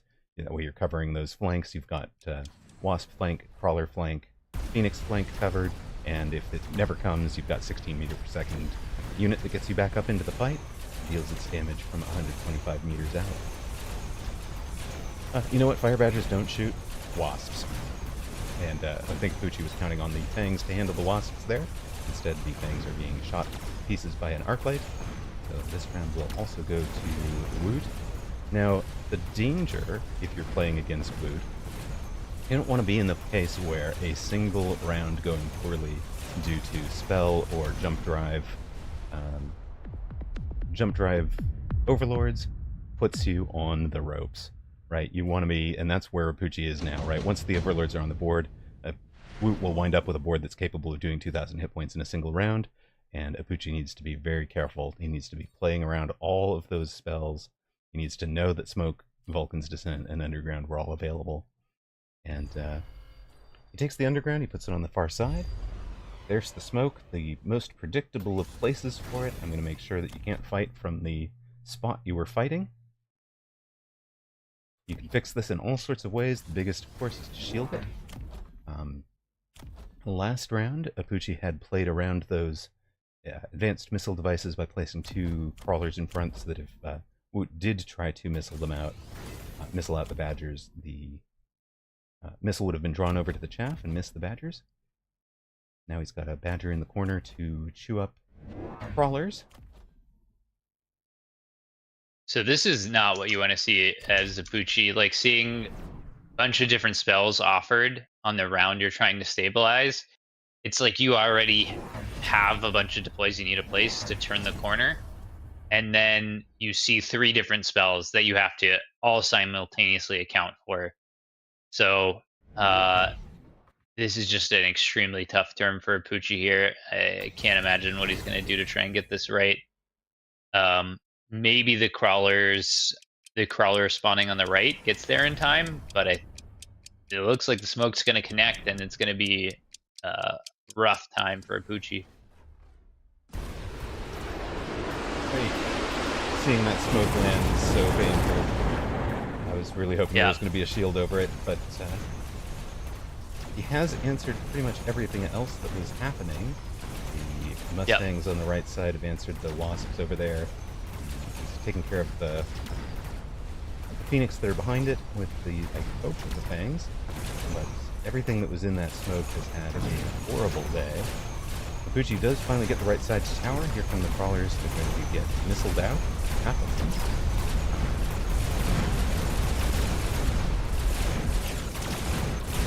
But that could have been a lot worse, but it's still a lot of hit point damage surviving. Drops Pucci about halfway from 1,700 to dead. Far further than halfway. He's down to 443 hit points. Time to stabilize, sir. If you're going to pull this off... what can he... What can he do right now? He has half of his army literally already starting in Smoke, right? So you're that, and then on top of that, you're at 400 HP. Like, you cannot afford to even lose by the smallest of margins. So this is gonna have to be a crazy turn from Pucci to turn this around. He's bubbling his left side, assumedly predicting that that's where the barrage is gonna go. The barrage has been placed on the right side, though. That looks like it could be quite bad. Pucci took the orbital to see himself. what He's got it on top of the main army for Woot. And that seems to be his hope. Still has 300 left. Interesting. The Arclight armor is super fascinating pickup for me. I mean, it's 35% HP and it costs almost nothing. So that's never bad in its own right. And then I think maybe there's a hope that the Mustangs... There's only one pack showing right now on the left side. Maybe those Mustangs lock on. Ooh, Woot switches sides on the orbital bombardment. Interesting. So Pucci will be covered from it, it looks like. Woot is not playing around the spell, interestingly enough. He's got 4,500 hit points. Maybe he thinks he can afford it. Yeah, I just feel like you want to go for the jugular now. The last thing I want to do is give any Poochie any chance to not Yeah. die on this round. He did loan and take speed. Push is coming in on the right. Bubble's staying up. Wasps are going down. Looks like he'll stay there. Can he win on the left side as well? Sabertooth is getting out of the smoke, running up, snipes the arc lights. It looks like he might win the left side. It looks like he'll hold on the right side. I think Apucci has just barely won this round. Stabilized. The crawlers are doing 88 damage a shot to a crawler, or to the arc lights, which gets through the armor. The level 2 tower had just enough hit points to survive. Apucci stabilizes. Does wait for 400 HP. He did 444 hit points to Prince Boji. I'm sure that was perfectly calculated. Would you like the Typhoon? Okay, wait. Prince Boji has just lost to a Wraith, so he's going to bring the Wraith out. He foregoes his double Overlord, and it's Apucci that takes the Overlords. Wow. You guys are trolling casters at this point. And I think that's a great pickup by Apucci. Ultimately getting more single target damage. It's good against everything that's showing on Prince Boji's board. The sledges, the arc lights, even the marksman, it's pretty good if you get the chaff right. So this is looking like a great pickup to support Apucci's board. And then the Wraith was double teched, and that's going to be the answer to the Wraith if at all possible. Now, notably, if that Wraith is the only thing that survives, it's not going to kill Apucci. So there's, the scenario of like, okay, I'm not dead to a Giga Wraith. He doesn't have to quite play around killing the Wraith. He just has to play around killing everything else on the board. Yeah, so the Wraith, even though it costs 600 as its sale price, it's only going to do 300 hit points of damage to Apucci. If it survives the round, that's the cost of a level 1 Wraith. And it's got 75,000 hit points with the armor enhancement and field maintenance. It heals at 4.5% of its health, but it has a chance. As long as Apucci still has some boats, he's got a chance of taking that thing down. Boat is the traditional notably, both counter. players loaned. Woot loaned last round. He's loaned again this round.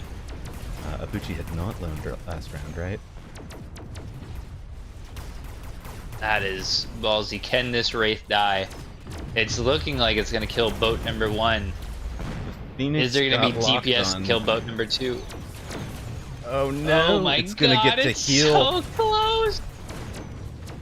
It is going to get to heal during this whole Okay, time. what are the odds that the Wraith is the only thing that survives? Is that I think the Wraith is the only thing that survives. Here it is. He's gonna take 300 damage and survive with 100 and some. I will just heal through everything you can possibly throw at me. I got this. Oh god. Manitou says Apucci loaned last round as well. I missed that. Thank you. Nuke. Nuke will not kill that Wraith. Oh it has my 74,000 hit points. The nuke! But Nuke will kill the boats for Apucci. I'm sure Okay, Prince Boji has Apucci's- learned this I lesson the hard way. Apucci, I guarantee, is thinking about, is this Wraith gonna be in? Which it is. And so he's skipping the nuke. And I'm betting you one of the reasons why he's skipping the nuke is like, I can't predict where that Wraith is gonna go. I think that Prince Boji is a good enough player that he will beacon away the Wraith, so I shouldn't even try and predict where it's going to go and hit it with a nuke. Instead, I'll just take the generically good thing, which is the nano repair kit on my level 2 boat, and just hope that does the trick, spend my money more efficiently. It seems like a great call, like with this Wraith being beaconed to the side. Does that actually Conceivably, the nuke boats? would have just missed. I think it might actually get the boats out of the nuke zone as well. I think they'll be out of that in 15 seconds, especially if Apucci takes temp speed. He's got 200 left. Yeah, it's going to be interesting to see just how much damage this nuke does on the right. And it's sort of peculiar that he's nuking the right side, Prince Boji's nuking the right side, right? Because so much more of the money appears to be on the left side for He's Apucci that I'm a little nuking surprised. the 2 boats. Despite having it does make sense. Despite having the Phoenix that kind of handled it, there's also 5 missiles on the line for Woot. I will blow up everything with my improved sentry missiles. All right, this nuke doesn't appear to be worth it. No speed for Gonna hit a Apuchi. handful It's gonna of units. One boat. It hits the one boat. Look at Apuchi this will get the drive-by boat. Come and taking tower. Other boats locked onto the Giga Wraith. The Apuchi will be making a comeback, it looks like.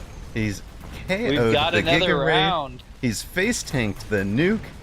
He's still alive with his 143 hit points. Assuming we can kill this.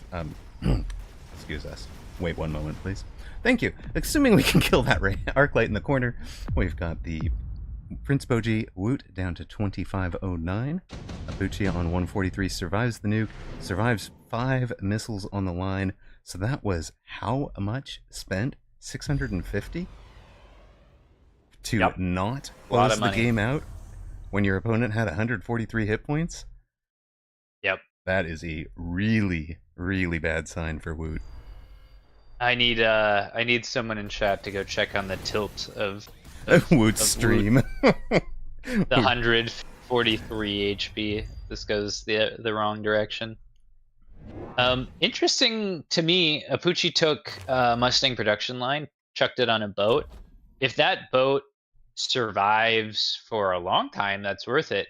Otherwise, it's pretty expensive, 250 costs for, if that boat doesn't survive 2 spawns, it's not even going to be a full pack of Mustangs. Right. So I think that's, it's sort of ambitious, but I know Apuchi really enjoys the production items and can get a lot of value out of them.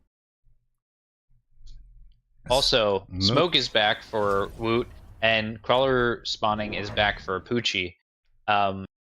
Luckily, there's not too many things on the ground, but it does appear as if Apuchi is forgetting about the smoke.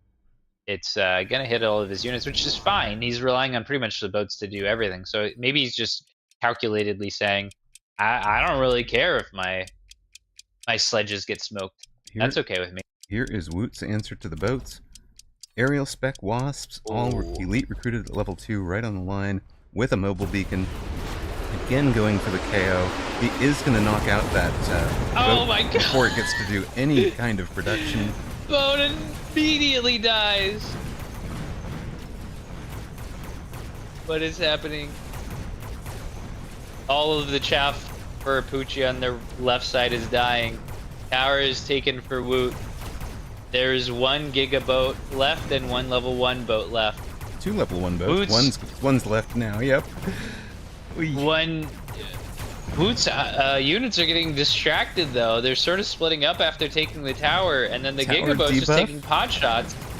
Oh my God! And the boat's not gonna die. It's shooting at crawlers. It don't matter. Oh, it does go down. So does the Giga Wraith. Apuchi survives round 8. Prince Boji down to 1719. The smoke on the ground, the oil from tower has been used. Quick cooldown will get the orbital bombardment back for Woot. And for Apuchi. Okay. Oh my God. That is the predictable place to put it. Woot does run jump drive on every air unit. Already has it teched on the Phoenix, so could tech it on the Wasps and predict this and get out of there if needed. Loose formation for the knockout for Apuchi. And there is the jump drive on the Wasps, the jump-driven Phoenix also out of there. So that orbital bombardment is going to do next to nothing for Apuchi. Yeah, I wonder what Apuchi's plan is here. That Wraith is going to skedoodle out of there as well.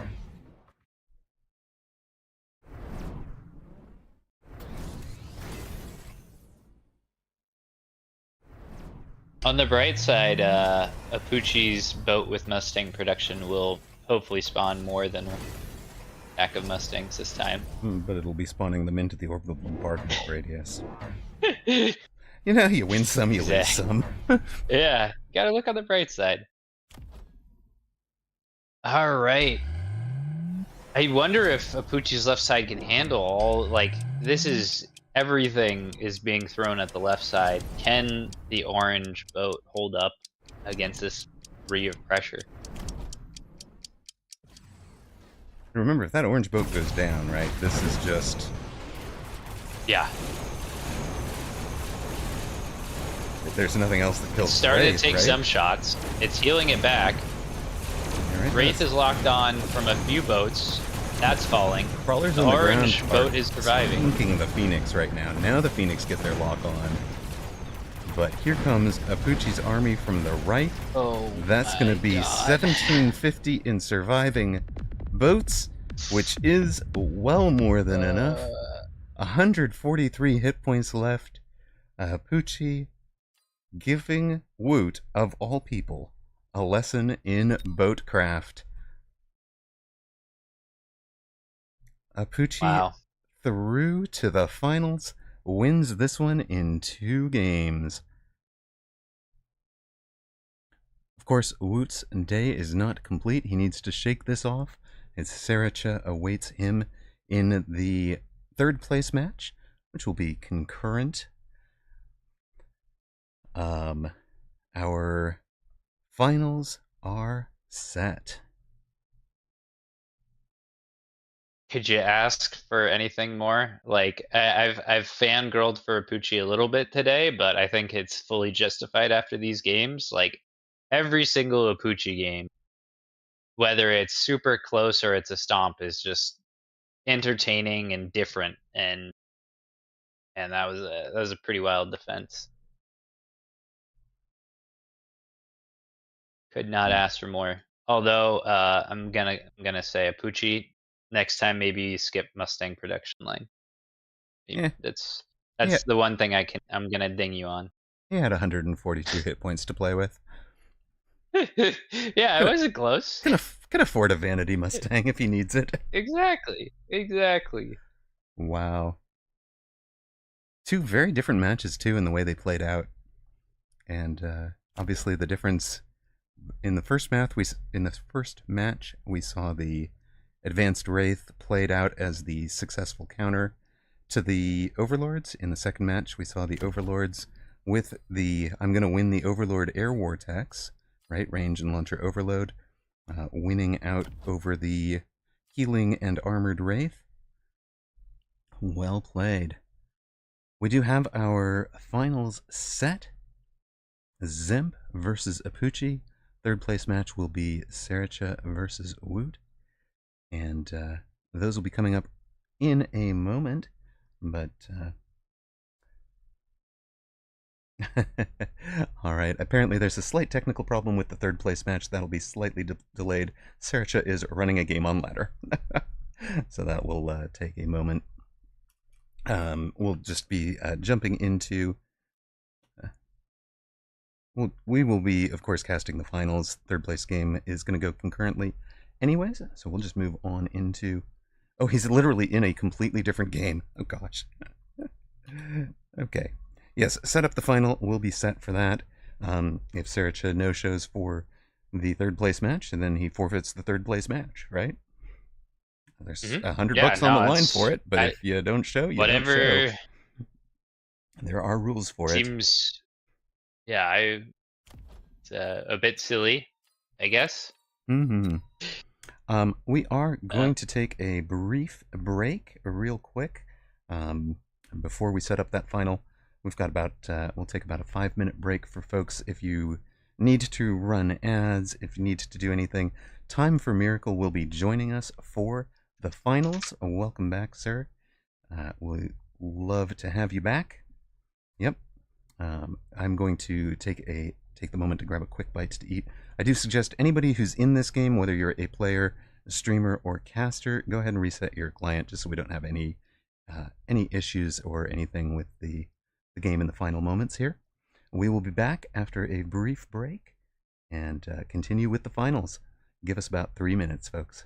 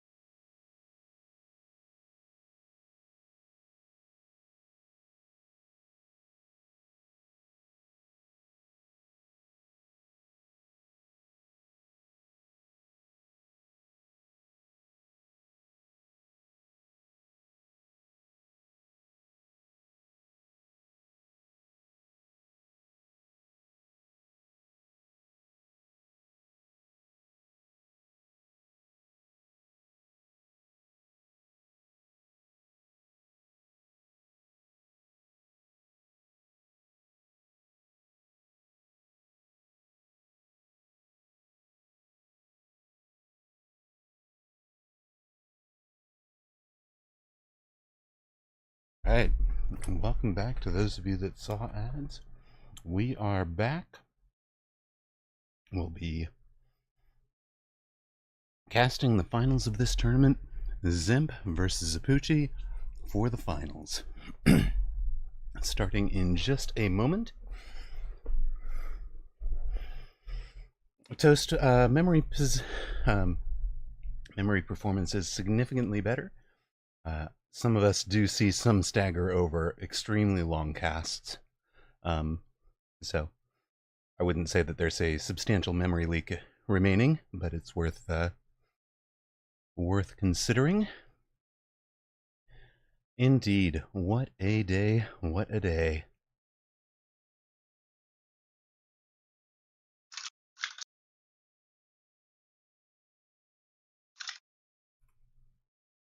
I'm very excited to be back in time for the finals. How are the semis? Semis were amazing. Welcome back, time. Semis, we had some real action. Zemp and Saracho went 2-3, and the Apucci survived the second match of his. He won both matches, but survived the second one with 143 hit points, so it was really thrilling comeback. Sounds excellent. I'm sure Zemp via Apucci would be a great last game. It will be phenomenal. Of course, this is best of 3 as well, so we are looking forward to having you folks.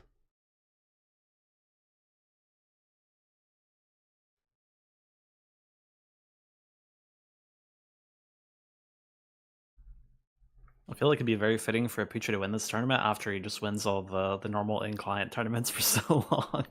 Well, I feel like every weekend the past, like, I don't know how many months, I watch Apucci stream and he just winning the tournament every time. He hasn't won all of them, folks. Not all of them, certainly. A lot of them. Set the record straight there. Week 74, he lost the final to Surpar and came second. Week 73, not in the finals.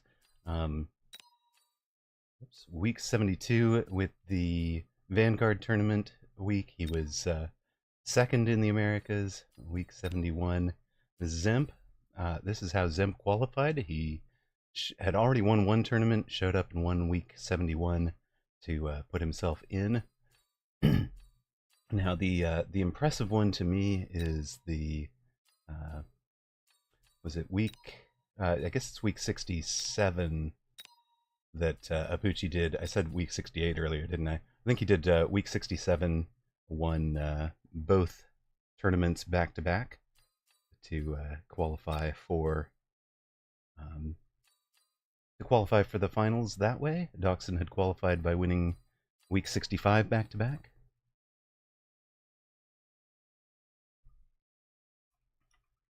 Yeah, I agree with Time's point completely. Of it feels fitting, and to me, this has been overdue for like 6 months to a year.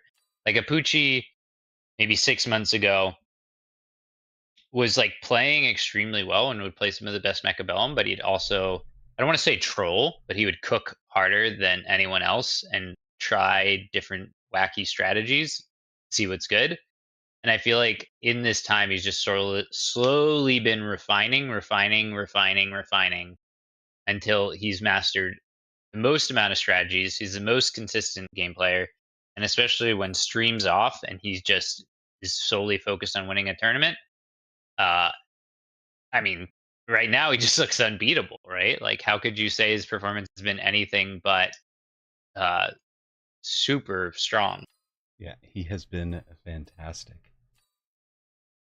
Zemp, on the other hand, has been playing at a very high level for a very long time. Won the last major tournament on offer. That was the Dev Pro tournament, beating Steel Sane in the finals of that. Amrock, I think your client may have bugged out somehow. The game has started, by the way. The game has started. I am bugged out. Yes.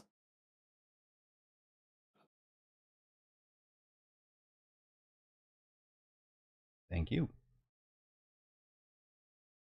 All good. So Apucci is a Typhoon spec. Very strong start for him. Strong start with decent unit choices. Okay, so Time, you're gonna have to paint a picture of every unit on the board till the It's game's okay. up. Mrock found it. It's all good. But Poochie is Typhoon spec, Sludge, and Marksman. Zemp is Fortified, Storm Crawler, Storm Fang, sorry, with Crawler opener. So it'll be pretty much a watch the first round, probably. Poochie is aggro instead of standard. Love to see that from him. Oh my gosh, this Marksman is very aggressively positioned. Able to see some Assault Marksman. Does he have it on the bar? I love it. He does have it on the bar. Oh, the it's crawler position from definitely an Poochie. Assault Marksman deploy. This is an for Assault sure. Marksman deploy if I've ever seen one. Absolutely. Also, I wonder if he has paid attention specifically where Zemp's been placing his storms, because his crawler is dead in front of it, like Yeah. perfectly in front of it. Like his whole deploy is based around that. Would not be surprised at all if that was just a hard read from knowing Zemp's playstyle.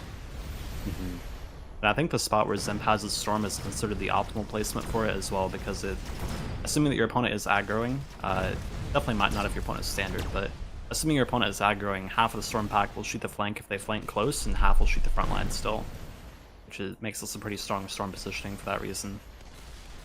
I'm gonna lose my marbles if we see Assault Marksman in the final of this turn. I mean, we have to, right? Like, this positioning just screams Assault Marksman. Like, it makes no sense if he isn't Assault Marksman. Oh, he's got Subsidized. Sub-mark? Oh, but he takes Laser Sight. Come on, Poochie, don't tease me. Don't tease me. Wow, that's so weird. So, I wonder what his game plan is then with the Marksman. I wonder if he just wants to sell them immediately, or what is going on here, because the Marksman is also in his trademark War Factory spot, so he clearly either A, wants to get out of it, or B, play a completely different board than he usually does, so it'll be interesting to see how he does that.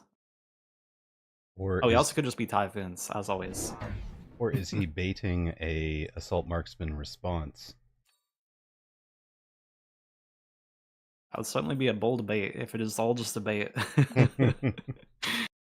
Your positioning is pretty permanently set in the stone here by doing this, so that would be a heck I mean, of a you can bait. sell out of him. Yeah, I don't think it'd be too bad if he just pivots. But I wouldn't assume Zemp would be the type of player to play around Assault Marksman. Yeah, That for is sure. that is a certain type of crazy to recognize an Assault Marksman position. Preempt it. Agreed. I mean, there was the subsidized Marksman card offered, to be fair, but definitely not something you want to try and preempt. So is this Marksman on the left gonna just shoot this Arclight that was just placed by Zemp? And yeah, it does. It locks on immediately. Bit of a misplay by Zemp, I would think. So he loses his chaff clear on one side, which means the crawlers are gonna protect the Marksman. Yeah, I mean, maybe Zemp just thinks, like, this is going to be an Assault Marksman and it's not going to lock my Arclight, and that's why he goes for this. Oh, Really, that's a good, yeah. I mean, that's the only thing I can think of. Like, you just assume the Marksman no longer has the range, right? And it just won't do that. Yep. It's a nice hypothesis. I mean, what else do we think Poochie's doing from here? Besides clicking Assault Marksman, right? What do I think? I don't think he's clicking Assault Marksman, man. I think he would have taken sub Mark. He's just... Yeah, agree. Maybe, I just okay, so... Zemp that turn, that's all. Oh, so I feel like yeah, I think these are just gonna unfortunately be real Marksman. Yeah. He's just pairing it with Typhoons, and it's his single target damage for a little bit.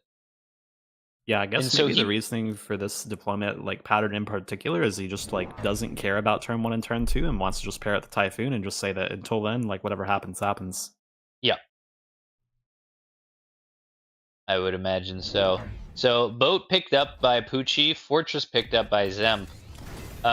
It feels like the Fortress is going to be pretty good at holding the ground for a little bit. Like, there's just not a lot of DPS to get through it until that Boat really locks on, and even so, it'll still take quite a few shots.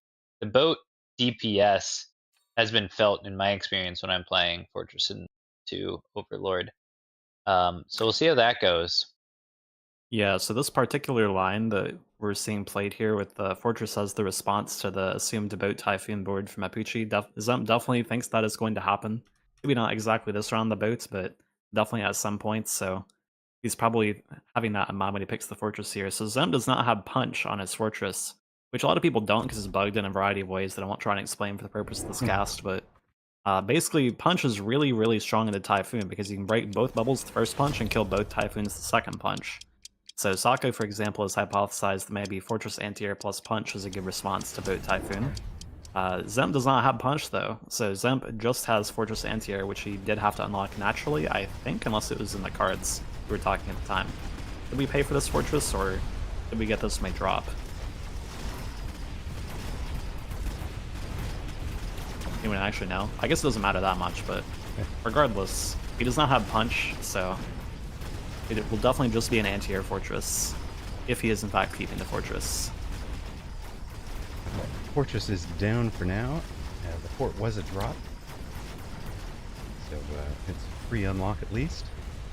It's going to be in the corner here, and you know that is the standard answer to an aggro on that corner is get something big and tanky out there, buy some time before the tower goes down. But here we've seen Apuchi pushes through. Zemp down to 31.88, Apuchi on 35.92. We go to round 4. Oh, really important to note, by the way, Apuchi does not have jump drive on his boat, so this boat is staying here. Yeah, it is not going anywhere. This is not the Woot game. Yeah, notably also, Sako is running this exact boat tech setup this morning, and they are definitely teammates to the S1 Big Tourney and also other stuff, so I'm assuming this was a group cook to run this setup for this tournament.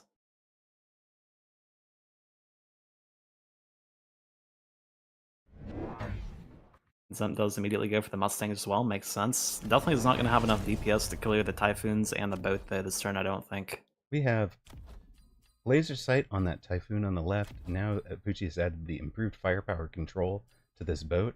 So it's going to be doing 6,000 damage per missile, 6,300 per missile, 4 missiles per shot, and Zemp committing into the forts.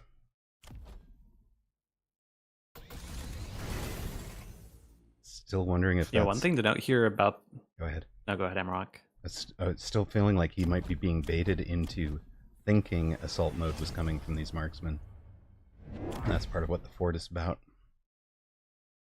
Yeah, definitely could be partially. Some people really favor the fort response to boat Typhoon push, so Zemp could be in that camp. I don't know what he thinks about it, but clearly likes it from this spot. One thing to note here is the Typhoon does have a laser sight, so it will not tank for the boats unless Apuchi has range at some point, right? So for right now, the boat will definitely be ahead of it and definitely get shot for the Typhoon gets shot. And I think that's actually a pretty non-trivial thing here, given that this boat is in the corner and that Typhoon's in the corner, which usually itemized unit in the corner, giant or 300 cost or otherwise, is pretty effective, but in this case, it might not even be beneficial that the Typhoon has more range since it isn't providing a front line for the boat.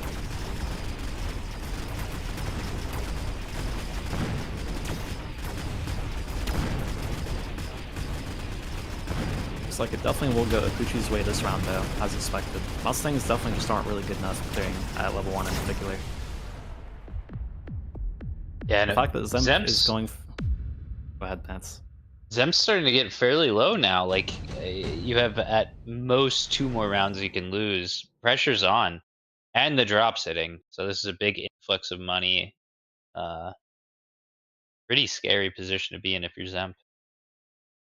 For sure. And I think it's really important to note, too, that Zemp doesn't actually have to play around as many things as he normally might because Apuchi does not have jump drive, but Apuchi goes to the other side play anyways. He does not need jump drive, nor would you really want to with one boat, but I'm just saying, he doesn't really have to think about that many different possibilities where Apuchi could be.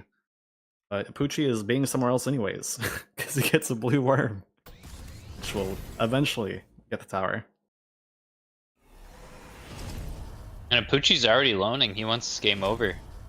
I think the rough idea is like, I either end it this round or next round, or I've lost. So may as well loan and start getting my money's worth. And I don't mind that idea at all. Yeah, I don't mind that idea if that is his thought process. I do think he does just win long term versus Zemp's board, or at least like for quite a long time, unless a lot of spells drop. That's my experience playing the board. I played like 20 plus games this board and played against it quite a lot. It really just beats everything. It's just ridiculous. So that's getting nerfed next week, by the way. It's all good. Thumbs up. But the board's really, really strong. So even if Pucci doesn't win this turn, I think he's in an okay spot, but definitely agree with the thought process of loaning here, because if you can't end it, you do want to end it for sure.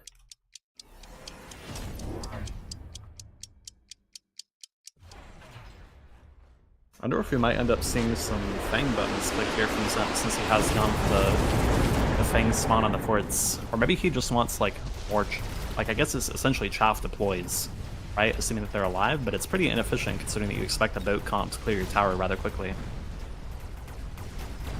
Love this level 2 sandworm coming in to get the tower for Pucci. Even though the tower is leveled up, it goes down pretty quickly. Needed to happen a little bit earlier, I think, with everything stuck in the oil, but very ballsy play, because a lot of people would look at the fort as being the natural counter to the worm and refuse to run up a worm into this board. Pucci instead looking at it as, I need the knockout, gets the knockout, wins around 5 of match 1, and just goes straight for the tower.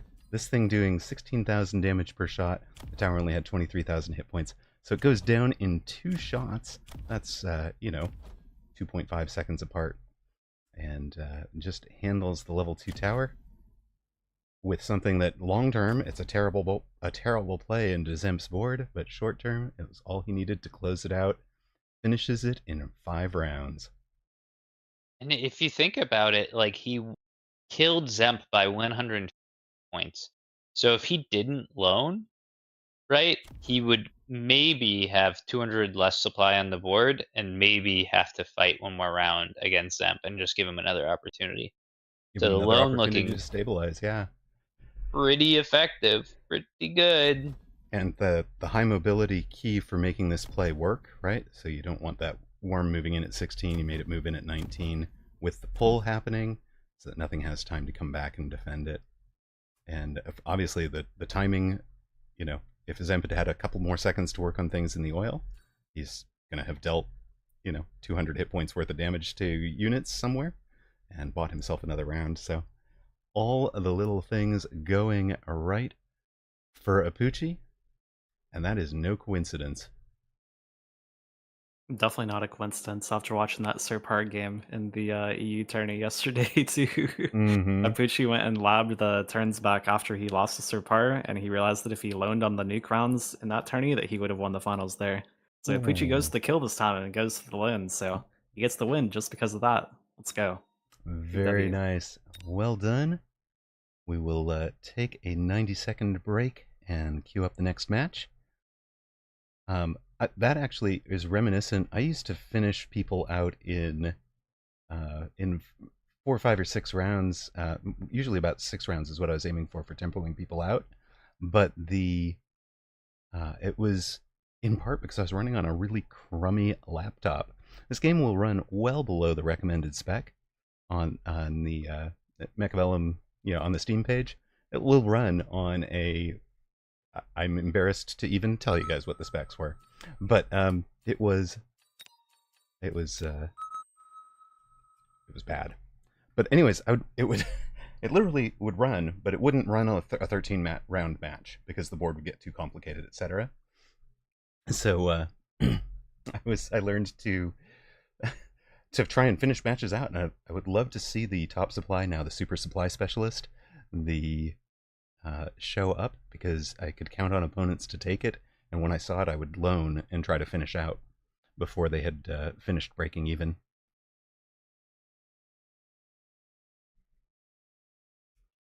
So that's what that reminded me of, with Pucci going for that tempo and timing. Okay, so it's easy to say this with the current state of things, but is anybody scarier than a Pucci right now? Like, he can play every single strategy. This man is labbing yesterday, optimizing all of his builds. Like, I would just be terrified. I'd be so in my head right now.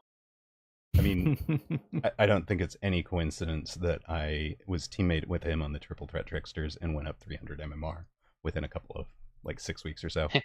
Like, absolutely not a coincidence. Oh, well. We had 180 people enter this tournament. 8 made it by invitation.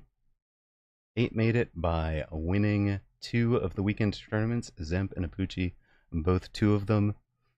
We had 160 applicants for the qualifying tournament. We took 64 of those, plus a couple of folks off the wait list.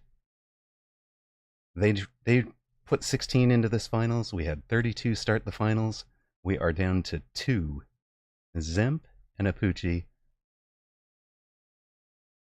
possibly the final match of this tournament. If Zemp can win it, he will force the decisive third and final match.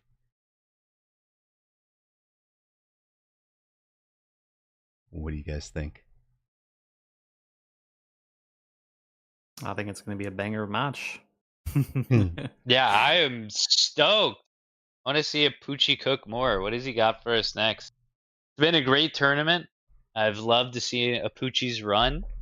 I'm excited to see the conclusion here, especially with Zemp coming off of his personal tournament wins as well. It seems like the perfect matchup. Right. Do want to say For sure. Personally, I think the tournament so far has been really incredible too. Thank you. I do want to say a huge thank you to Salt Monkey, Uncle Lazy, Sir Limbo. You guys have been phenomenal behind the scenes setting this up, wrangling casters, wrangling players everywhere. Thank you very much to the players for being patient all through that qualifying tournament and then all through this tournament. You guys have been amazing. And thanks to all the support that we've had from the community. The supporters and community really could not have done this without all of you guys. And it's really lovely to be part of such a good, supportive, and fun community. Really appreciate you guys being here with us. And thank you to Paradox Arc and their team for sponsoring this event and making it possible. Let's go. Zemp, near side in blue. Apucci, far side in red. No Typhoon Specialist offered to either player. Very important thing to point out, huh? A lot of really garbage facts offered to Apucci, by the way. I don't think he's waiting so long because he just wants to think that long. I think a lot of them are just really bad. Doesn't end up going with the elite spec. What? What is with 3 elite specs in the semifinals and finals? This is crazy. Nothing makes sense in Mechabellum anymore. Yeah, Elite's been like really trash for a super long time, but Elite's actually good now, especially for aggro, I think, but maybe even also for standard, perhaps. Zemp certainly did win with Elite and standard. So like, I trust you, but that sentence just doesn't make sense. Elite is good to me, especially in aggro. I'm just like, that combination of words can't be used. Here, let me put it in perspective for you, okay? If the only playable aggro comp is Boat or Fortress, and Fortress loves being blue, and I run full carry for it, that explains why I think that Elite is good in aggro, right? That's the context. There is also a breakpoint where Arclights don't one-shot crawlers, which makes the crawlers more powerful coming in, a little bit less powerful into Mustang, but Zemp will be near side, working out of the supply specialist, Apucci, the elite specialist, putting instant early tempo pressure on, drops Zemp to 3350. Apucci's on 5400 hit points. Has the luxury to... It's also... Go ahead. I was just going to say these blue crawlers. Hence, this is the other reason that Elite is so good. It's because blue crawler just beats absolutely everything that isn't Sledgehammer. Every unit that isn't Sledgehammer just dies to blue crawlers in early games. Alright, let's see how they do into the Fire Badger. For some reason, I think the Fire Badger ain't gonna care. Yeah, Badger is slightly better, right? But if there isn't a drop on round 2, then Zemp takes like 1500 damage here probably. Because this board just simply cannot kill blue crawlers, right? That's one of the primary things Elite gets to farm as its advantage, but definitely if you have a round 2 drop, then that kind of just commands the game at that point. Apucci is going to go for the flank Fire Badger and Crawler out on the right side. So that'll pull Crawlers out to the Fire Badgers as well. as distract these folks. If only these guys were going straight to the tower, that would have been awful nice. They did not. But let's see if level 2 crawlers can eat fire badgers. Like, Also, I with want to mentioning believe Apuchi- in the elite dream, but this is looking like it's gonna scale fairly well for Zemp in the long run. Well, I suspect that you'll see Apuchi play Forts this game, because, I mean, that's just what you want to be doing if you're playing Elite Aggro, is play Fort, and Apuchi has the perfect carry set up to do it, so I suspect that is where this game is headed for him. Sure, easier said than done though, right? Like, $600 for each fort, and then $200 for the unlock. So let's say you want 2 forts with the unlock and no techs, you're paying $1,400. So if you want to do that in a singular round, you have to wait till round 7. Otherwise, you're just deploying 1 fort in a round. It feels challenging, right, to actually bring the forts to fruition. Yeah, I mean, when you put it like that, it certainly does sound that way, but I have played hundreds of games of that strat at this point, so I'm very familiar with Apuchi's spot here. It sounds like it's hard Hundreds to of play. elite spec games? Yeah, I've had it on my bar for like 6 months. I've played at least like 150 in the last like month. Wowzer. Bringing Yeah. elite spec to the forefront. Now, Yeah, Elite Spec is my most played specialist right now, actually. So. Oh my god, you are, I'm actually extremely qualified to cast Apuchi's spot. you're the most qualified. yeah, Also, I was going I'm to say... concerned, but yes, I'm a little bit worried for your sanity, but also, yes, that does make you the most qualified. Do note, Apuchi is very specifically leaving 7x7 gap for War Factory here and on this left side. Also left himself that 4x4 gap for the fort right here. And I do want to point out for those of you watching at home, you know, it's going to take a couple hundred runs of Elite to get to the point of being able to run it at 2000 MMR. Don't just That's true. choose Elite and run it the exact same way you run anything else. It's a completely different specialist. You're suddenly playing a game that is not mirrored. And there's a lot of things that you can take advantage of, and a lot of breakpoints you have to learn, and a lot of things that you might have done in a normal game that won't work. For sure. Playing Elite is very different, especially Elite Aggro. It's almost exclusively Fortress. It's very hard to be a comp that is not Fortress if you're playing Elite and Aggro. Not that that's a bad thing, you have the tech set up that Apuchi runs and I run. So I think that his spot is very good here because he has a commanding tempo lead, and it is not hard for him to get into Fortress, and it's very hard to answer the Fortresses once he gets into it. And for the other side of that is, it's probably a comp that Zemp has not tried to defend a whole bunch of times, right? If Apuchi has that 100+ matches running Elite Aggro like this, it's unlikely Zemp has seen Elite Aggro run by somebody of Apuchi's caliber this often, you know, that often, to have patent answers for it, right? That is true. I have played it in the Zemp, so he has at least some experience playing it against me. But Apuchi does not care about our commentary. Apuchi has clicked Smart Arclight instantly when he saw it, so this is now an Arclight game. Congrats. Forts no more, I guess, at least for right now. he's just splashing some smart lights. Yeah, No worries. He could. I mean, he is elite, so pivoting into Arc carry at some point, definitely not a bad choice. There's 3 blue Mustangs to farm on the board. Plenty of things for them to shoot they like shooting. Who knows, maybe we'll even see some classic Arc Phoenix action. In a long time since that was a meta comp. We have leveled I think the left longer- side ball, but not the right side. Go ahead. The longer this game goes, the more it feels like it will eventually go in Apuchi's direction, though. Like, you get to slowly get enough money to outgrow the growing pains of Elite Spec, and then you just get pure upside. So I feel like Zemp's got to make his move fairly soon, right? There is a window that is closing, in my opinion. That being said, he does win this round. Yeah. Somehow wins this round by a lot. I'm not sure if it was the tower that caused it or Right. maybe about like a Mustang tech. Right side, the level 3 Fire Badger with absorption module just refused to die. It locked the level 2 Fire Badgers over there and allowed crawlers to live that had been previously dying. Those took care of a whole bunch of other things. So Yeah, that would be pretty nasty. Mapuche takes the level 2 Sledgehammer, forgoes the Typhoon. We're not going to be seeing Typhoon aggro this time. Yeah, one very bad thing about Elite, by the way, at least for this current patch that we're playing on, is that it's very, very hard to play Typhoon boat from Elite, because your boat's costing $600 is not a good thing. Not a good thing at all.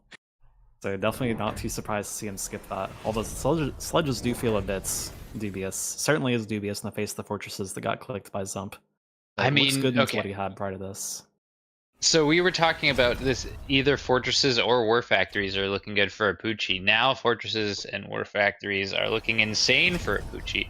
And yes, he took smart Arclight, but I don't think that is committing him to Arclight by any means. Him from taking the forts, right? Yeah. He just sells these sledges and picks up war factory or blue forts, and is he not just like absolutely rolling Zemp's board? I do agree with you, Pants, but let's take a look at Zemp's Fortress Bar. What do you see missing from Zemp's Fortress Bar right now that was not missing earlier? I don't think, at least. There is What do you not see there? There is no barrier there. Yes, sir. There is no barrier on that fortress right now. Wow. That's courageous. Yeah. There's like one player on ladder who's high ranked that doesn't run Fortress Barrier at the moment, which is Blue Hair. And I don't even know if he thinks that's good, but he does it right now. Like, he might just be testing, you know?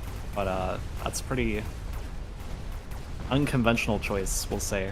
Not have Fort Barrier available. Unless you are Blue Hair. So that definitely takes away a lot of the capacity of the fortresses for Zemp to, like, play against War Factory, although I'm assuming what we would see probably from Zemp is Fang Ignite clicked if he has Fang Ignite available. As in Fortress Fang Summon and Fang Ignite combination. Yeah. So we'll see. I maybe click and check next round, but I guess that's maybe where he's headed with his tech line. Like, he already clicked Launcher Overload, so that would imply he wants tank for his Fangs, so I guess that's the plan. Let's see. The reason does he have Ignites? The reason it implies tanking for the Fangs is because it reduced the fort range by 20 meters, from 100 meters down to 80 meters. The Fangs have a 75-meter range. If he takes range on them, that gets them up to 115. So they would be hanging out behind the forts. Exactly, and Zemp does in fact have Ignite Fang on the bar. And Apuchi There does click the Blue is. Factory. Yes, sir. Oh, baby. We saw it against Illuminati. We see it here now. Apuchi goes for the Elite Level 2 War Factory with Launcher Overload. Note that he is not even running efficient production. No, this is a full factory we go into war with, trying to finish this match out as quickly as he can. He's going to pay the 200 cost for maintenance for it. No making this cheaper for himself. This mobile beacon... Absolutely, and this is most definitely the Apuchi special right here. This particular play with this particular factory in this particular spot with this particular mobile beacon, which is very importantly placed at the very back of the factory to make it go as far forward as possible. So this should crush the white and blue fortresses without breaking a sweats. Unless some tower timing happens, like catastrophically bad for Apuchi, I don't see any flanks. The factory should win the rounds. Whether or not the factory's winning the game is another matter, but it should be winning the rounds. Be handily. Rolling on in. Goodbye, Fortress. Yep. Goodbye, Red Badger. Goodbye, Blue Fortress. Goodbye, Tower. Now, goodbye, game. It has taken a whole lot of damage. You heard it here. It has taken a whole bunch of damage, so this thing is looking at least vulnerable enough to be killable right now. It does look pretty killable until it one-taps the forts on. That's the hard part. It almost goes down. It's really close. Forts have clicked launcher too, so I think that means the factory is permanently the same range as them, right? Which is actually a pretty big disadvantage if you're Zemp here. Other than the whole like tanking for the Fangs thing, which we discussed. Zemp gets laser sights. That will be helpful in countering the War Factory, staying out of its range if possible. Also taking in oil, you've got to expect that's going to be right in front, sure. Well, I'm really interested to see what Zemp chooses to go for. He goes for the range on the forts. Okay, that makes sense. So this is a bit precarious because now if Apucci clicks range in his War Factory to match this and Orange Factory, let's go. So we Orange might see a Factory replay. versus Acid Crawlers Crawler. placed right in front. Okay. That's gonna be nasty. We might be seeing the same thing we saw earlier versus I forget who it was. It was definitely Apucci's factory there, right? He clicked Steel Illuminati. Ball Prod and it was Orange Factory. Yeah, versus Illuminati. There you go. We might be seeing the exact same thing happen here, which I think is pretty likely given that the fortresses have range tech clicked. That implies they're going to be dying to Orange Steel Balls, unless Zemp levels all of them this turn. That might give them enough of an XP lead to keep going with that and not get overrun by the balls. We'll see. Maybe we don't even go the ball route, but certainly very powerful. Orange Steel Balls do a lot of stuff, as does Acid. So Now here's a I think the fascinating other- one. this world. Apucci takes Replicate Crawlers. Replicate Crawlers into Acid Crawlers are really, really strong. He's also got the Underground Threat coming up with Replicate down here in the corner. So even though it's going to get missiled out, I think you're going to wind up with a whole bunch of Acid on the ground. And Replicate actually performs better into that. And with the fire getting, or the ground oil getting lit on fire, is this War Factory able to chew through? It is not. A level 2 fort with range and laser sights, able to delete it while it was standing on the acid. This is Zemp's opportunity. He has to deal maximum damage here. He's not going to have oil back for a long time. And Apucci's going to be able to play around the acid. Apucci unable to get a fort kill, so he is taking a significant amount of damage. Yep. Giant nerf is noticeable though. So Apucci down to 2,700 hit points, Zemp on 1,700. Weak. It's very important to note here that Apucci is blue. As a reminder, he must buy a blue boat or a blue Farseer if he had that unlocked, which he does not, Right. to get Photon, which he definitely pretty much has to have unless he wants to pivot into like a production factory and go backwards. But He has Photon his on bar the does bar. not really say that. He has Photon on the bar on the War Factory. Yeah, always a choice. Very good choice. Oh, He does oh. not care. Goodbye. Where? What? Orange Factory, my beloved. It's gone. It's respawning elsewhere. Orange Yeah, Factory you got- gone, Blue Factory back. I guess we're going middle, right? It's the only spot It's gotta there's be it. no. It's the only spot there's Two no of acid, them. right? Yeah. Okay, Oh, it's making all it right. late. Interesting. I mean, Just the your fortresses nor- are exactly the same range, so...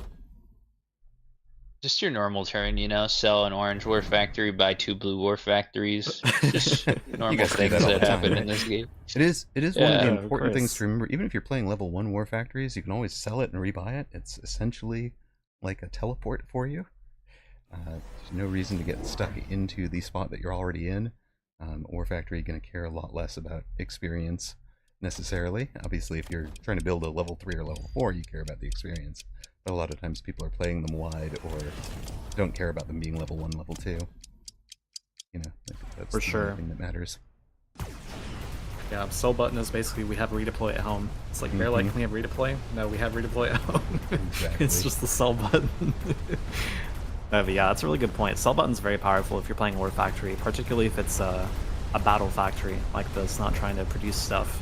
Definitely not uncommon to see it get sold and side swapped, or I guess less commonly we just like sell it and put it backwards to avoid dying to acid because we don't want to click Photon, but that is the play we've done here, and the acid is definitely just all on some side of the field, so it's gonna look really good for him.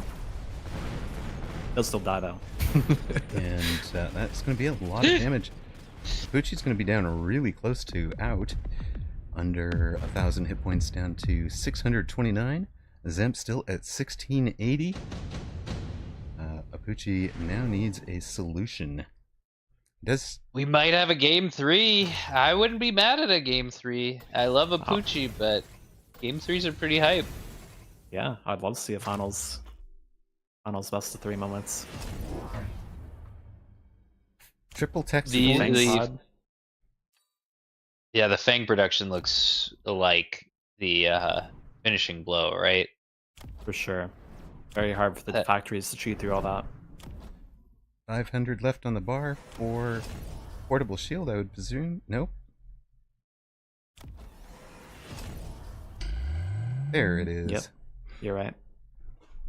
Yeah, I don't see how Poochie's board manages to clear that. Zemp now has like more than double the amount of chaff he had last turn, and that was already the problem his board had. Oh my god, he's got a third one. Wow, that's unhinged. What if he just sells the right side one and buys all three on one side? That's not even good though, right? Even after they fix the pathfinding bugs. Man. That's a normal looking board right there, right? 3 blue war factories. May not like it, everyone, but this is the new meta. I am going to point out that the only other time we've seen a Poochie lose a match, it was to a board full of triple teched forts. Found his hard counter. Mm-hmm. Yeah, I suspect we might be seeing a lot more of this mono fort comp. Technically he's like also Mustang sort of, but Conclusion's been doing really well on ladder with this mono fort slash Fang sort of. Fang summon fort bar with Ignite on the Fangs, so this might be the thing that comes after Typhoon Boat to terrorize us. We'll see. Definitely looks like it ought to be taking this match here though, unless the factories somehow just don't care this time. This chaff is looking a bit sparse. We're down one Second fort, wave of one Fangs, though. War factory. We're down the second war factory. There's one left. Hanging out here in the corner, getting shot at range. Of course, Zemp's Fortress is now walking standing in through his acid. own acid. We might have another round. 2 forts do have to live, and the orange fort's the one that's far away. Ooh. Oh, the tower timing? Tower Oh, he timing lives. works. We'll have another round. Orange Fort wins the round, drops a Poochie to 237 hit points. Oh, really important that orange fort has laser sight. I didn't even realize that. Okay, so that thing is not the same range as the factories, No, and that's it is very, very outranging important. And there is a second And one it's- that's been leveling, and that is going to be the home for that other. When Oh, is Bear like gonna let us put equipment on war factories? God. That'll be It really needs to be in the game. So OP. That's all. Super heavy war factory. God. Come on. Case closed. Imagine parasitic ammo war factory. Can you imagine the abomination that would be? My god. War factory that EMPs. Yeah, charged ammo war factory. Nano repair war factory. Yeah, toast. Yeah, I guess that's the real offender, right? That's the abomination that you can't kill that is the reason the items are disabled from it. Bear like doesn't want to let us have any fun. Alright, now we are countering the Fangs with ranged high explosive ammo on the Mustangs, so nobody else even has this on the bar. And Apuchi has it on the bar. No anti-missile. Took that off, has high explosive ammo in its place. And that's actually going to be really solid guessing into the shield Fangs, right? Yeah, exactly. I think that is the entire reason Apuchi has this button on the bar right now, is because he expects Zemp to play this Fang Spawn Fortress in this match. Because you mentioned earlier when we were talking to him that he took off high explosive for anti-missile, right? Mm-hmm. But he put it back on because he expects this. Right. This is the only application of high explosive in the meta right now. Because wide crawler does not... It's just bad to click high explosive versus wide crawler, basically. But versus Fangs, it's incredible, so it is a good answer to this basically mono fort composition by Zemp here. Also turned out to be a very good answer to the level 2 wasps that were added. And with the mobile beacon, we've got 2 surviving war factories together on the left side. One in the middle has gone down. Or it's Zem's on acid enjoying may kill their him here. acid. Yeah, it's really, really bad for Zemp here. But the war factories do eventually walk through the acid enough, I think. And I mean, I think the there's Orange Fort seals the deal. Orange Fort sealed. Yep. There are still wasps left. We will have a game 3. Zemp gets it done in Let's 10 rounds. go. Game 3 in the finals from what, 180 people that originally signed up for this tourney? 180 people down through 64 qualifying games. I believe we've had 32 odd matches here, and it comes down to just one coming right up. Don't go anywhere. Make your popcorn. Last chance. Man, I'm so happy we had a game 3. It's so hype. No, poor Dr. Bois. I have to catch the final on the VOD. Feels bad, man. You didn't Man, a block lot your of these entire games today. You did not block your entire Sunday for this? How many best of 3s have we had today, Amarak? Do you know? I feel like we've seen so many. I do want to bring one thing up real quick. We never did get Saracha back. We very graciously agreed to split the third place prize, despite potentially, by the rules, having been able to just claim it himself. So we'll be awarding 100 each to Saracha and Woot. So very awesome sportsmanship. And I'm going to call out, if you're watching this on the Steam Mechabellum page and you're thinking about buying this game, we have done a tremendous, spent a tremendous amount of effort as a community to try and curate a good community of folks that have that kind of gentlemanly sportsmanship. You don't get, at the lower MMRs, I think there's still are a bunch of folks that are, will occasionally be toxic, but I found if I blocked about 30 or 40, it was fine. Like, I don't wind up with a whole lot of toxic, easy, sorts of folks. So I really want to call out that the community is a huge part of this, and we're really highlighting that with the sportsmanship to split the third place match, despite Saracha not being around to actually fight it out. How many of the best of threes went to 3 matches? The answer is all but 2. Nope, all but 3. Wow. All but 3. That's really impressive, honestly. A lot of very close games. Yep.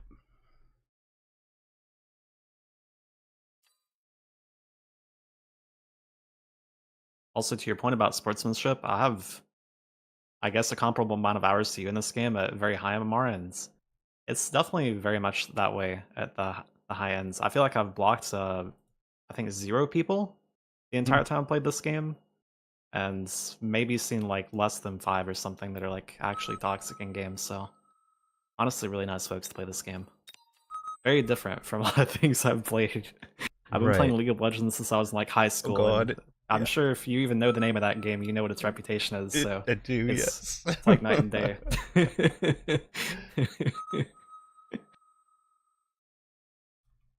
And that is not a coincidence. There's a whole Mechabellum guild of folks that are committed to that. There's you folks who've been doing the work at the the professional or high end level have been really committed to that. I know Rat and Mongst kind of fostered some of that community. I know you guys have both of you personally, as well as some of the folks in the in that 501 community. And so I really appreciate all of the folks in the community who have really made that happen, because at the end of the day, you're going to play a multiplayer online game, right? You want to have people enjoying themselves so that they keep playing. If you don't have that, you don't have 6,000 people online on a Sunday. We're currently actually pretty late in the day. We're closing in on midnight or past midnight European time, so starting to drop, but it'll still be still more than 4,000 people online at the moment, and that is just concurrent online players right now, not not the number of players who are active. So there's a lot of folks there, and it's taken a lot of conscious effort from a lot of folks to push that kind of community and sportsmanship. But it's also a great opportunity to get to know some folks from around the world, right? Like we've had Bear Lake on, we've had your organizers are each from different nations.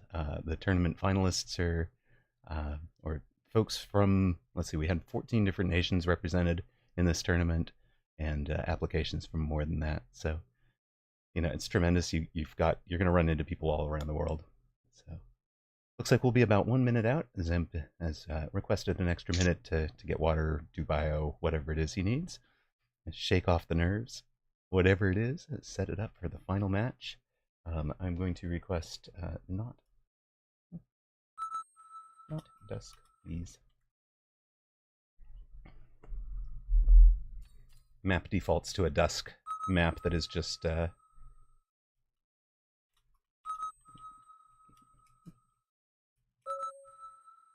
The map just defaults to something that's a little bit darker for cast. We want to make sure you guys are seeing it clean. We are good. Yes, Apuchi versus Salt Monkey is Zach in the finals. You must defeat the organizer in order to have a... No. We are 90 seconds away. The players will be sending each other their good luck, have funs. They'll be choosing their first... There it is. They'll be choosing their first specialist right now. Any predictions? Any bets? It all comes down to this. What are you guys thinking? My money is on Apuchi. What do you think, Pants? I can't help but be biased. Poochie, he's our man. If he can't, let's go, Poochie. He's representing aggro for us. All right, yes, sir. All Absolutely. aggro players everywhere. Raise your flags. Channel point predictions are up, and it's currently. I hate to say this, it is currently betting 20-1 for Apuchi. Oh my, that's my He's Apuchi the top dog. Yeah, Top dog. Aggro or die. Aggro or lose my channel points. Who do you believe in, Amrock? Are you a Apuchi believer or a Zemp believer? I'm an Apuchi believer, but I cannot possibly be unbiased since I'm a teammate of his in another competition. That is true. So we have 3 out of 3 for Apuchi. So if Apuchi loses, we're all wrong. Right. Casters are wrong. Now, that said, Zemp is very, very strong. If he wins, he's a worthy champion. Absolutely, no question. Yeah, absolutely. For sure. Zemp's a great player. You get a range v range, especially. Zemp will be doing very well, I suspect. Yeah, that would be the spot not to take Zemp on. For sure. Definitely expect Apuchi to play aggro again, but we'll see what his pack says he should play. Welcome to the finals of the final match of the Mechabellum Launch Clash Tournament. Zemp versus Apuchi. Zemp near side blue, Apuchi far side red. Typhoon Specialist versus Aerial Specialist. Oh, baby. Oh, man. That is not what you want to see if you're Zemp. You definitely don't want to see Typhoon. Aerial Specialist in Standard. He's got his Arc Lights. He's got his Stormcallers. Note that we talked about this earlier in the tournament. He was running storms from here. And we talked about maybe thinking that was a mistake because of the minus 20 meter range to Incendiary Bomb. He's actually corrected that. He's pushed it forward 20 meters. So his storms are a little bit further forward than he'd had them earlier in the tournament.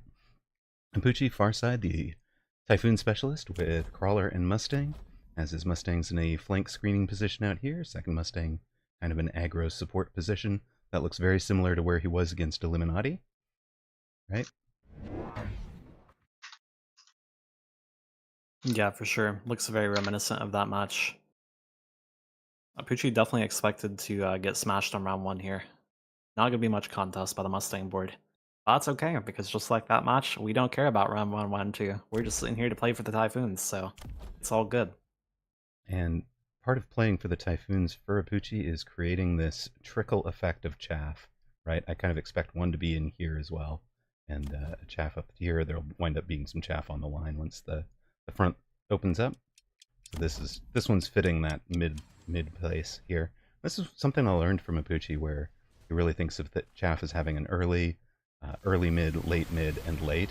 And a lot of the players I'd heard talking about chaff were thinking about it in 3 layers instead of 4 layers. And switching to 4 layers really made a lot of my builds pop off that hadn't been, just to have that conceptual change. Obviously, as Time said, we are not winning the first round. Apuchi's not winning the first round. He was never going to with 5 Crawlers and Mustangs into 3 Arc Lights and some Storms. For sure. Maybe if you get like really, really, really lucky and the Storms just miss everything, you could win sometimes, perhaps, but That ain't happening. Let me just Also, really worth pointing out here. Okay. Oh no, go ahead. No, I was going to say, let me say, at 2,800 hours, I still haven't seen it get that unlucky. Zem takes intensive training. We've got Apucci taking his time, thinking it through. What were you going to say? Oh, I'm having flashbacks. I'm having flashbacks. He took an intensive on an Arclight on round 2 again. It's happening again. No, I don't think he'll do it this time, though. I mean, he does still have the same bar on. But we definitely assume Apucci is going to play Boat Typhoon, so we don't want to be an Arclight if that's happening. But we do also care about having a big Arclight right now to tank for his board and to clear all the Mustangs and Crawlers and stuff and whatnot, so definitely a fine thing to have for right now. Interesting. Going for the Phoenix as the answer. It's not really what I would imagine be the go-to turn 2 play for this build, but I don't think it'll be bad. Maybe there's an angle of tempo there, or of it can stem the bleeding, maybe win me around, buy me some time till I can get my Typhoon. Yeah, I think Thoughts? the main purpose is just to attempt to cheese round 2 and wait for Typhoon. Because there is only 0 packs of Fangs in the board from Apucci's perspective, so unless Zemp buys exactly Fang, which he does go for obviously, but unless he buys exactly Fang or some other thing that shoots up, then Apucci wins by default. But regardless, buying a Phoenix on turn 2 on aggro is extremely common. Nowadays, it's like very, very, very common. I think probably like greater than 70% of my games I probably buy Phoenix on turn 2 and put it in exactly this spot. So pretty good looking outcome for Apucci, I think. Pretty sure that Fang on the left is dead, so he wins by defaults. So great round for him. Oh, also the thing I was going to say earlier, Zempa is aerial, by the way, so he essentially does not have a specialist, assuming that Apucci does go Boat Typhoon, because neither Wasp nor Wraith nor Boats do anything into that comp. And I think that tempo is extremely, extremely important when you're playing against Boat Typhoon, so that does not bode well for Zemp, especially considering that Apucci gets the free round here. Zemp down to 4,900 hit points, Apucci on 3,600, and of course when Time is talking about tempo, he's talking about the rate of hit point loss, the dollars spent to hit point loss, and placing a player under pressure where they're down near the end of the bar and can't afford to make a single mistake, where a single cheese play is able to end the game, knock the player out. Apucci held his intensive training last round so that he could drop his Typhoon, free Typhoon from Typhoon Specialist at level 1, and instantly level it to level 2. He's going to have it backed up by the level 2 Phoenix, and he's going to have a level 2 Fire Badger in that flank pull position from the unit drop. You can see that Zemp also took the unit drop with Fire Badgers left and right and a Fire Badger deep.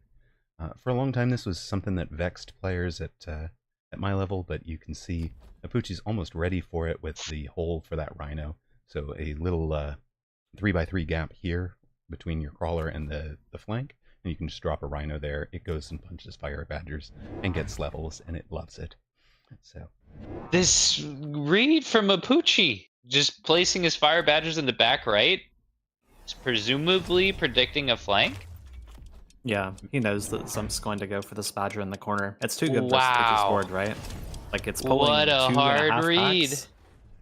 Well, it's pulling That 2.5 packs is of colors disgusting.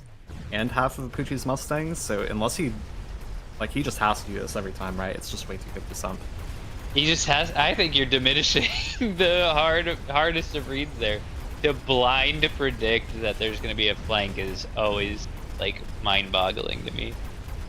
Well, I think with Fire Badger specifically, this happens so often that someone does this exact play that Zemp's made here, and that Apucci might even have made himself had it been a better position against Zemp's Chaff, that it's pretty safe to assume you're taking a triple Fire Badger at level 1 on turn 3. Basically every time. I'd say that is a specific thing that Apucci did really well, and I kind of agree with Pants. It's Apucci saw his board from Zemp's perspective and knew what the right play for Zemp was. And then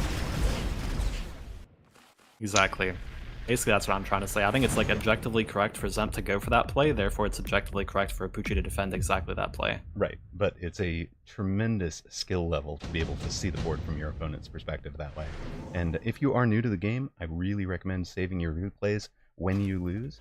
And one of the things you can do, run them in the replay editor, hit Control-T, and it will switch perspectives so that you're seeing the board from your opponent's perspective, and you can spot the things. Oh wait, here's the hole I would exploit. Oh whoops, there's my opponent exploiting it. Oh, I see. And then from that you can build up the strength of your board. Wasp Swarm for Zim. My All gosh. right, I want to see an Some spot advanced boats. elite rhino so bad. Oh, come on. Where are the rhinos? I am so surprised to see a boat from Zemp here. I guess he just he kills typhoons and kills badgers, and we're aerial specs, so we just buy a boat. But that's kind of unhinged. He does have range I think on so. Yeah, I mean, he does have a reasonable tech setup for it. Not entirely unhinged, but man, that's a bold play. He is Yeah, I air don't spec though. don't see how the typhoons don't just own it once they inevitably take anti-air spec. Mm-hmm. Yeah, I don't know if we'll get to the point of the game where we see anti-air be clicked, but even just before then, I think we expect to see that the Typhoon board's going to clear trap more effectively than the Arclight board, and that the tower's going to go down, and that would presumably kill the boats afterwards. So, And there's also that I'm level 2 Phoenix interested to see what behind. happens. A level 2 Phoenix is going to kill these boats in 4 shots. That'll be 2 shots from each Phoenix. It'll take it about 3 1/3 seconds to kill the blocks. But as soon as the chaff gets cleared, those boats go down to the Phoenix.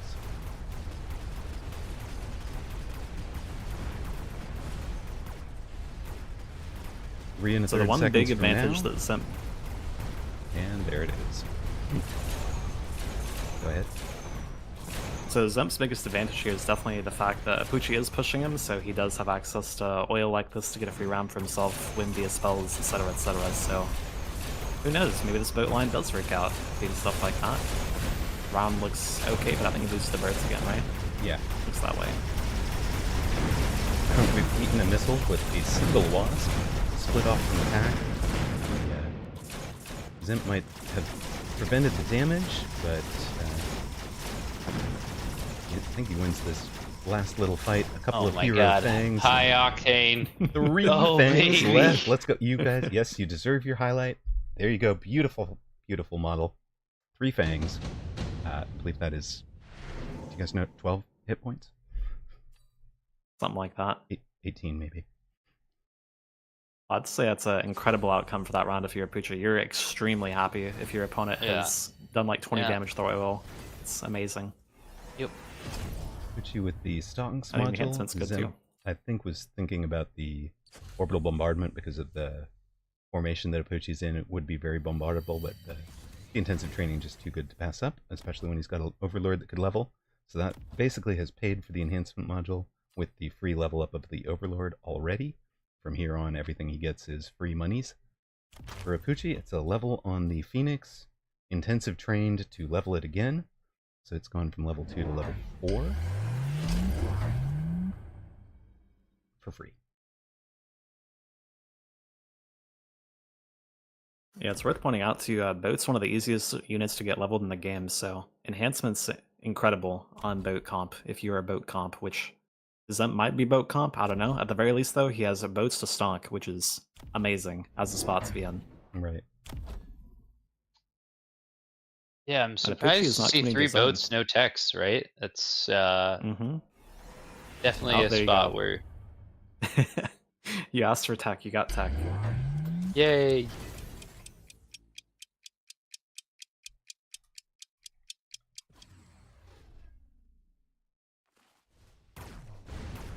Well, I mean, you certainly expect the boat cannons to do well in the Typhoons right now. I'm not sure if it's going to continue doing well throughout the game, but definitely at least for this turn, you should expect to see Zemp's comp do a fair bit better than having untacked boats in it. Okay, so next round, are you clicking the anti-air button on Typhoons? If you're We don't know Apuchi? what Apuchi... We don't know what he has in the bar this time, is the thing. If he has the same bar that Zemp has, which is what he had in the previous rounds, Right. previous game that we saw him click a boat, if he has that bar still, I think I would rather not mirror the boats. But if he has the jump drive bar, then I think I would like to play boats into Zemp's boats. So it just depends, I think. Apuchi wins round 5, drops Zemp to 2,800. We are in the finals of the last match, third and final match of the Mechabellum Launch Clash Tournament With me in the booth are Pants of Fury and Time for Miracle. Yet another enhancement module for Zemp. Would you like infinite money, sir? Yeah, that's incredible. If you're the boat player, it's really incredible. There's a nuke on the field, though. Do we don't nuke care the about that boats? nuke, apparently. Do we just nuke the boats? I think we don't win the game if we nuke the boats, because 2 enhancements just gonna go crazy. What a bizarre game. Like, I don't think I've seen 2 enhancements in the same game in like hundreds of games, if not longer. Enhancement plus intensive training. Yeah, in that too. Really important point too, right? It's almost as unlikely as having 4 intensive trainings and rapid cooldown. Yes. Yeah. Yeah. Apucci sold the game, so. sold the Giga Phoenix and decided boats was the way. Boats with range. I like this so much. Range and launcher overload. Agreed. And Apucci is running the same bar as Zemp is right now. So it is a complete mirror as far as that's concerned, but Zemp does not get Typhoons. And does have Arc Lights as his primary trafficker at the moment, which implies that Apucci is in a drastically better spot than Zemp. And also has the better text clicked currently to deal with the board for the boat mirror.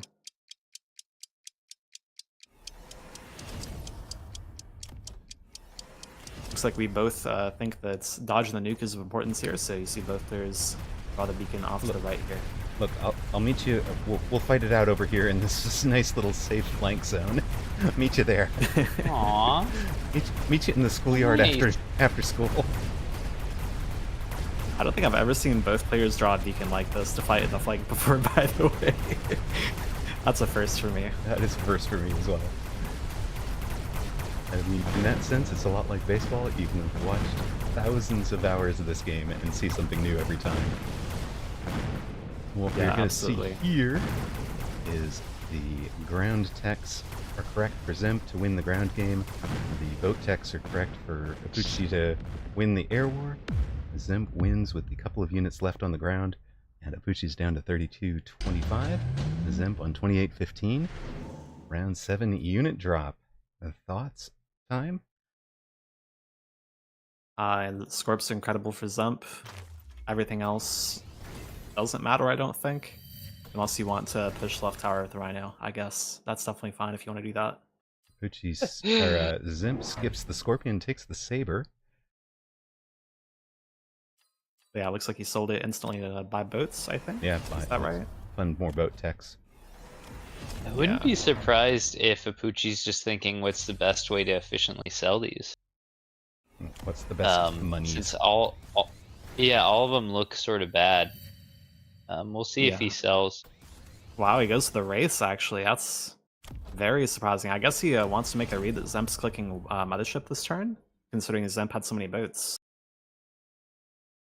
I'm expecting a sell on the on one of these wraiths.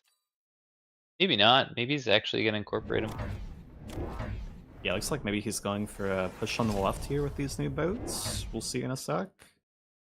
I think that definitely makes sense to me. He's putting some missiles there. Yeah, that is what he goes for. I like that. 2 boats and a chaff crawler to support that push. And we'll come after the level 2 tower on the left side. If we can get that early enough, Apucci will have debuff in the fight on the right side. On the other hand, on the Zemp has taken all of the air attacks for his boats. The boats are up to range, launcher overload, and ground artillery. And that gives them on par footing with Apucci at 145 meter range in the air, with both players having taken 10 range on the tower. You can see both players are into loaning, despite the fact that this game is not apparently close to over.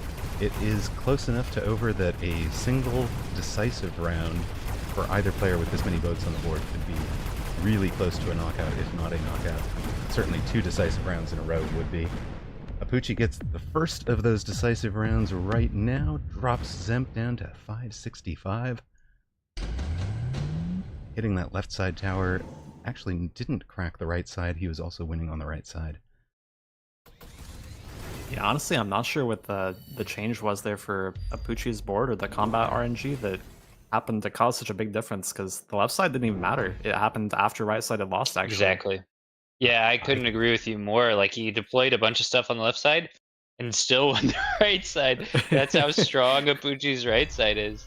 It might have Yeah. just been an extra level or two on the boats or something. No, But yeah, that looked disgusting. it's a classic mistake, I think. Zemp taking a range and launcher overload on the boats for the boat mirror put the range of his main guns at 130 meters further than his Overlord artillery at 120 meters, so he was spending the regular missiles at ground targets that were then going to get destroyed by the Overlord artillery. I believe that was the change on the right side. Yeah, that's an interesting point. I totally forgot that once you take range, you outrange your own Overlord artillery, which can have some dire consequences. Yeah, interestingly, by the way, for those who are familiar with how this used to work, which may include Pants that doesn't know how it currently works, tower range now actually does give you range on your Overlord artillery, unlike how it used to be, so Right, it does. that is not bricking that button for Zemp. So, but the range on the boat does not work with that, yeah, to be clear. Exactly. Range tech. The temp range is fine, the range tech not so much. And I think that was the big change over there. Because he wasn't getting as much Overlord artillery onto those shield bubbles as early, and you can kind of see the whole chaff board goes down for Zemp really early. This round, though, it looks like he's stabilizing. Maybe-ish. It's come down to some boat nasty v boat volleys on action. both sides. Oof. Yeah, definitely all just comes down to the oil for Zemp. Apuchi's board definitely is definitively winning, but the oil does just win in the round for free. Zemp buys himself around. Apuchi down to 22.75. Zemp on 5.65. We go to round 9. Both players take two level 3 wasps. There is no doubt about it. This is an air war. The Battle of Britain. To determine the winner of our $1,000 cash prize purse, first place in this match will get $500. Second place in this match will get $300. Both players guaranteed at least that amount by their previous work in this tournament. And both players do have the exact same wasp bar, by the way. And both players do not have mothership on the boats. Zemp is clicking shield as well, so basically they've mirrored the exact same play. I think Zemp sold a wasp and Apuchi didn't, though. Yep. Don't think that really matters too much if they're both agreeing that they click shield. I think unless you're clicking like range plus air spec, it doesn't matter if you sold the wasp or not, so. Oh, Apuchi is now the one oiling. Ah, yes. Excellent. Now Zemp is going to set his own board on fire with his fire badgers, and that will probably seal the deal. And Apuchi skipped his deploys right up until the end here, where he took lone, presumably wants range and speed. Yep. There they are. There's range at least. But he's placed the crawlers right here in the flank. That is going to draw fire from here when the oil lands. The only question is if the amount of Overlord volleys here will actually kill that before the oil has even landed and prevent the fire badgers from letting the oil on fire. The badgers do have napalm as well, so it should light it on fire regardless. Yep, the napalm on the ground and that lit the oil on fire. The main difference here, besides the Typhoons, is that Zemp has way more boats stacked on the right. It would seem like that's important, but Apuchi's boats are actually much bigger. And he has the Typhoons, of course, which are great. And gets the oldest turn, so yeah, you got the tower debuff. That should be game right there. Oh, tower debuff through the Typhoons. The Armada swooping Apuchi to victory. We have our champion. Well done, Apuchi. What a game. Boats. Well, sir, would you like to join us in the booth again? We will certainly have some questions for you. I would love to talk through both this board and the last one. Well played. Congratulations. Hello. Nice job, Apuchi. Hello, hello. Thank you. Congratulations to our champion. Well played all the way through. Thank you, thank nicely you. done. I think he got lucky with the Typhoon spec. I did get Typhoon Spec into him twice. Okay. But my game 2 spec choices, like, did you guys get a peek at those? Like, what am I supposed to pick? Yeah, your spec choices were friggin' horrible that game. No, I'm just messing with you. I've been saying what a great tournament run you've done all day. Yeah, I'm proud of my play. I feel good. Like, even that game 2, I felt like I did pretty well, and I think I just improve a couple turns and I probably win. Like, I saw that he had acid. I was like, he probably acids me, and I should have just made the read. And I think I win. Yep. For sure. Yeah. Well, I want to ask a question. Did you feel any nerves when you were down 1-0 against Illuminati? Or were you just completely confident at that point? A little, but it's not somewhere that I'm unfamiliar with. So I was just, like, throughout the tournament, I was just saying to myself, just play your game. Just, you know how to play. You don't have to, like, worry too much about the meta or like forcing builds. Like, I didn't want to get in the spot where I'm like, oh, I have to force this build to win. Like, I want to play the cards that come to me. I want to like just focus on each game individually, maybe make some tech choices, tech swaps against specific players based on their play style, and like prepare for them, obviously, like that's important, but don't hyper focus on what I'm doing or on what they're doing. So I felt good. And it was an early game, so felt nervous like midway through that game. Very good. Yeah. I just wanted to ask you about this game in particular. I don't know if you're able to share, because I know Sokka is currently running this exact same bar, but could you walk us through what the reasoning is for this particular boat bar and the boat Typhoon meta? Yes. So in the boat Typhoon, like level 1 optimal tech is ground cannon, right? It is the tech that will most punish just like your average board trying to defend boat Typhoon. But in a boat mirror, as you saw in that game, the best techs are launcher range. Right. So you also want launcher range. But if you're spamming boats, the best tech is Wasp. So you also want Wasp. And the meta just hasn't been that heavy on things you need Photon for. And people can't even like rely on you not getting Photon, because you could always just like roll a Farseer, and just click Photon there. So it's justifiable to take Photon off in this current meta. Now I noticed that there's an implication I'm just not a to jumper. that, right? There's an implication to that in the in your War Factory techs, because you're not going to get Photon from the Overlords. You've got Photon on the bar for the War Factory. Because you have Photon on the bar for the War Factory is not running enhanced maintenance. It's pretty amazing. Yeah, if you want to play aggro factories, you have to run Photon. It's mostly about countering Acid Scorp, and it kind of sort of counters Acid Crawler. Right. Acid Crawlers leave their acid on the battlefield forever, so the better counter, as you saw me attempt, is to pull back off the line and try to get them to pull their own units into the acid, which like almost worked. I just didn't have quite enough thing clear.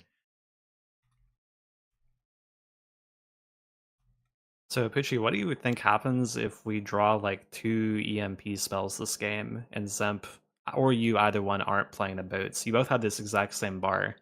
Like, do you just lose if you're playing this bar and we draw like 2 EMPs, or even just one big one? Like, so I think he played into it slightly more this game, where he really grouped his boats together.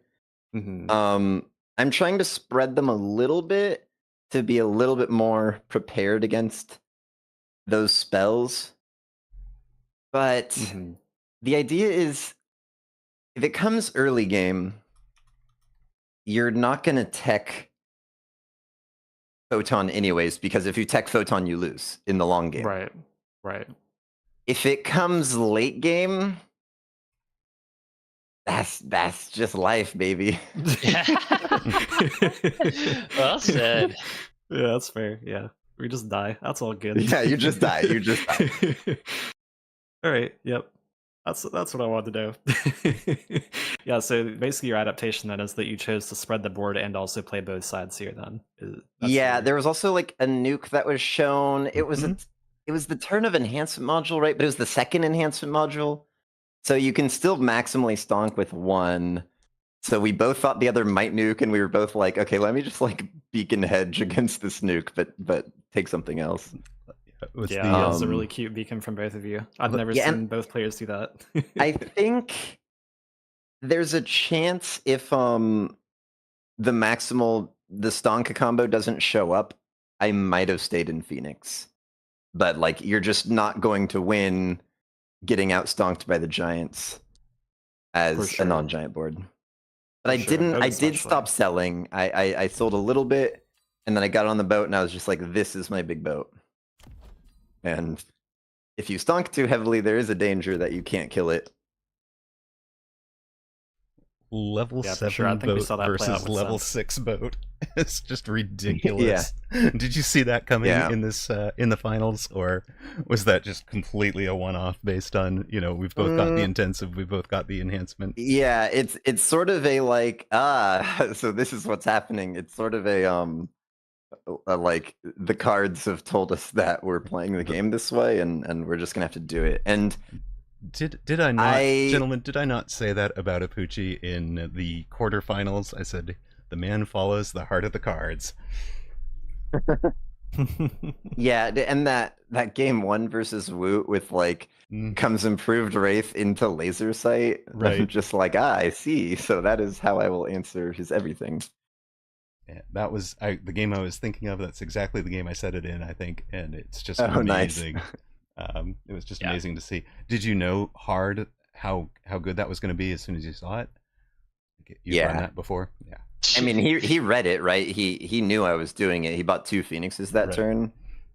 And he knows I love that card. Yeah. If Laser Sight doesn't show, like maybe I don't win as hard. But Laser Sight the turn after into like Farseer and Farseer stables my comp and the Wraith levels. Right. And then Bear like just gives me 4 blue marksmen. Like, I mean, come on. It's like the optimal defense against the boat wasp. Right. Better than Mustangs because there's no shenanigans with the fire. Yep. Well, many folks from chat have said GGs, so know that you're getting a zillion GGs from folks. Just assume 1,000 of them. I feel like this was the perfect crescendo. You know, like we've played together a lot, and I remember like 6 months ago, you would have periods of like lower MMR for yourself, just like grinding like obscure strategies and like playing whatever came to you. And I feel like there's plenty of people that had higher MMR just doing the meta thing. And this feels like the perfect like cherry on top of like sort of the whole Mechabellum evolution is like the person that played the most diverse strategies and didn't just jam the only meta thing is the person that had the most thing under their belt and then won the 1.0 tournament when we're arguably in the best balance state we've been, where you can play a little bit of everything and the games should look and did look very diverse. Yeah, I mean, one thing that's nice about this being the broken strat is that you can't do it every game. Like, it's not just going to be every game Typhoon boat because you don't have Typhoons every game. I mean, it is still broken and will get a nerf. I don't think it's like the most horrendously broken a comp has ever been, though, you know? Well, and you showed so many different strategies. Like against Woot, you played standard, right? And how many other players in the tournament? Yeah, I'm just giving what I observed as an impressive range because a lot of players played one strategy and knew one strategy, and you seem to float more than anybody else between a myriad of strategies, and the results speak for themselves. Yeah, I didn't play a single game of range v range. Mm-hmm. Every time I did a standard deploy, I was correctly reading that my opponent was aggro. So I only played defensive and aggressive. And all my standard deploys were, vertical tanks, center pull fangs, Right. lots of crawlers, just pure defensive builds. I ran, I think, that same tank crawler 2-fang center pull formation in 3 games. Yep, we saw 2 of them. And yeah, the other one was Masao in the best of 1 phase. Right. And he went Typhoon Ball. And maybe you did see this one. I wasn't casting that one. Somebody else might have been casting. Okay, it was Clint was casting. Right. It came Smoke came and he was pushing out of a corner and I just oiled. And then the next turn, so just to rub salt in the wound, it showed both oil and smoke on the cards. Oh. I mean, I didn't need them; they were already there. I took the Amp Core and won, but yeah, that one was a brutal one. Now, as Pants of Fury was saying there, that the fact that you tested and played so many different strategies over so many months really meant that you were familiar with some of these cards. Like, we saw you run Improved Phoenix, we saw you run Improved Wraith. All these different strats that are fairly niche, I would say. And Time for Miracle talked through some of the things that you've got specifically on the bar to enable specific strats. How much of your tech bar is comped to, I want this comp all the time? And how much of it is, you know what, if I get this card, this set of techs is going to pop off? I have some units where maybe one of the tech is like that. Like Wraith, I have HE. Mm-hmm. HE is normally bad because you can't kill crawlers. It doesn't one-shot them, so you actually kill crawlers slower. But Improved Wraith or Aerial Spec will both make it do better into crawlers. And so if people go loose crawler and you have 8-gun Wraith, you just click that HE button and it's just they're not even there. But it's very rare. It's very rare that you're in that spot. And then you could argue the Phoenix bar is a little bit off meta for there's so much tankiness in the game. I just need to blow it all up. But the Phoenix bar is the Phoenix bar is actually for Wraith Phoenix most. Because Wraith range, it's still shorter range than launcher charge range Phoenix. But that also works with Fire Badgers and Typhoon, so it's pretty versatile. But I came into this planning on running a lot of Wraith Phoenix. I didn't actually run that much Wraith Phoenix. But that was something that I was cooking in the back of my head.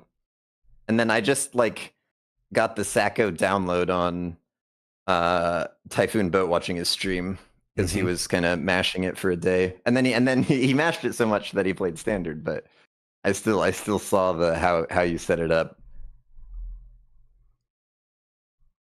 I have one last comment for you, which is did you find that streaming all this time and playing tournaments while streaming usually, and then finally not streaming and playing, did you feel like it was easier? Yeah, I play off stream a little bit. I'm pretty darn used to streaming and playing at this point. But you're still gonna play a little bit better if you're not streaming. When you're streaming, you're inherently, especially if you stream cam on, which maybe I would turn off, you're devoting some amount of brain power to I'm not making funny faces. And and you're glancing at the chat and you're worrying about the ad breaks, and it's you're there to entertain people. Right now, today, I'm here to win. So yeah, that's why I'm here to win, and he did. Damn. Giga Chad. Pants was describing it as like watching the montage training scenes, and then this was the day you took off the training weights, and went for it with the full MMR and full brain power devoted to nothing but winning the match. And what's funny is that, like, right when the season started, I had gone pretty tryhard at the end of last season just to like gas the rank up for the permanent, card or whatever. Yeah. But I threw away like 200 something MMR immediately. Just like playing whatever. Just playing completely unhinged, like late into the night after a long day of work, because I like wanted to play the new season. And then I was like, oh no, hopefully I'm not just completely off my game for this tournament, but I kind of recentered myself. If this was you off your game, let me just speak for the entire player base that we are terrified. This is me completely on my game. This is like exactly where I want to be. Well, congratulations. You are the official winner of the Mechabellum Lunch Clash Tournament, sponsored by Paradox Arc. Really huge thank you to you, to all of the players, for all of your patience. I know that this was it was a very long day. It was a very long set of 2 days for those of you who participated in the qualifiers.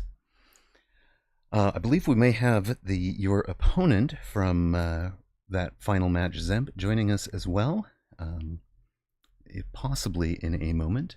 So we'll hang on. I wanted to see if there was anything you'd want to ask him, or that either of the other casters would want to ask. You gotta ask him about that Elite Arclight game, of course. Yes, for sure. That was amazing. I would like to take this brief moment to give a huge shout out first to Paradox Arc for funding this, for sponsoring the tournament, for commissioning casting and all of that to make sure that all of this happened. Huge thank you to Salt Monkey as Zach, who has worked many, many long hours putting this together for the last 4.5 weeks, maybe, Zach. And also to Sir Limbo and Uncle Lazy, who busted their butts, especially deep into the night on during that Launch Clash qualifiers.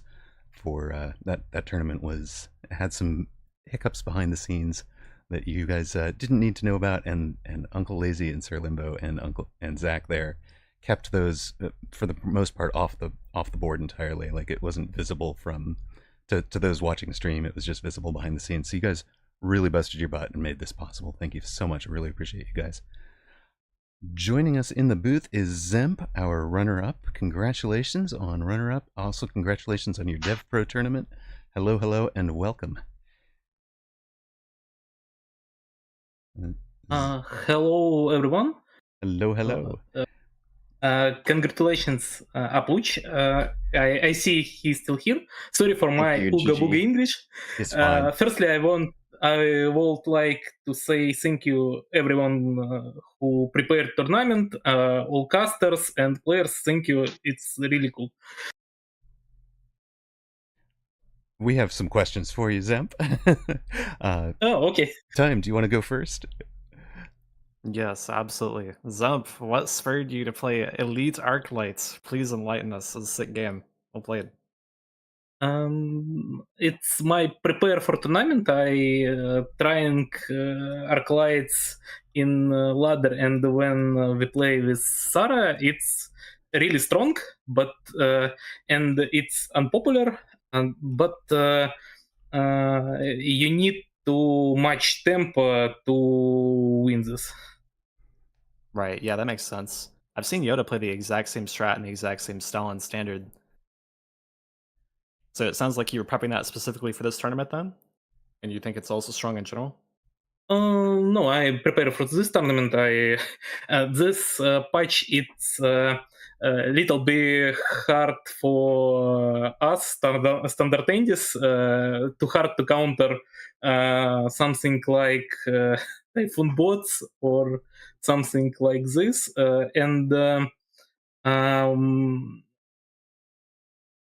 If you see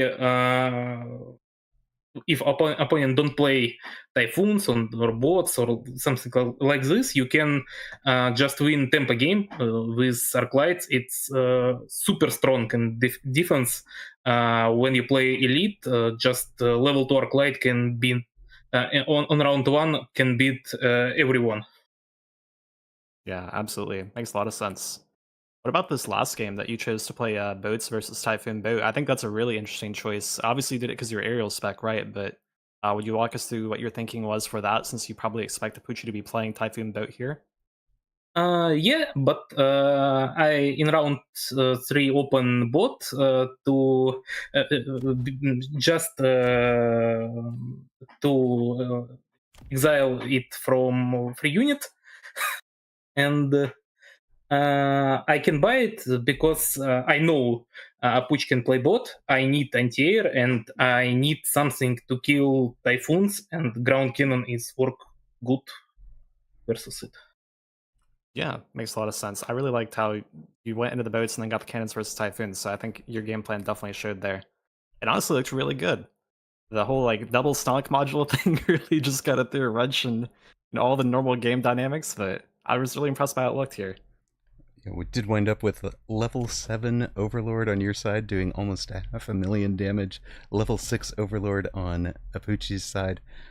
Can we talk through Zemp or Apuchi on round 8 rather than 9? It felt like that went suddenly and abruptly Apuchi's way on a round that Zemp had taken Launcher Overload and Range Enhancement. It's right prior to the round that you guys played Wasps, each kind of mirrored each other in the Wasps. What was the decisive portion of that? Like, why did that round go so decisively for Apuchi? Either of you. I would say so. That was the round after fire. Yes. Right. Yes. Like there's no fire.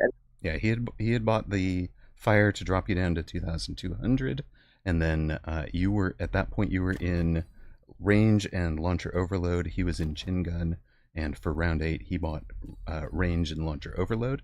So he's got 3 techs tier 2, had what looked like numbers and levels on the right side to us as casters, and still lost that side. And that was it was the round that you were dropping the wraiths and pushing on the left side, which was open, but Right. it actually went poorly for Zemp on the right, on your left, Zemp's right, prior to you hitting the tower. I would say one thing that's awkward about boat is that once you have launcher range, you outrange your own chin gun, overlord artillery, and the units always prioritize their main weapon. So if they're in range of their main weapon, they won't get closer in order to use their secondary weapon. So I didn't pay super close attention, but it may have been that they weren't getting into like chin gun range as well. And just also the effective investment into that chin gun, that ground cannon, has become very high. I sort of like, I was actually happy to see ground cannon, and that was part of my motivation to just go, I can boat switch and be up the tech in the air duel. Right, 1 tech ahead. Yeah, I mean, like you sort of have to ground cannon because of the typhoons. It's sort of the conundrum that you're in against this comp. And look, just for the viewers at home, the reason that the ground cannon is really strong against Typhoon, it does 11,000 damage. The Typhoon per level of the Overlord.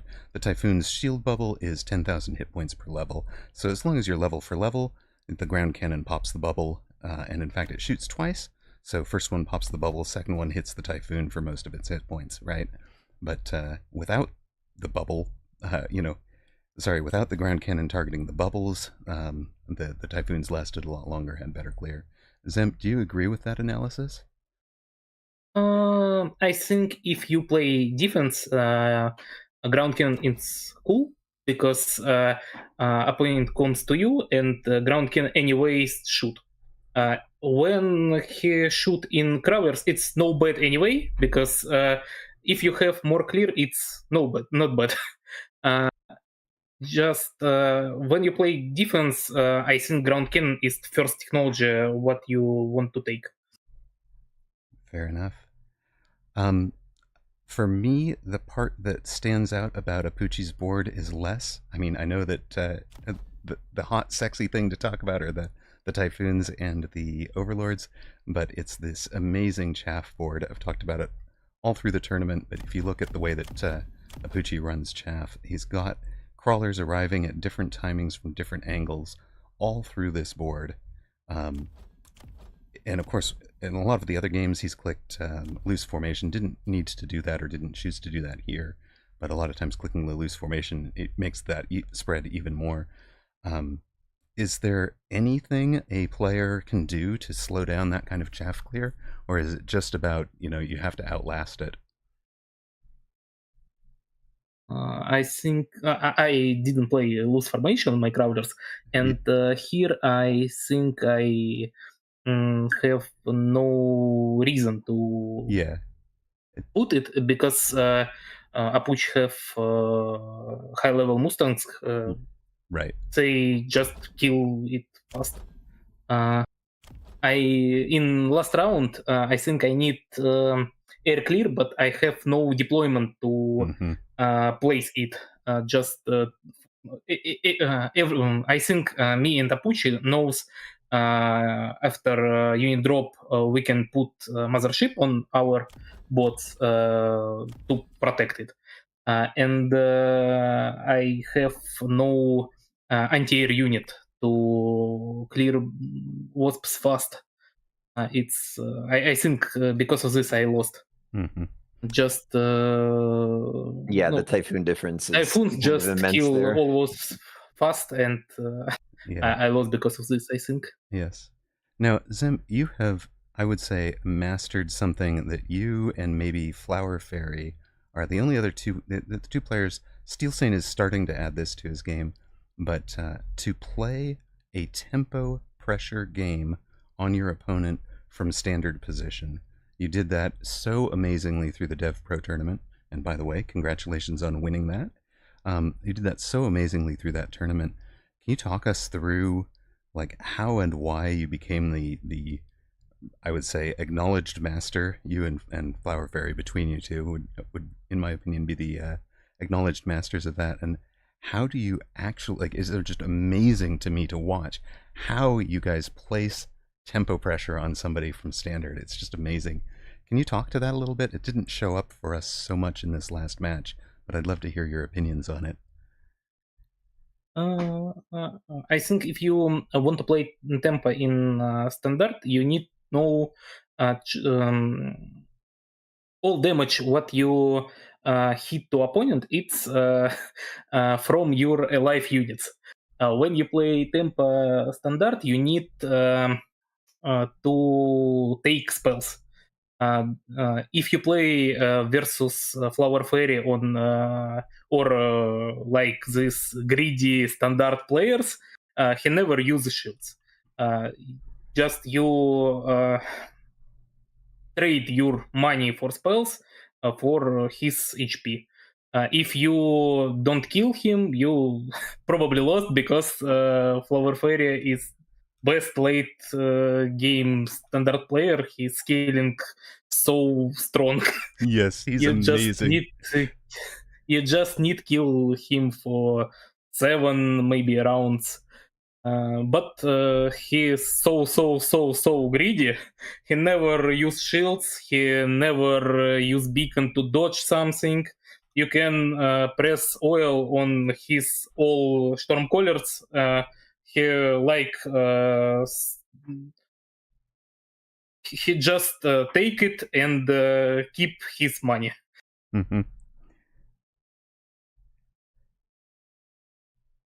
But you can't play standard tempo without spells. Right. I have a question. If we have time. We do. So, Zemp, I'd love to know if you could snap your fingers and nerf one unit, what would it be? And if you know what you want to nerf about that unit as well, that'd be great. Okay, I will be nerf after Berlike information. After he say this, he say he will nerf Typhoons and bots. I will nerf with this information. Fair. No dreaded unit that you would just nerf for the fun of it, selfishly?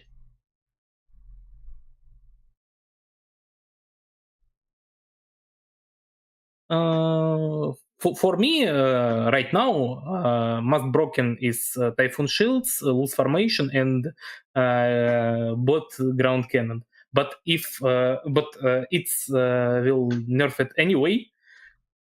I think we don't need the nerfs. We need to up units. I think we need more carry units in standard, because now we can play only phoenixes and marksman. I think we need something like maybe something new standard tech for melting point, or we need new balance for Siege Scorpion. We need new carry units. I think we don't need a nerf. We need upgrade unit. But if I will nerf Loose Formation, Ground Cannon, and Typhoon Shields. Excellent. I like that answer. I think this will be our last question. Did want to ask a little bit about the upcoming Nations Tournament, where you are the team captain, and you have put together what I would consider a absolutely terrifying team, totally stacked. Do you want to talk about that tournament a little bit and the team that you've put together? I think we just we can win this because we have amazing team. We have multiple champions. Still saying Sarah and Sarich and Play Archer is amazing players. We have different styles. We have standard players. We have one of the best aggro player in our team. I think we really strong team with and we don't have weak sides. We can beat everyone, and I believe we can win this tournament. It's going to be an absolute stacked tournament. There's a lot of great players in it. Really looking forward to seeing you guys in that. And Time for Miracle and I, Amarok81, will be casting that. We're really looking forward to it. So good luck in that one. And thanks and congratulations again on finish here. Well deserved. You are amazing. You are always so fun to watch. Good luck. Thank you, guys. Thank you. Bye-bye. Apuchi, you are on a team for that as well? Do you want to address that for a moment? Talk about your team a little bit? That's true. Yeah, so our team, our captain is Sacco, and he invited me a while back, and then let me just make sure I'm getting our comp right. So our main team is Sacco, me, Arbiter, and Dillo. And we also have Doxin and Zillilag as substitutes. I think all the teams have one or two substitutes. When your bench is so deep, you're pulling Doxin and Zillilag. Good God. Yeah. So I was looking at the rosters, and all the teams are stacked. They are amazing. The 201 team is incredible. Yeah, the 201 team is pretty scary. A few of the names that were here, I think Red Hair and Flower Fairy are on there. I can't remember if Shiroha is or not, or Blue Hair, but like B-Man's the captain. They have a stacked team. 401 is stacked, as Zemp was just saying. And there's a 601 team? There's not even a 601 in the game. Finland decided they were so strong, they were just going to put their own team together. It is funny. Every time I've played like a sort of a game like this where,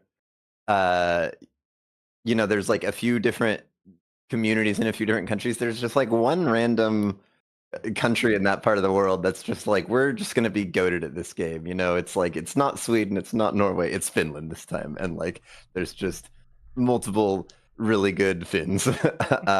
So yeah, their team is pretty stacked for being a significantly smaller region than some of the others. So Chad is asking, wait, what's 601? Huh? What? 601 does not actually exist. There is no 601, but the Finnish players have put together a team that includes Cast, Rat, Monkst, Baller, and I think they do have some subs as well. So yeah, so it's gonna be it's gonna be good. I think that our team is the most flexible. Sacco is a very, very strong aggro player, but he is also like one of the best standard players. And he's like quiet about it, but like whenever he makes a standard account and plays it a lot, it goes straight to the top of the leaderboard. Arbiter, also goated aggro player. He invented like a lot of the basic techniques that I use. Also very, very good at standard. And just has a really flexible playstyle. So like some of these teams, you know, you're facing a specific player, you sort of can expect how they're going to play and adapt to that. And not only are we going to be the best at doing that because all of our players are flexible, but we're also going to be the hardest to read in that regard. So I'm pretty stoked for our team. And I didn't mention like Dilodoxin and Zillilag, but in that thing right there, but they're also, you know, quite strong, and I've seen them all play multiple styles. Right, and we're looking at the MMR World leaderboard includes Sacco and a Forgotten Arbiter in the top 12. So, you know, obviously a stacked team, and I do suspect, as Pants was saying, that if you just sat down and did nothing but grind out what you thought was legit, I'm just going to sit here and farm MMR, it would be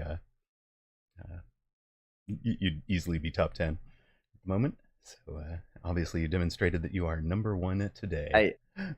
I wish the games today had MMR in them. Oh god, I would have been so high. I would be top combat power if they were combat power. That's so true. So true.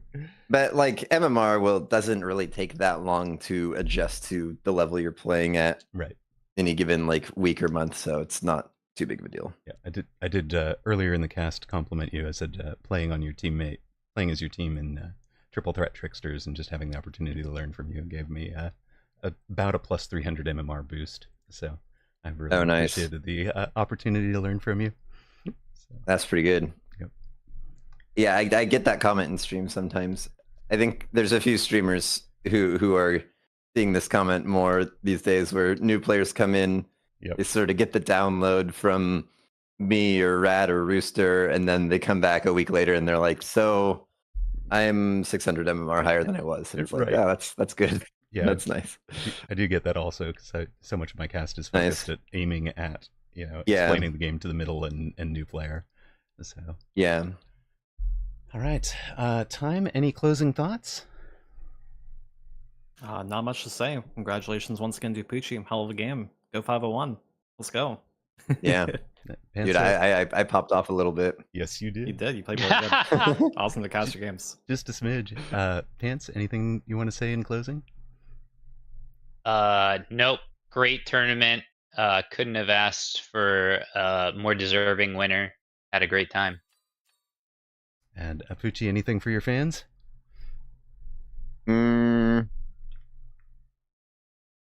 Thanks for all the support, man. Everyone was saying they were rooting for me and they were believing in me, like yesterday in the stream and stuff. And I'm happy I could deliver.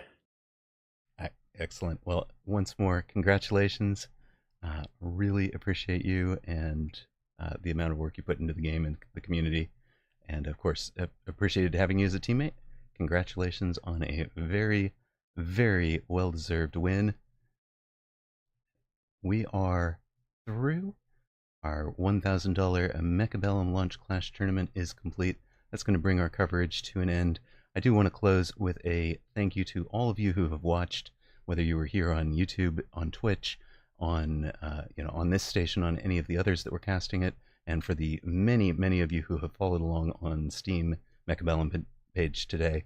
Thank you so much for your support today. Thank you to the players for being so patient, and your quality of play all through the tournament was amazing. Lots and lots of stuff to comment on. Really appreciate you folks. And we are going to say a good night. Really appreciate everybody in the supporters, all of the supporters and community. We couldn't have done this without you guys. Big shout out, thank you to Paradox Arc and their team for sponsoring the event, for making it possible. Huge thank you to Bearlike and Game River and the dev team there for making this incredible game that we all love so much. Huge thank you to Salt Monkey as Zach, Uncle Lazy, and Sir Limbo for all of the organization behind the scenes. Here in the broadcast booth with me, you guys have heard from Pants of Fury, you've heard from Time for Miracle. We've just had interviews with our winner, Apucci, our runner-up, Zemp. You've also, earlier in the cast today, heard coverage from Bearlike in the preliminaries and the qualifiers. You also had, joining me, Alpha Titan and Forgotten Arbiter. So really appreciate all of you guys for making making this cast as tremendous as it has been. It has been a huge success, and really appreciate the amount of support that we've gotten from everybody. Our finals are complete. Congratulations to Apucci and to Zemp. Good night, and thank you all for watching.